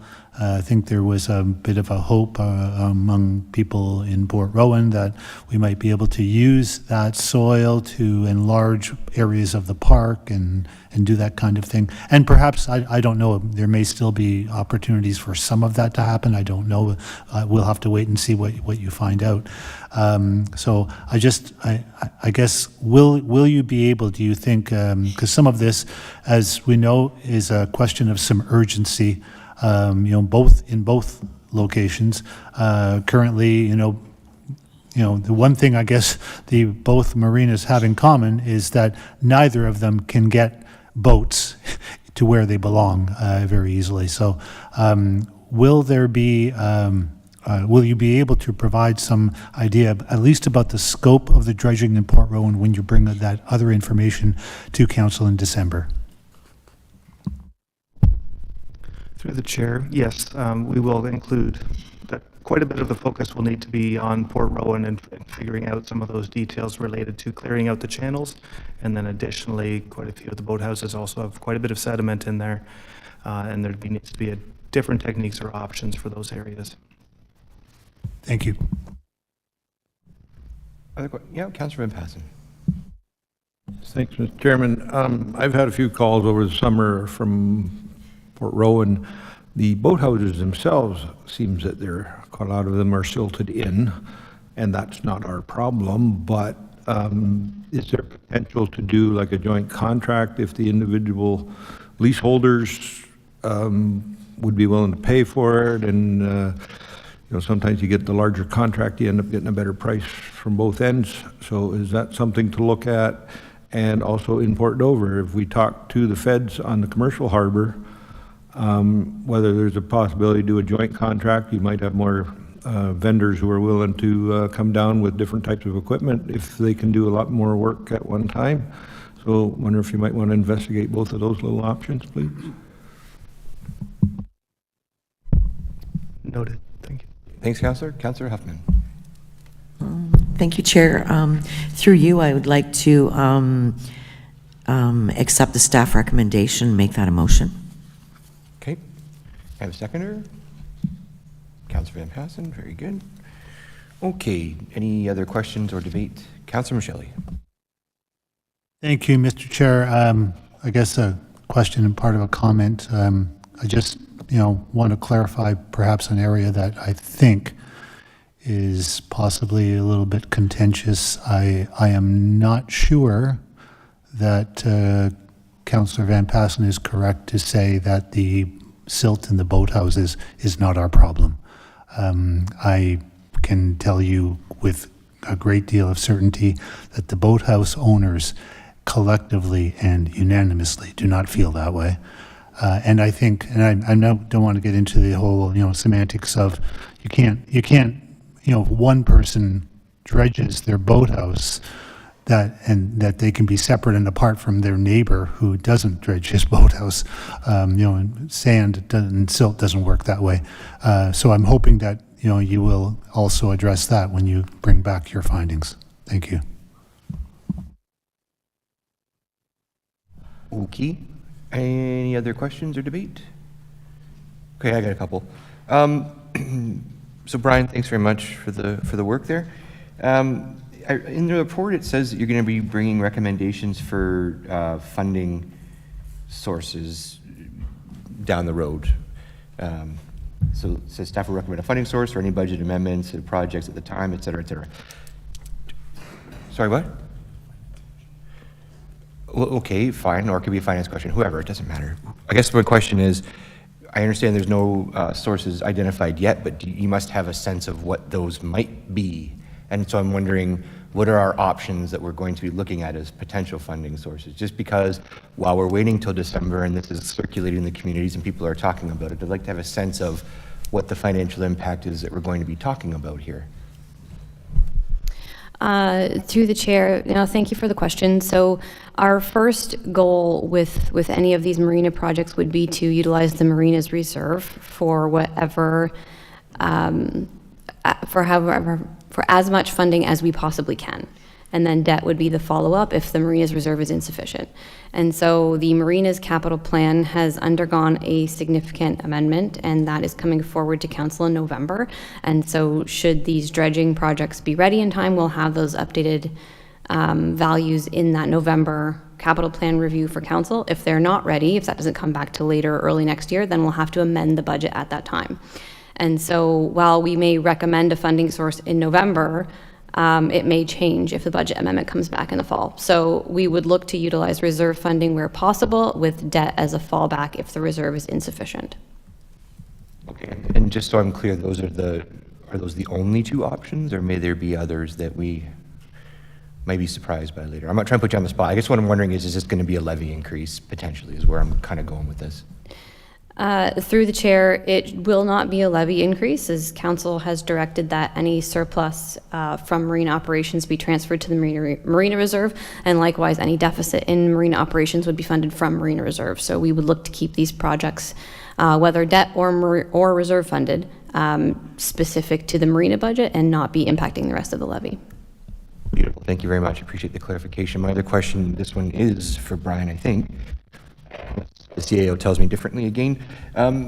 So to follow up on the mayor's comments that, yeah, we staff, council, everybody has been heavily criticized on the capital budget, and our pricing has just been outrageous, and we don't know what we're doing, et cetera, et cetera, et cetera.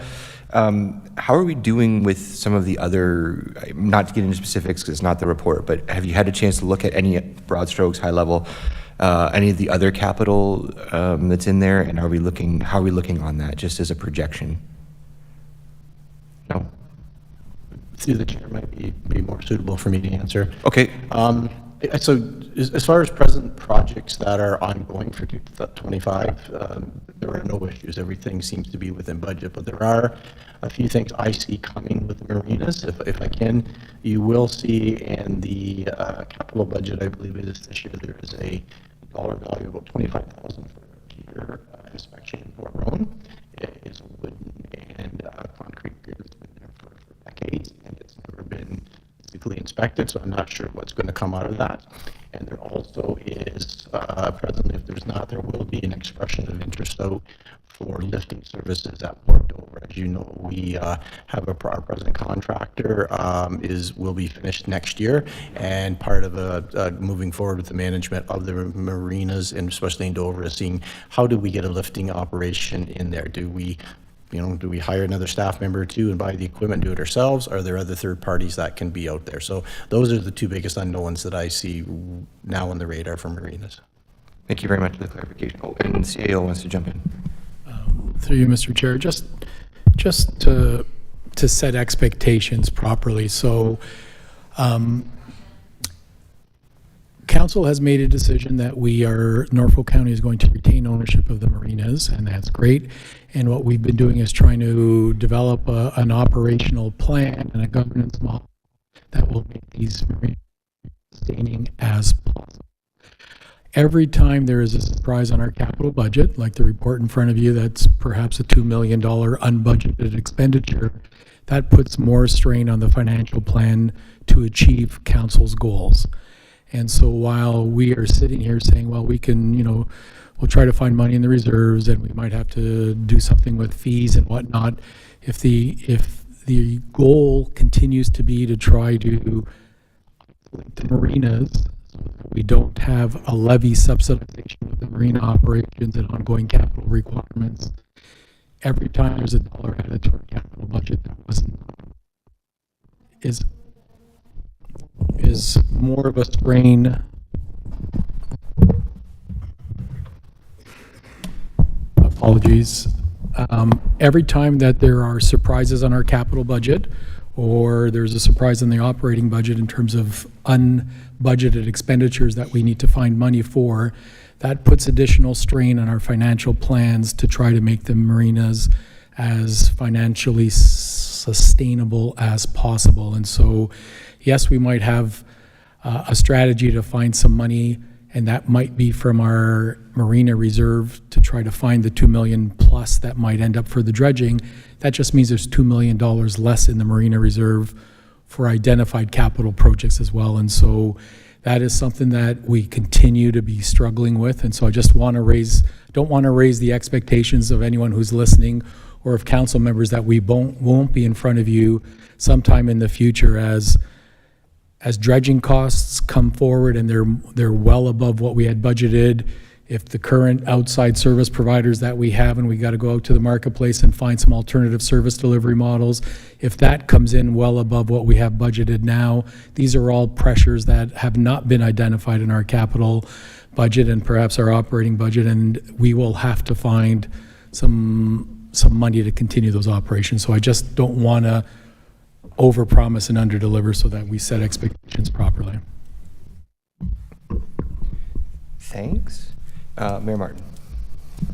Thanks, Mr. Chair. That was going to be my exact question. So do the reserves have, I can't remember what the balance is, but does the Port Rowan Marina Reserve have 1.2 million in it? Through the chair to Mayor Martin, so we only have one Marinas Reserve now. We did consolidate that in a policy update. The exact balance, though, is escaping me.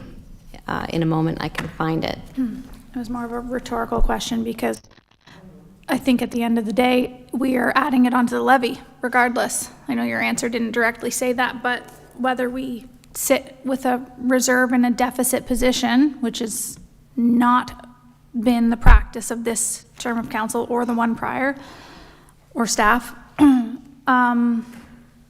exactly Al's comments are then we're just punting out other capital repairs. And so I just kind of challenge your answer there. Although that we would identify the funding source, there's always a levy impact, and that doesn't speak to what happens to the material that we need to take out. Those are estimates as well, where that goes and how we dispose of it later down the road. So I think that there definitely is a levy impact to both of these.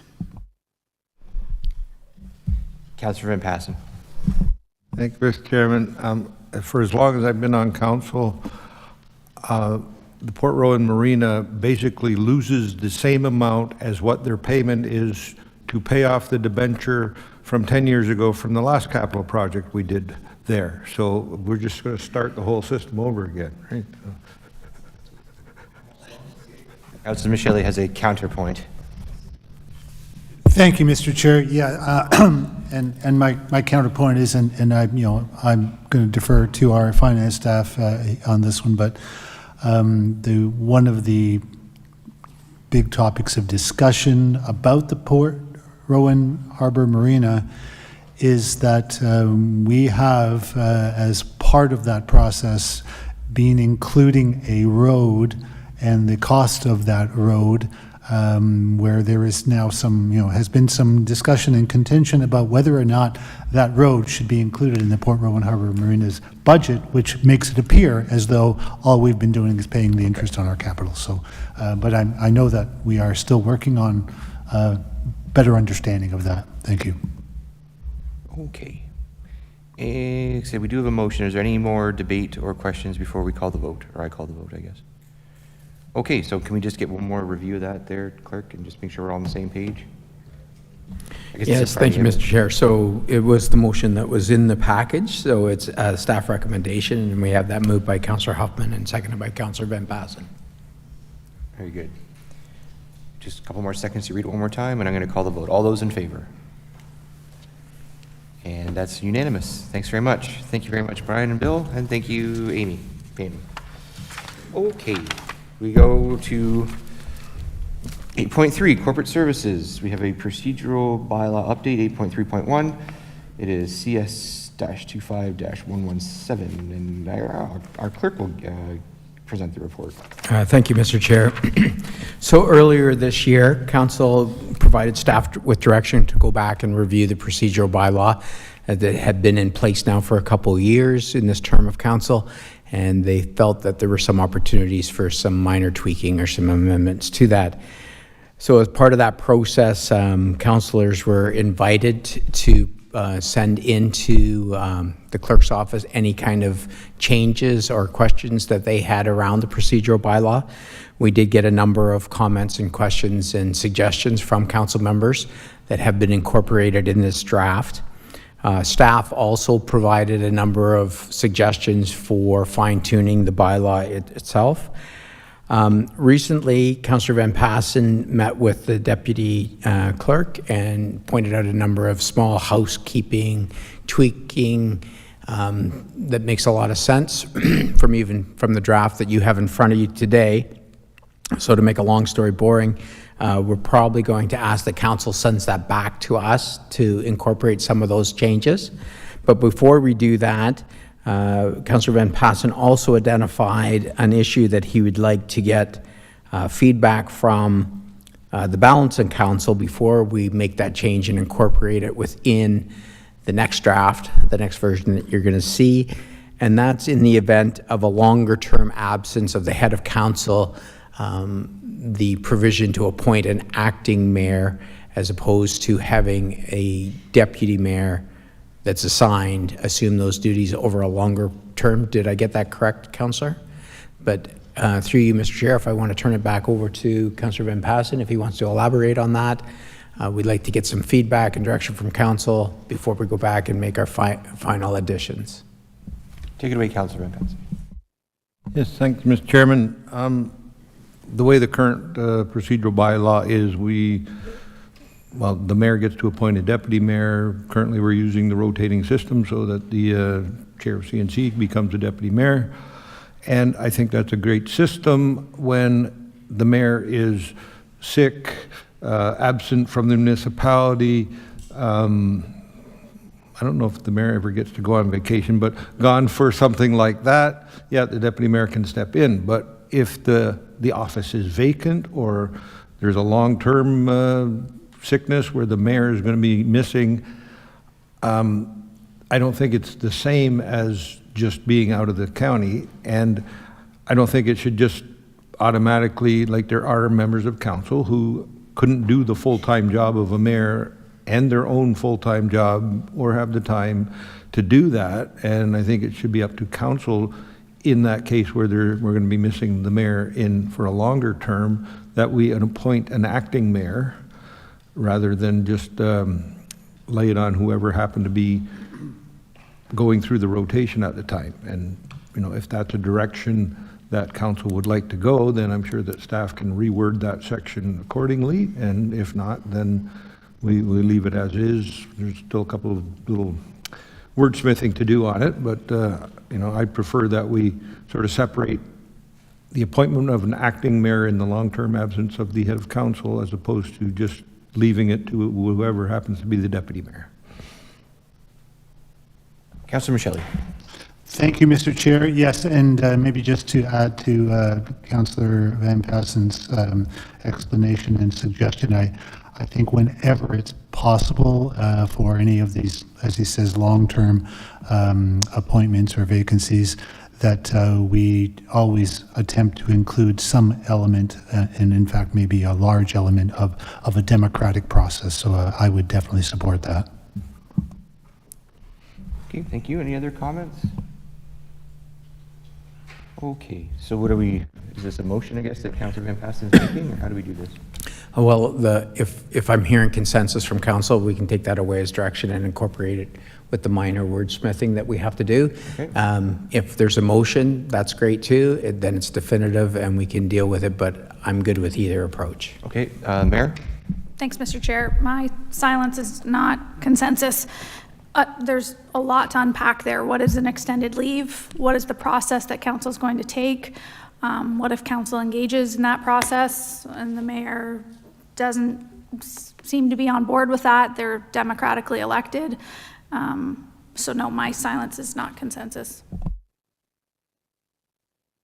So I guess we're gonna need a motion, yeah. Do you want to make that motion now, or do you want some discussion still? Well, what motion, to the mayor, I think the current bylaw says when the position is vacant.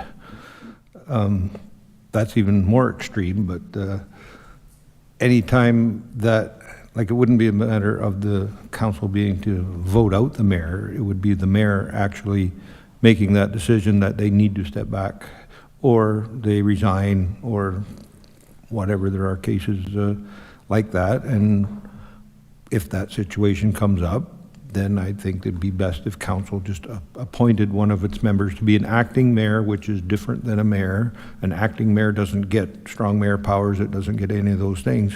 There is definitions in the Municipal Act about that.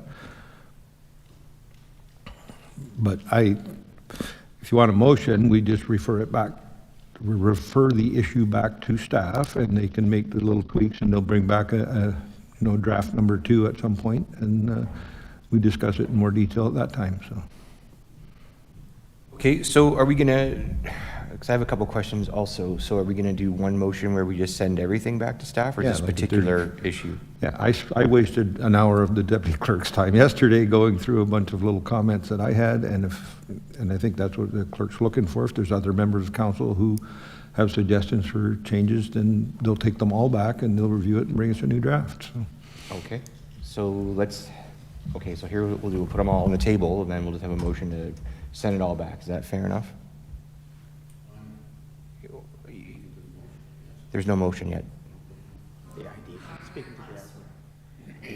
Sorry, are you speaking to the motion that's in the staff report, or to the suggestion that Councillor Van Passen's making?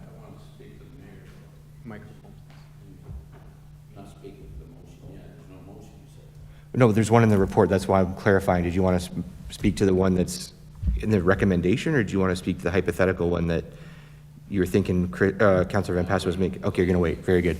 Okay, I'm going to ask some questions now because this is getting out of hand. So, microphone, yeah.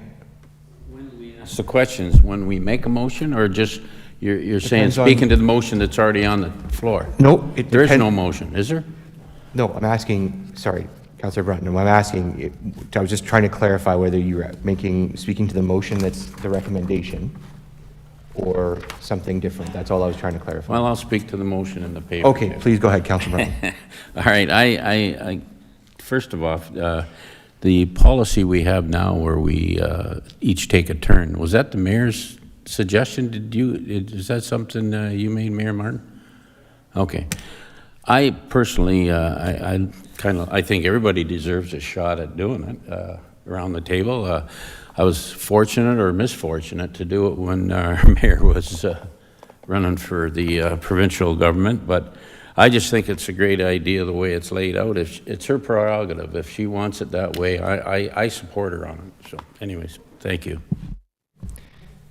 Councillor Huffman. Thank you, Chair.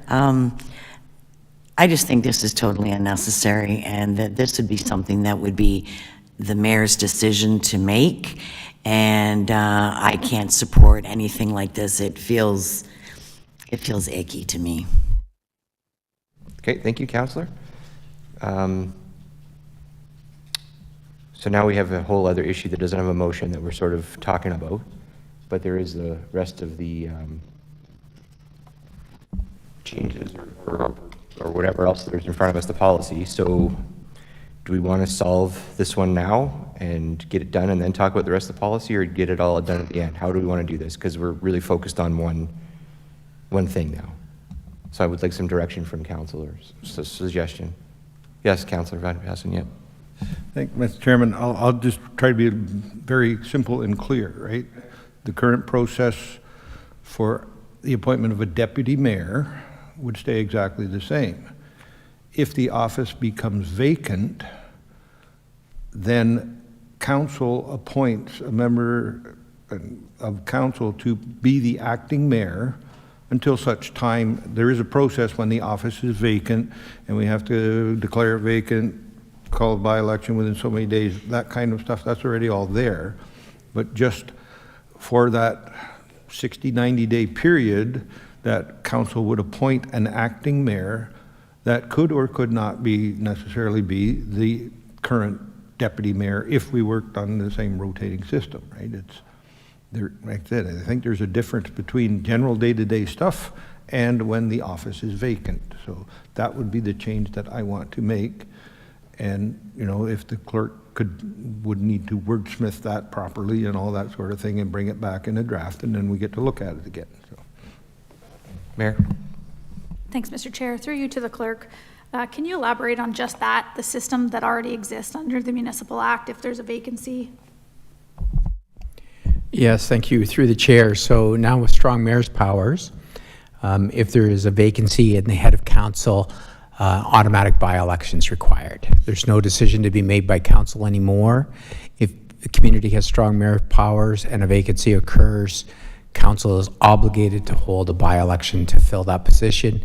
There is some restrictions on timing prior to the next regular election, but typically if it's outside that small window, a by-election is required.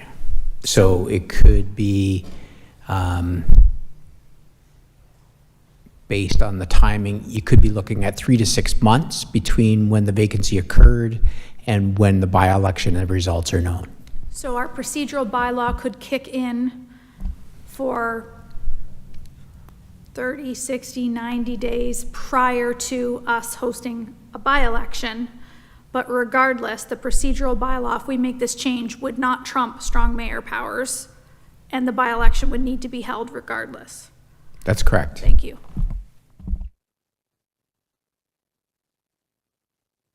Great. I'm not hearing any motions yet, so continue with questions. Yes, Councillor Columbus. I'm looking at the part 3, item 3.9. No member of the public shall be authorized to record a meeting of council or committee or take photos during council or committee meeting. Should we not have the public hearing committee in there also? Or are you allowed to take photos at public hearing committee? Well, I think that's a good point, and we should include that. If that's still council's wish for the meetings, then it should cover all those types of meetings, including public hearing. Okay, so we can make that change here? We'll make note of that. Good catch, Councillor. Is that everything? Okay. Actually, I had a similar question. I'll just jump in here now because it's related. So I know that we've always had the provision that members of the public shouldn't or can't be taking photographs and recording things during council, but that has not always necessarily applied to media. How does this apply to media, this new version? Are reporters allowed to take photographs of discussions and things, or not allowed?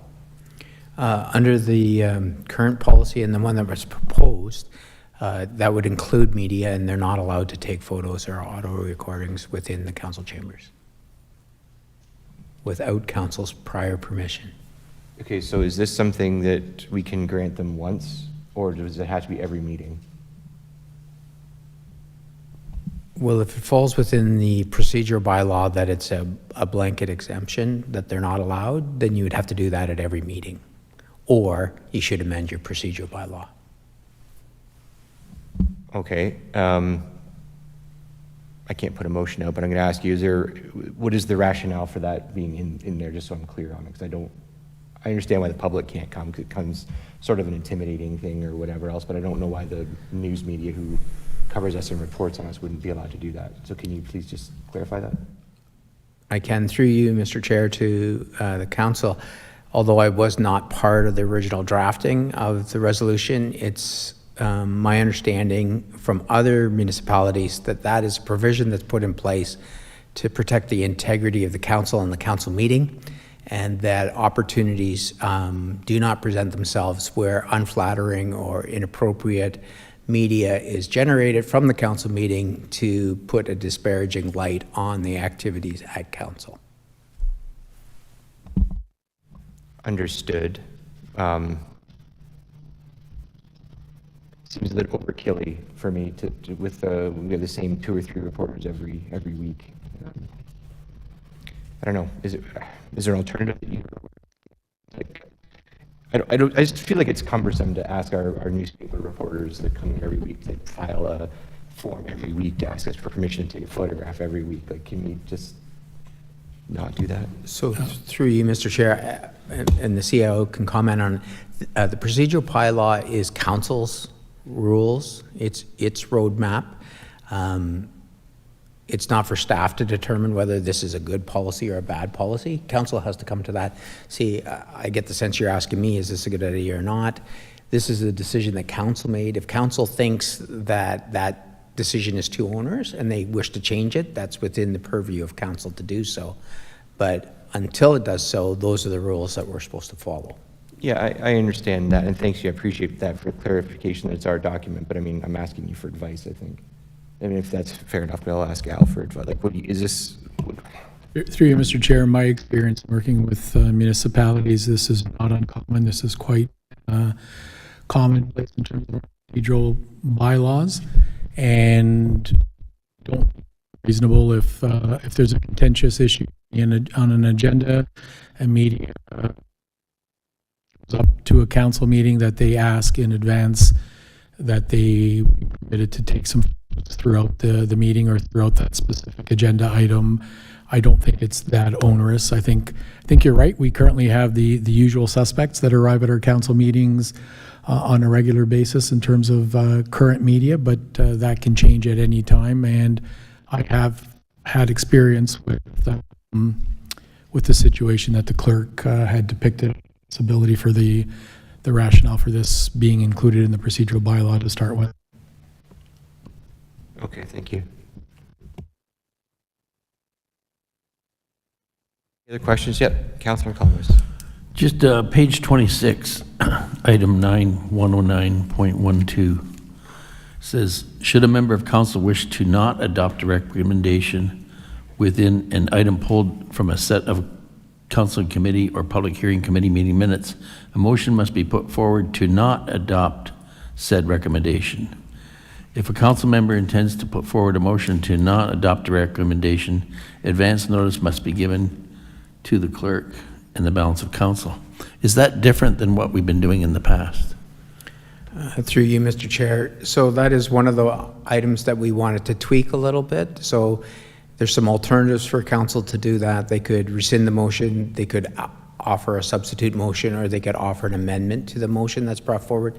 So that's one of the areas that we have flagged for tightening up the language and making it more clear for council in their execution of their duties. Councilor Van Passen, last time. Well, thank you, Mr. Chair. That's one of the ones I discussed with the deputy clerk yesterday. My personal choice, if you pull an item from one of the committee reports, that you're more or less just pulling the report and there is no longer a recommendation that goes with it, and it's fair game to start over again. Or I think the current sort of policy, you pull the report and you get the recommendation that was made at the committee, but you know, I'd like to see that change. I think, don't know if that's a drastic change, but I think we just start fresh, just like reconsidering it from the committee point to the council meeting, that there is no recommendation. You just start fresh with it and discuss it right from point one. So, okay, Mayor.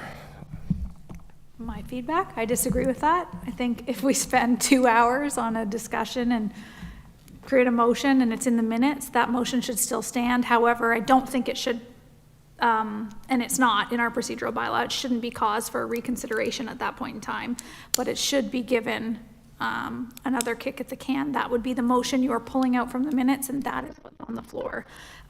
It really would negate the process of the CIC discussion, in my opinion.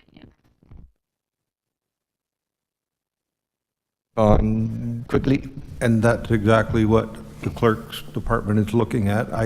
I think that's what it currently is. You pull it out with the motion that's there. If you don't like it, you can propose an amendment to that motion, you can do whatever, but that motion is on the floor then. But let's get that clarified and try to get the wording of that section so we all understand what it is when you pull a recommendation from one of the committees at council meetings. So it's a little vague right now, so. Okay, thank you. If there's no other questions, is someone prepared to make a motion or move what's the recommendation in the report or something? Councillor, I'm going to give it to Councillor Michele, I think there. Yes, sir. Yes, Mr. Chair, thank you. I'm ready to make that motion. The recommendation in the report? Yes. Thank you. Seconded by, nope, question? So, staff had asked for it to go back to them to make these changes. Yeah, that's what's, that council provide direction to staff as to what changes are to be made. Oh, I see. Okay, I misread that. So through you, Mr. Chair, we're saying send it back right now. Yeah. We're going to incorporate some changes, do some wordsmithing, do the proposal that Councillor Van Passen put on the floor, that council can deal with it all in one fell swoop. Right. At the next CIC meeting. So we're doing this recommendation, which is receive for information? Just receive for information. Okay. And defer to staff, or refer to staff to make some more modifications. You consent with that, Councillor? Yes, I am. So just to be clear, Mr. Chair, so this is not a motion? No, well, it is, isn't But it? it looks like a motion to me. It says recommendation that staff report be received for information and that council provide direction to staff.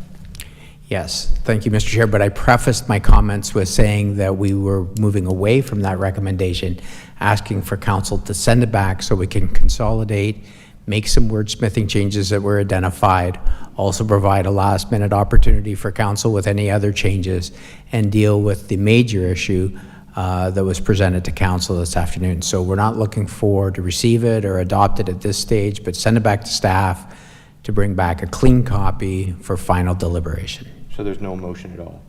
No, the motion would be to send it back to staff to incorporate those changes and bring back a copy. Thank you, Mr. Clerk, for that clarification. So is it appropriate now that I move that? I would love for that to happen. Okay, that's what I'm moving. Thank you. Is there a seconder?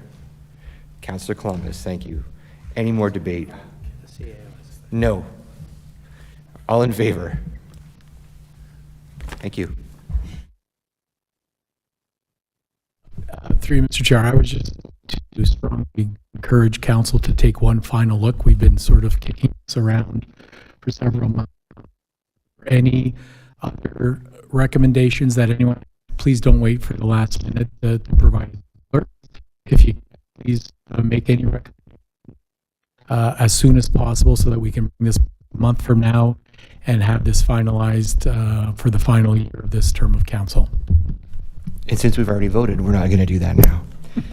Okay, so we're going to go on to 8.3.2, Norfolk County Business Registry System, CS-25-11. Tracy Rodriguez, Deputy Clerk, will present the report.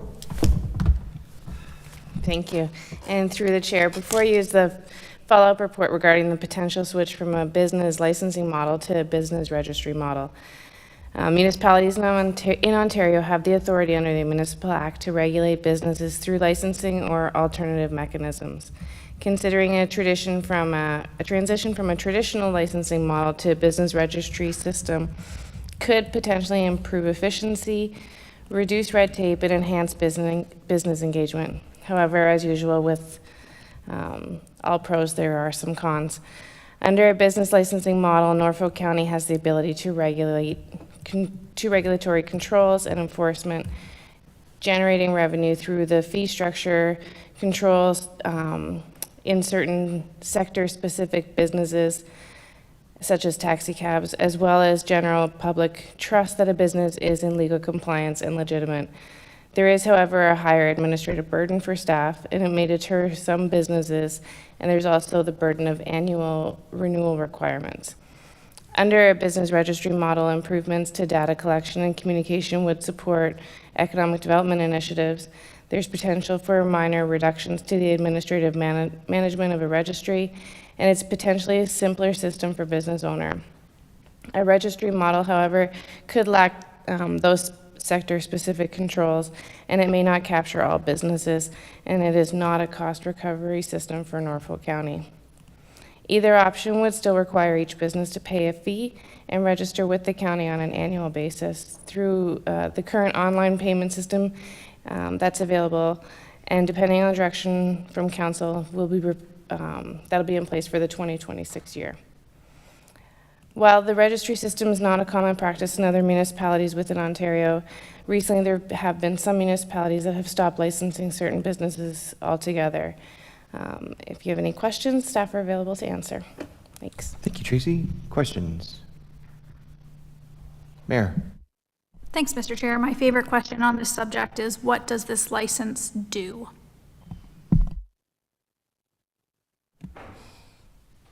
Through the chair, I think that's everyone's favorite question, even the business owners.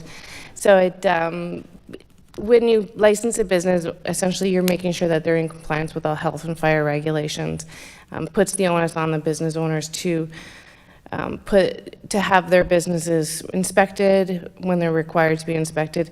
And it also, even though it's just a little piece of paper on a business wall, it gives consumers the confidence that they know that this business has been inspected and it's a legitimate business. I think it's just that peace of mind, especially in today's economy. There's a lot of things out there that people are questioning, and if they see that piece of paper, it can just give reassurance that they've been inspected by the local municipality. Okay, and so now that we have a separate health unit, what type of dialogue happens with us after someone registers for a business license through to the health unit, and how do we know that that inspection has occurred? Through the chair, so that is probably something that we will be changing all of those practices, because with the switchover when the health department left, some of those businesses would have got their notices ahead of time before that happened. So I can't speak directly to how it happened for this year, but they are required to prove that they've had their health inspections, and for a lot of like food premises and things, they have to also post those health inspections in their establishments. Okay, and then through you, Mr. Chair, my last question is, what do we do about businesses who don't register? Through the chair, we essentially just try and get them to register. You know, a lot of education, sending out reminders, visits, making sure that they're in compliance. So it's not a requirement for them to do so. And furthermore, if a bylaw officer from Norfolk County or a health unit inspector from Grand Erie Public Health walked by a business and saw a passing health inspection in the window, but no business license, we would take no further action. I'm going to pass this along to the clerk. I can't speak of the enforcement portion of it, but the clerk probably can. Yes, through you, Mr. Chair. So there are enforcement procedures within it, and we could pursue that, but typically we get a very high level of compliance with follow-ups. And again, a lot of the requirements for licensing do fall within municipal sectors like fire, building, and making sure this premises or the businesses is safe for the general public. Health unit I would imagine, will establish their own series of fees and inspection schedules, and we will coordinate some of our information with them upon request, and we would look for reciprocal cooperation. We did work very well through some of the transition around our special events, like Friday the 13th and some of our other special events, where we had good communications between bylaw and the health unit. So again, a lot of it is voluntary compliance, and then it comes down to a cost benefit if we're going to pursue that through other collection methodology. So, okay, then maybe just to clarify, so there's no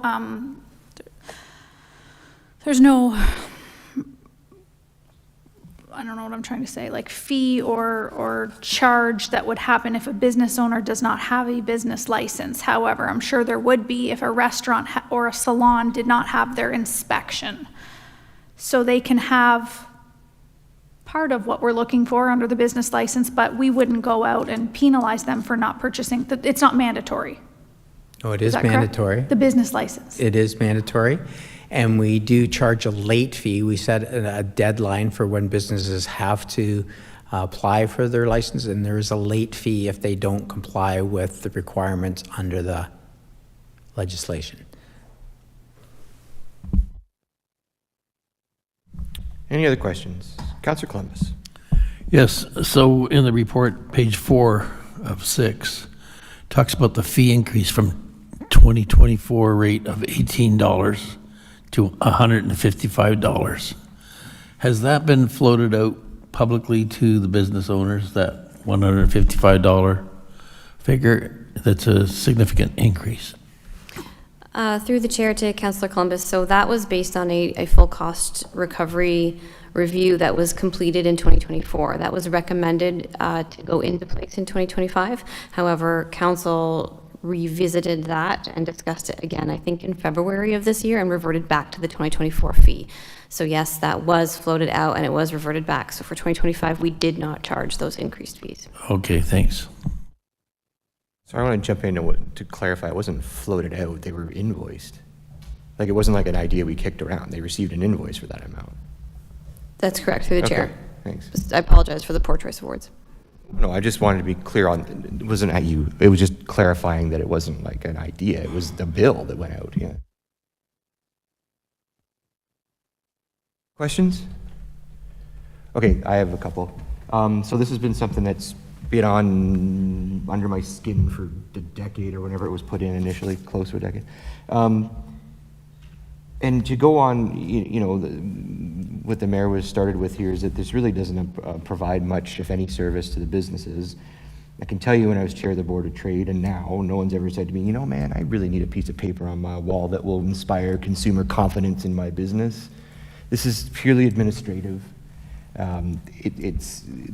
If there's any service at all, it's to the public, I suppose, for that security. But even that's, to me, a dubious claim at best. So my hope here is that, the registry is at $25. That's certainly better than $150. But I'm wondering, do we need to even charge that? And do we just provide this if it's a service to the public, that this is something that just becomes part of the administrative costs that taxpayers pay? So can I get a thought on that, please, from finance? To the chair, so certainly that's an option that council can take. It's within your purview not to charge the fee. The rationale behind reviewing the fee was that the business is benefiting from having that and generating consumer confidence and all those things, and whether council agrees with that or not, that was the rationale at the time behind charging the fee for the service. So the fee can be reduced. Council can opt to subsidize the fee or to not charge the fee. I see the clerk, I think, has his hand up there as well, so I'll turn that over to him. Through you, Mr. Chair. Sorry, I didn't mean to interrupt the treasurer. I think one of the other things that we failed to mention for the purpose of the business licensing or business registry is to make sure that new businesses, when they come to the community, approach the municipality and make sure that they have the proper zoning in place, because when a new business starts up and it's in the wrong place, councilors get the calls, staff get the calls, and then we have a much bigger issue trying to remedy that situation than if a person finds out that they can't operate a business from that location. So that is another factor. And I don't think staff have ever said that this is a benefit for the businesses. This is to protect the consumer, the community, and the municipality.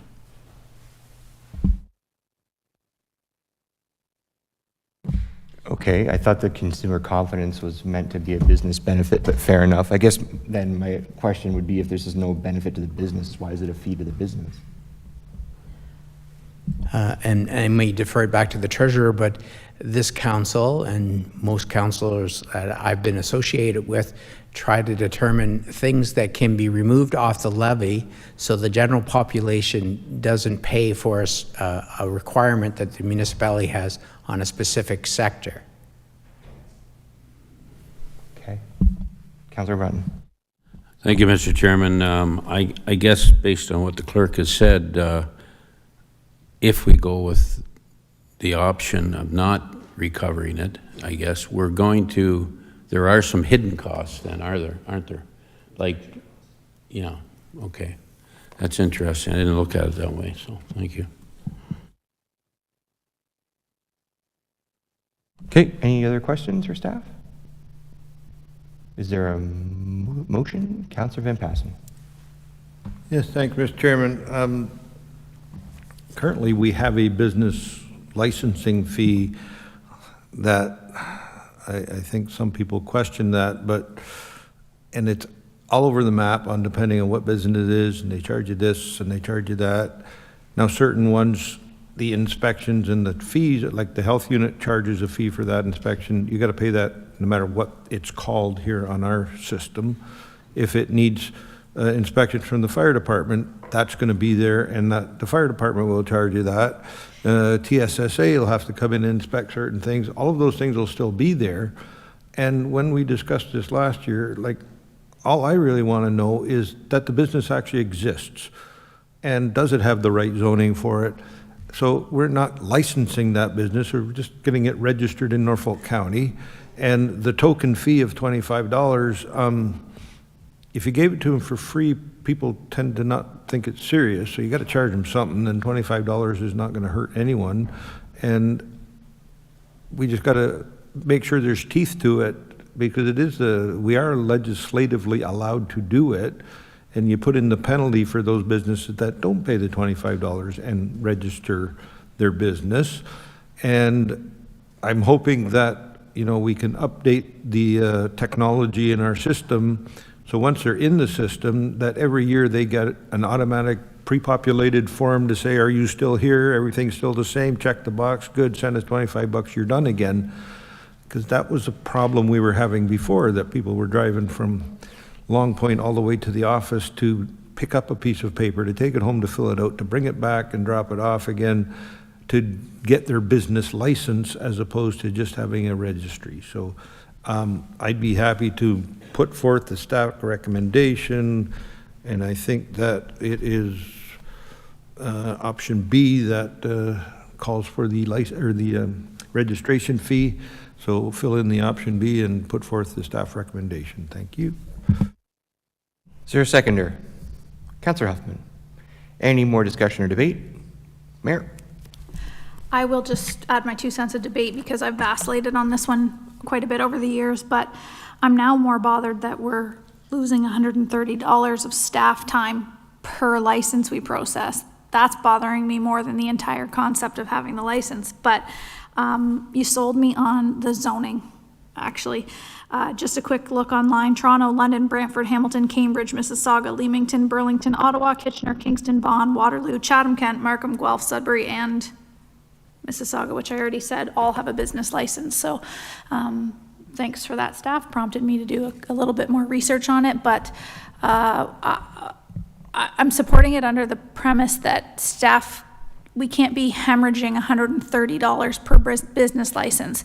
We need a streamlined process that works with GEPH, with fire, with building, to keep this a reasonable rate for the business owners, but also provide the municipality and the consumer with the benefit of having the license. So I leave that with you as just some food for thought to think about as we continue, if this service continues, because that's a daunting task.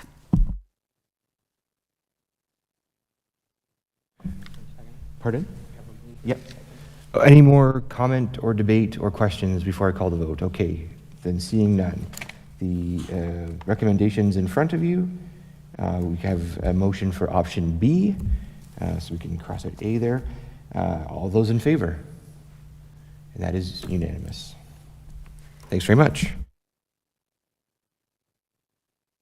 Notices of motion. We have one today, and that is Mayor Martin. Take it away when you're ready.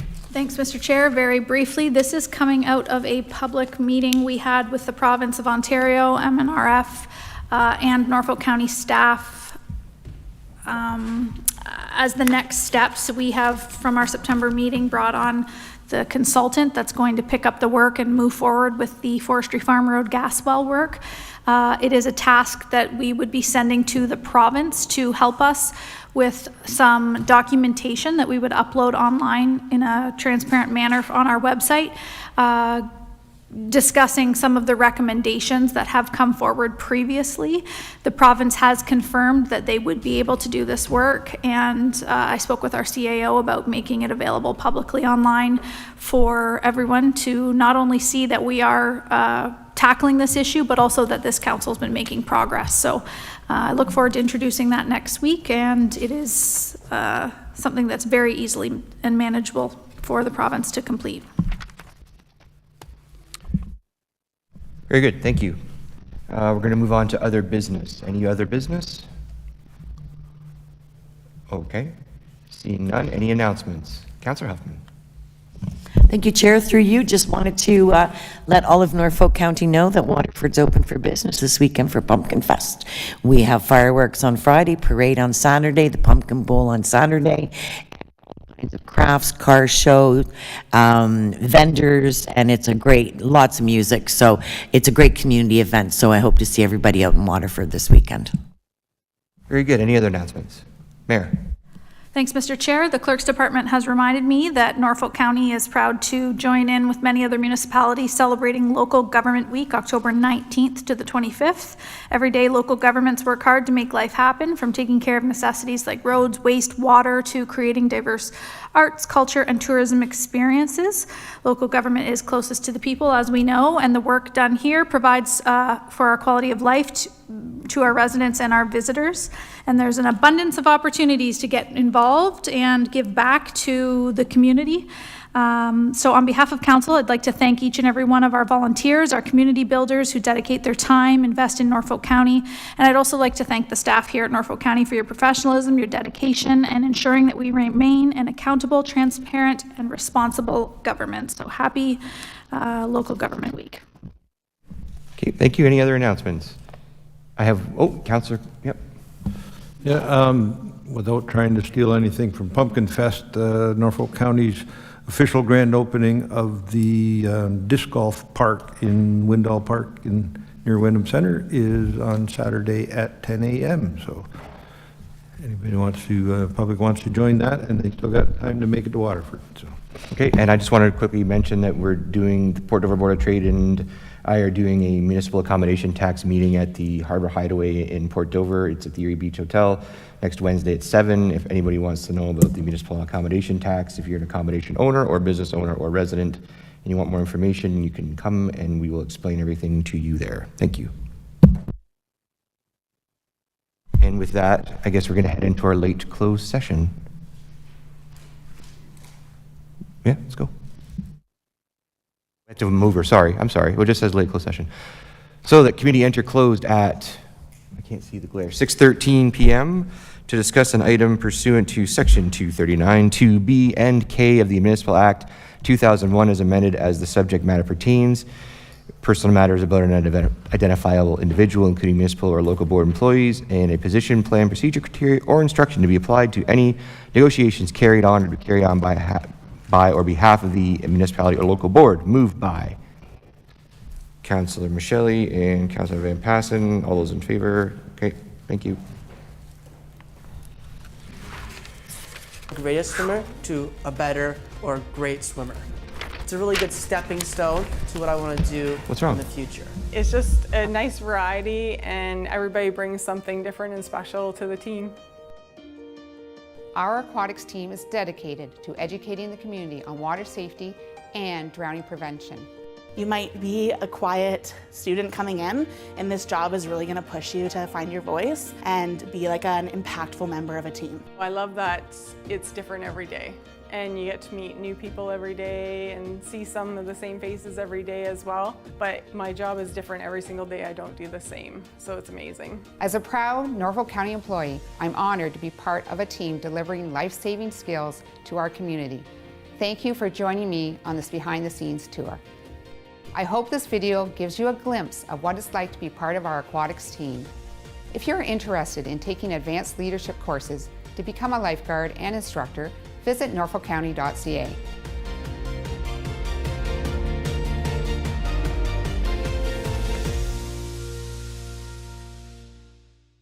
Hey Norfolk County! Whether you're a longtime resident, new to the area, or simply visiting, do you know about the many services provided by Norfolk County?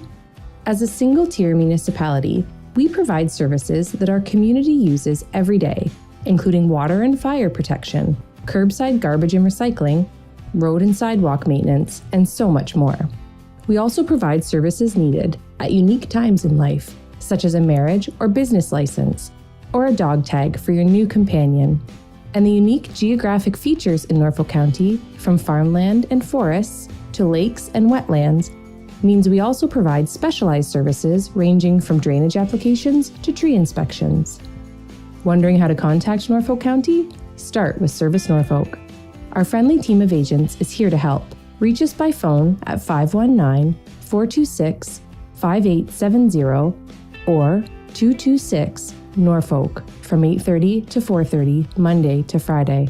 Calling about an issue after hours? No problem. We have you covered. Prefer online? Email askus@norfolkcounty.ca anytime, or use our customer service portal at service.norfolkcounty.ca and get a reply right to your email inbox. Want to visit us in person? Come to one of our friendly customer service counters in Simcoe, Monday to Friday, or Delhi, Tuesday to Thursday. Service Norfolk, connecting you to Norfolk County services. Meet Captain Clean, the toilet paper superhero, here to protect Norfolk County's pipes and keep everything flowing smoothly. Remember, only flush the 3 Ps: pee, poop, and toilet paper. Flushing anything else can cause big trouble. Things like wipes, hair, or grease can create sewer blockages. These blockages restrict flow, combine with other debris, and cause costly damage, overflow, and even water pollution. By sticking to the 3 Ps, you can help prevent clogs, reduce repair costs, and keep our water clean. For items you can't flush, proper disposal is key. Throw regular waste in the garbage. Do not believe claims on packaging that products are flushable. Take it from Captain Clean, they are not. Household hazardous waste can be dropped off at Norfolk's temporary depots during spring and fall. For things like medication and sharps disposal, take them to your local pharmacy or the health unit. And remember, grease belongs in the trash, but let it cool and store it first. Don't pour it down the drain.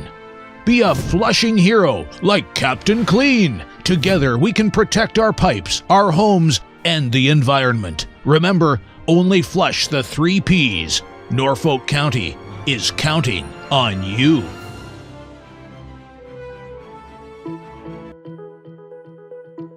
Hi, I'm Dave. I'm here to take you behind the scenes for a quick look at what we do at Norfolk County's water treatment facility. Here in Port Rowan, the water treatment process starts by pumping water from Lake Erie up into the water treatment facility. Back in the treatment facility, I inspect large clarification tanks where the lake water enters the plant.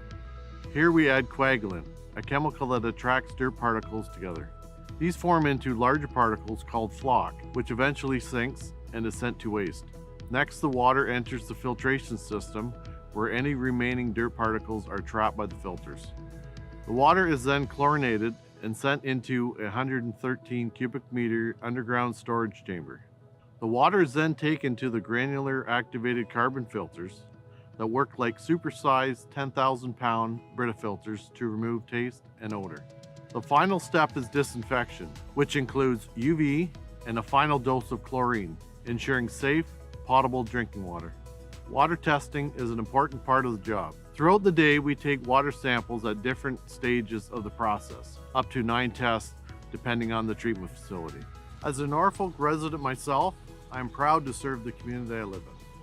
Thanks for joining me in this behind the scenes tour.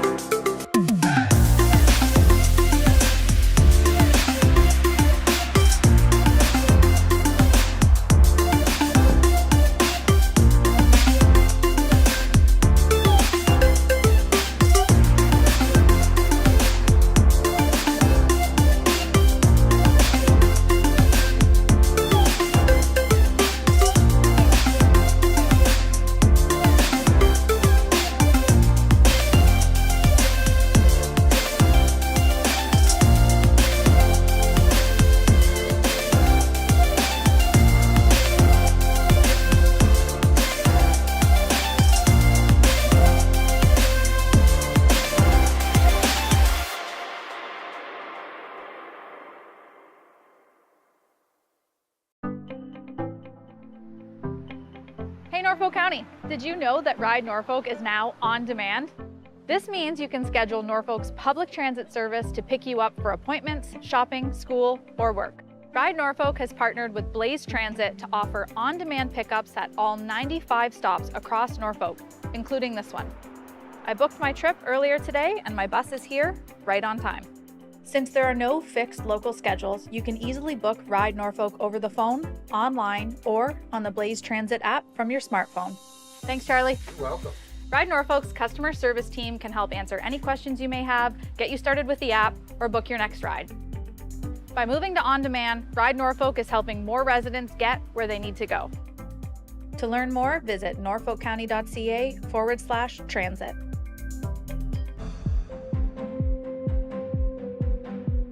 Hi, I'm Marissa, and I'm here to take you behind the scenes for a quick look at what we do at Norfolk County's waste and recycling operations. Here at the transfer station in Simcoe, residents can bring a variety of waste materials for disposal. Norfolk operates 2 transfer stations, welcoming about 27,000 customers every year, and accepts material ranging from bulky items, wood, metal, and yard waste. Norfolk also provides curbside waste programs. Recycling from your home arrives at this facility where it is manually sorted by the type of material. You can see why it's important to separate materials into the correct bin, rinse recyclables, and remove items from bags. This facility processes 4,600 metric tons per year. That's equal to about 20 tons per day. Once items are sorted by material type, they are baled and ready to be shipped across North America to be made into new material. About 8 to 10% of the material that arrives here shouldn't have been put in the recycling bin. Residents can use our Recycle Coach app to confirm if an item can be recycled. After seeing how waste is handled, I hope this video helps show why rinsing and sorting your recyclables are important steps in the recycling process. As a Norfolk County employee, I am proud to serve the community I was raised in. Thanks for joining me on this behind-the-scenes tour. This summer, discover the hidden gem of Norfolk County, Ontario's garden. Stroll through historic villages where time seems to slow down. Feel the sand between your toes on our pristine Lake Erie beaches. From live theater that captivates to trails that wind through breathtaking landscapes, adventure and relaxation await at every turn. Meet the farmers who grow your dinner and taste wine and beer crafted right here. Experience Norfolk County this summer, where small-town charm meets farm-fresh flavor. Ontario's garden. It's time you came home to it.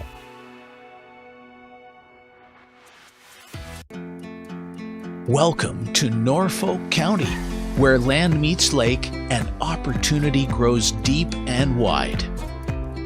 Located on the north shore of Lake Erie, in the heart of southwestern Ontario, Norfolk spans 1,600 square kilometers, making us one of Ontario's largest single-tier municipalities. Our roots run deep in agriculture, food production, and advanced manufacturing, industries that shaped our past and are powering Ontario's future economy. Home to over 70,000, we are bold, diverse, and fiercely local. From Port Dover to Long Point, our folks are putting down roots, sometimes in sand, sometimes in soil, but always in a place they're proud to call home. Big land, big vision, unmatched potential. That's Norfolk. Today we're announcing an exciting partnership with Scotland and Norfolk County Economic Development, and we're transforming transport trailers into mobile ambassadors.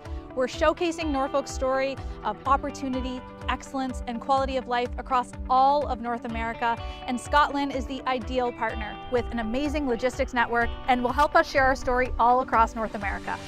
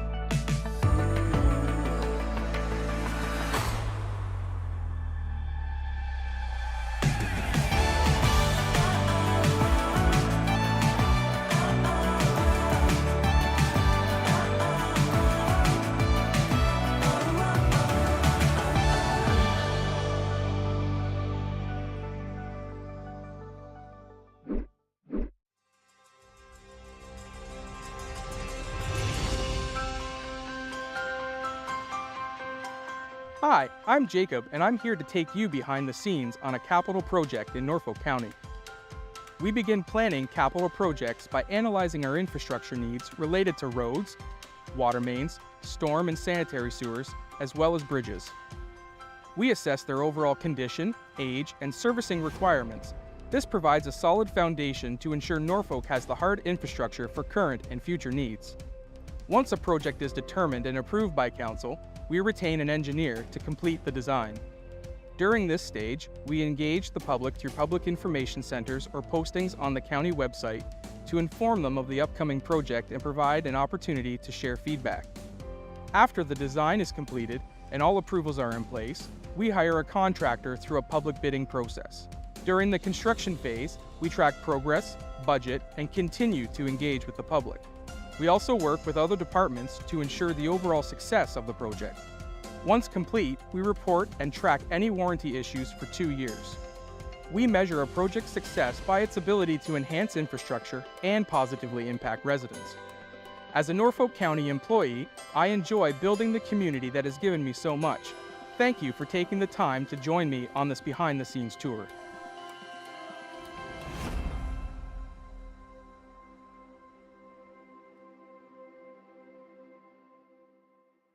Deputations are a way for you and all residents of Norfolk County to speak before Council about relevant matters in our community. To begin, search www.norfolkcounty.ca. Then select the Government tab.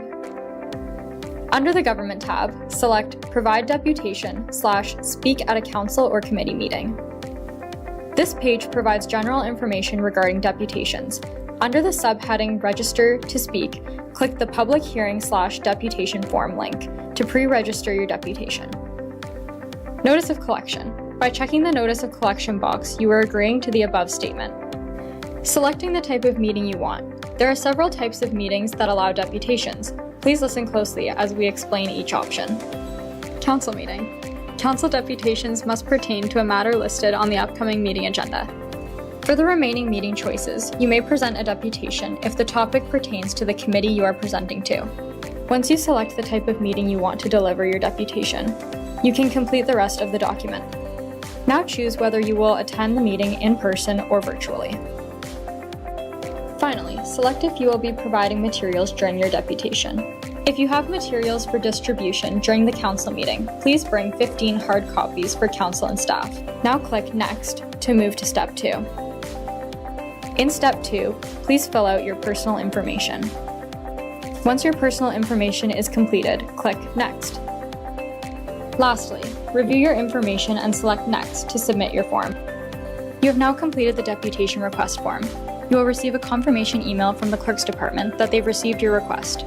Next, we will talk about what to do on the day of your deputation. So, you've received your approval and the day of your deputation is upon you. For starters, Council is located here, at 50 Colburn Street.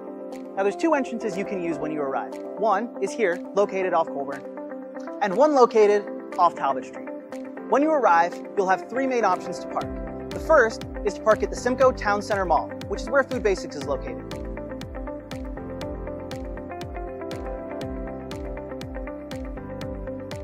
Your second option is 2-hour street parking on Court Street.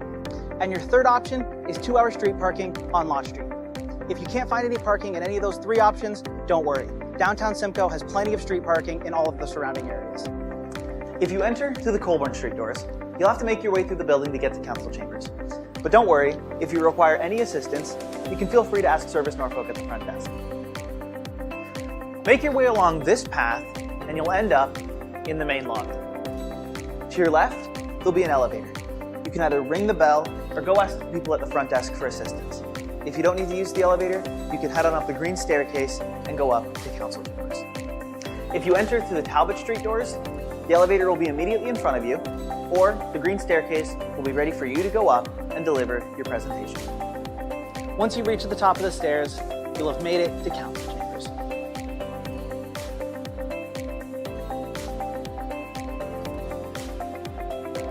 Feel free to take a seat here or here and wait for Council to call your name when it's time to present. When Council calls your name, make your way to the podium and ensure that you don't walk between the railing and the chairs on your way there. When you arrive at the podium, adjust it to your desired height using the arrow buttons, and turn the microphone on using the button on the right. If you're giving your deputation in front of council, begin by saying, through the mayor. If you're giving it in front of a committee, begin by saying, through the chair. Then, clearly state your name and address, and you'll have 5 minutes to give your presentation. Upon having 1 minute remaining, the chair will give you notice. When you're finished your presentation, council may have questions for you. Ensure that you always begin your answer by saying, through the mayor, or through the chair to councillor, and their last name. If you can't answer the question, that's okay. Inform council that you'll gather more information and get back to them. After that, council will have heard out what you've had to say, and they'll take appropriate action as they deem necessary. And now, you've finished your deputation. You can either have a seat and watch the rest of the meeting, or you can leave through the door that you came in and ensure that you leave as quietly as possible.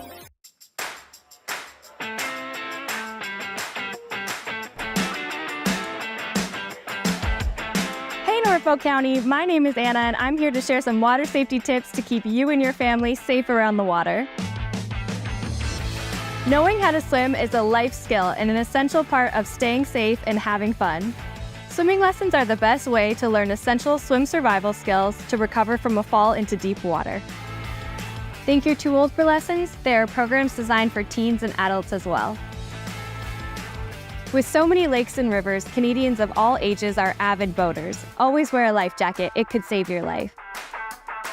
Never swim alone, regardless of age and skill level. Always swim with a buddy. A buddy can throw you a buoyant aid if you get into trouble.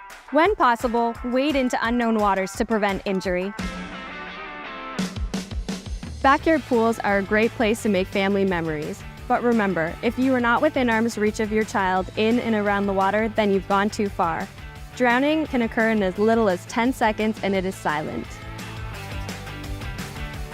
Every drowning death is preventable. Take time to educate yourself and those around you to ensure you're staying safe and having fun around the water. For more information, visit norfolkcounty.ca/watersafety.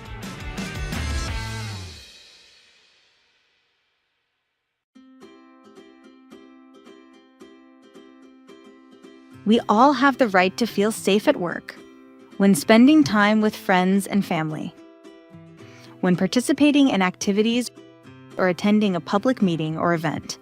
Norfolk County is committed to ensuring our spaces and workplaces are safe.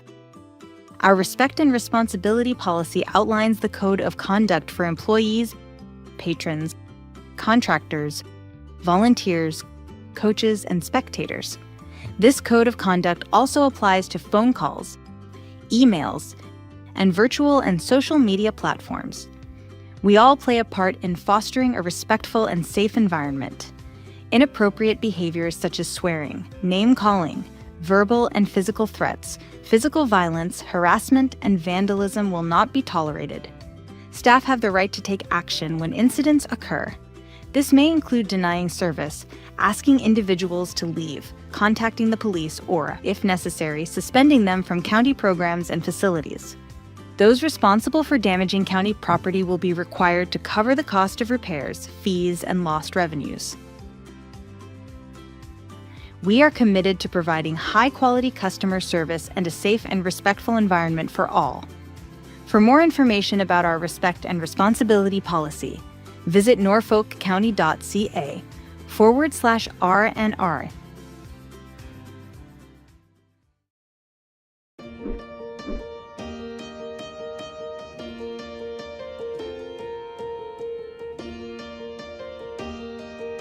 Hi, I'm Lisa, and I'm excited to take you behind the scenes to meet Norfolk County's aquatics team in action. I think the people are what make the job. I think working with the people that I do, we're a great team. We work really well together. That makes a positive work environment. That makes a positive work for the public as well. They see that we work well together, and I think that benefits them as well. I still love coming here every day. It's an exciting job. It's always different. You're always doing new things. Being part of our team offers staff the opportunity to develop essential skills in lifeguarding, teaching swimming lessons, customer service, first aid, and of course, teamwork. I think swimming in general is a really great skill to have from a very young age, so Being a part of children learning how to swim is super important to me. It's a really rewarding process to see them go from not the greatest swimmer to a better or great swimmer. It's a really good stepping stone to what I want to do in the future. It's just a nice variety and everybody brings something different and special to the team. Our aquatics team is dedicated to educating the community on water safety and drowning prevention. You might be a quiet student coming in, and this job is really going to push you to find your voice and be like an impactful member of a team. I love that it's different every day and you get to meet new people every day and see some of the same faces every day as well. But my job is different every single day. I don't do the same, so it's amazing. As a proud Norfolk County employee, I'm honored to be part of a team delivering life-saving skills to our community. Thank you for joining me on this behind-the-scenes tour. I hope this video gives you a glimpse of what it's like to be part of our aquatics team. If you're interested in taking advanced leadership courses to become a lifeguard and instructor, visit norfolkcounty.ca.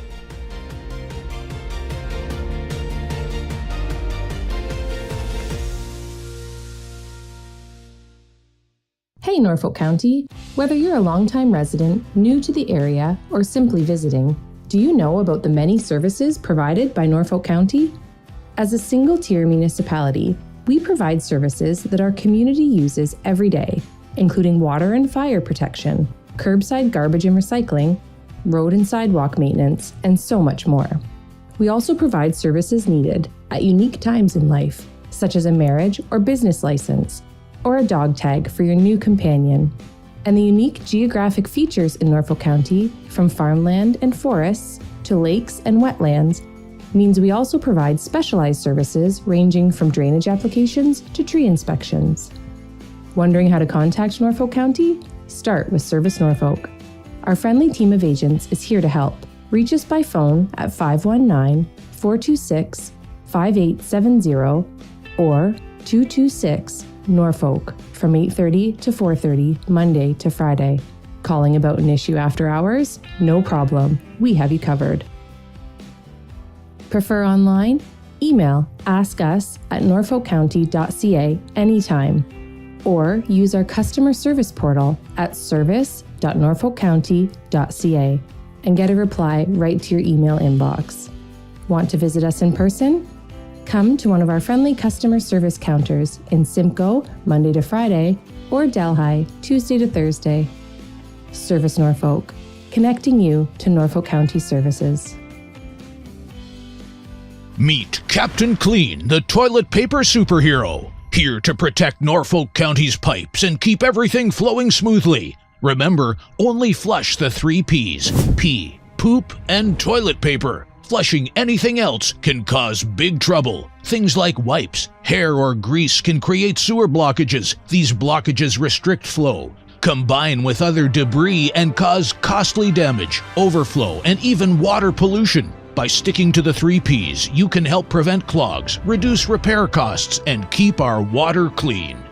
For items you can't flush, proper disposal is key. Throw regular waste in the garbage. Do not believe claims on packaging that products are flushable. Take it from Captain Clean, they are not. Household hazardous waste can be dropped off at Norfolk's temporary depots during spring and fall. For things like medication and sharps disposal, take them to your local pharmacy or the health unit. And remember, grease belongs in the trash, but let it cool and store it first. Don't pour it down the drain. Be a flushing hero like Captain Clean. Together we can protect our pipes, our homes, and the environment. Remember, only flush the 3 Ps. Norfolk County is counting on you.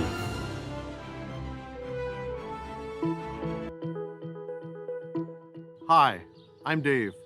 I'm here to take you behind the scenes for a quick look at what we do at Norfolk County's water treatment facility. Here in Port Rowan, the water treatment process starts by pumping water from Lake Erie up into the water treatment facility. Back in the treatment facility, I inspect large clarification tanks where the lake water enters the plant. Here we add coagulant, a chemical that attracts dirt particles together. These form into larger particles called flock, which eventually sinks and is sent to waste. Next, the water enters the filtration system where any remaining dirt particles are trapped by the filters. The water is then chlorinated and sent into a 113 cubic meter underground storage chamber. The water is then taken to the granular activated carbon filters that work like supersized 10,000 pound Brita filters to remove taste and odor. The final step is disinfection, which includes UV and a final dose of chlorine, ensuring safe, potable drinking water.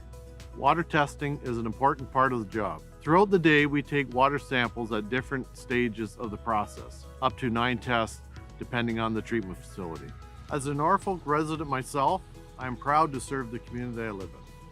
Thanks for joining me in this behind-the-scenes tour.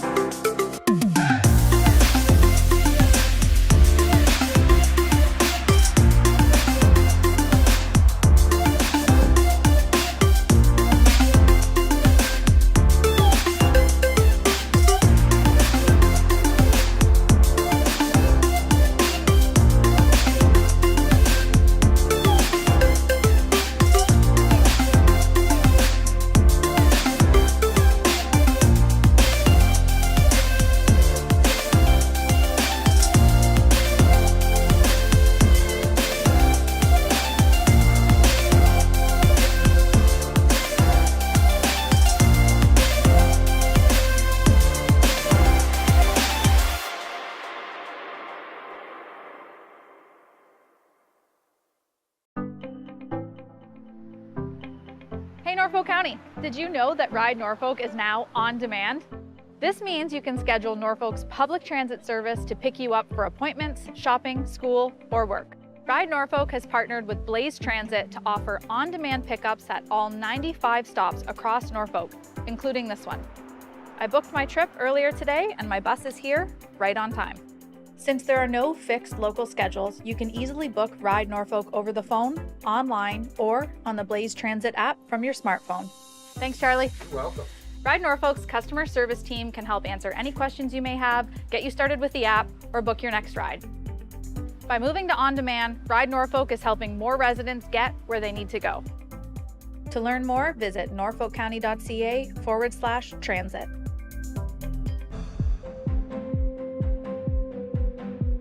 Hi, I'm Marissa, and I'm here to take you behind the scenes for a quick look at what we do at Norfolk County's waste and recycling operations. Here at the transfer station in Simcoe, residents can bring a variety of waste materials for disposal.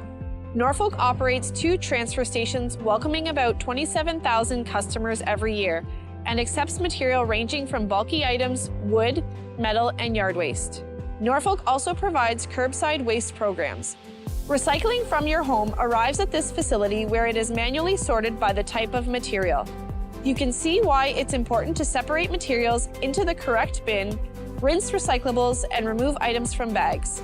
This facility processes 4,600 metric tons per year. That's equal to about 20 tons per day. Once items are sorted by material type, they are baled and ready to be shipped across North America to be made into new material. About 8 to 10% of the material that arrives here shouldn't have been put in the recycling bin. Residents can use our Recycle Coach app to confirm if an item can be recycled. After seeing how waste is handled, I hope this video helps show why rinsing and sorting your recyclables are important steps in the recycling process. As a Norfolk County employee, I am proud to serve the community I was raised in. Thanks for joining me on this behind-the-scenes tour. This summer, discover the hidden gem of Norfolk County, Ontario's garden. Stroll through historic villages where time seems to slow down. Feel the sand between your toes on our pristine Lake Erie beaches. From live theater that captivates to trails that wind through breathtaking landscapes, adventure and relaxation await at every turn. Meet the farmers who grow your dinner and taste wine and beer crafted right here. Experience Norfolk County this summer, where small-town charm meets farm-fresh flavor. Ontario's garden. It's time you came home to it.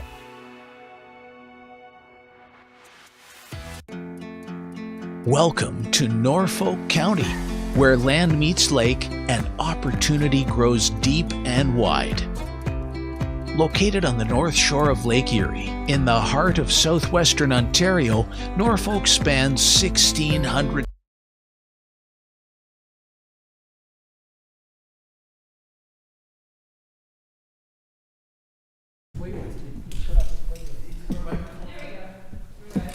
I fixed it. Well, we're back, thank goodness.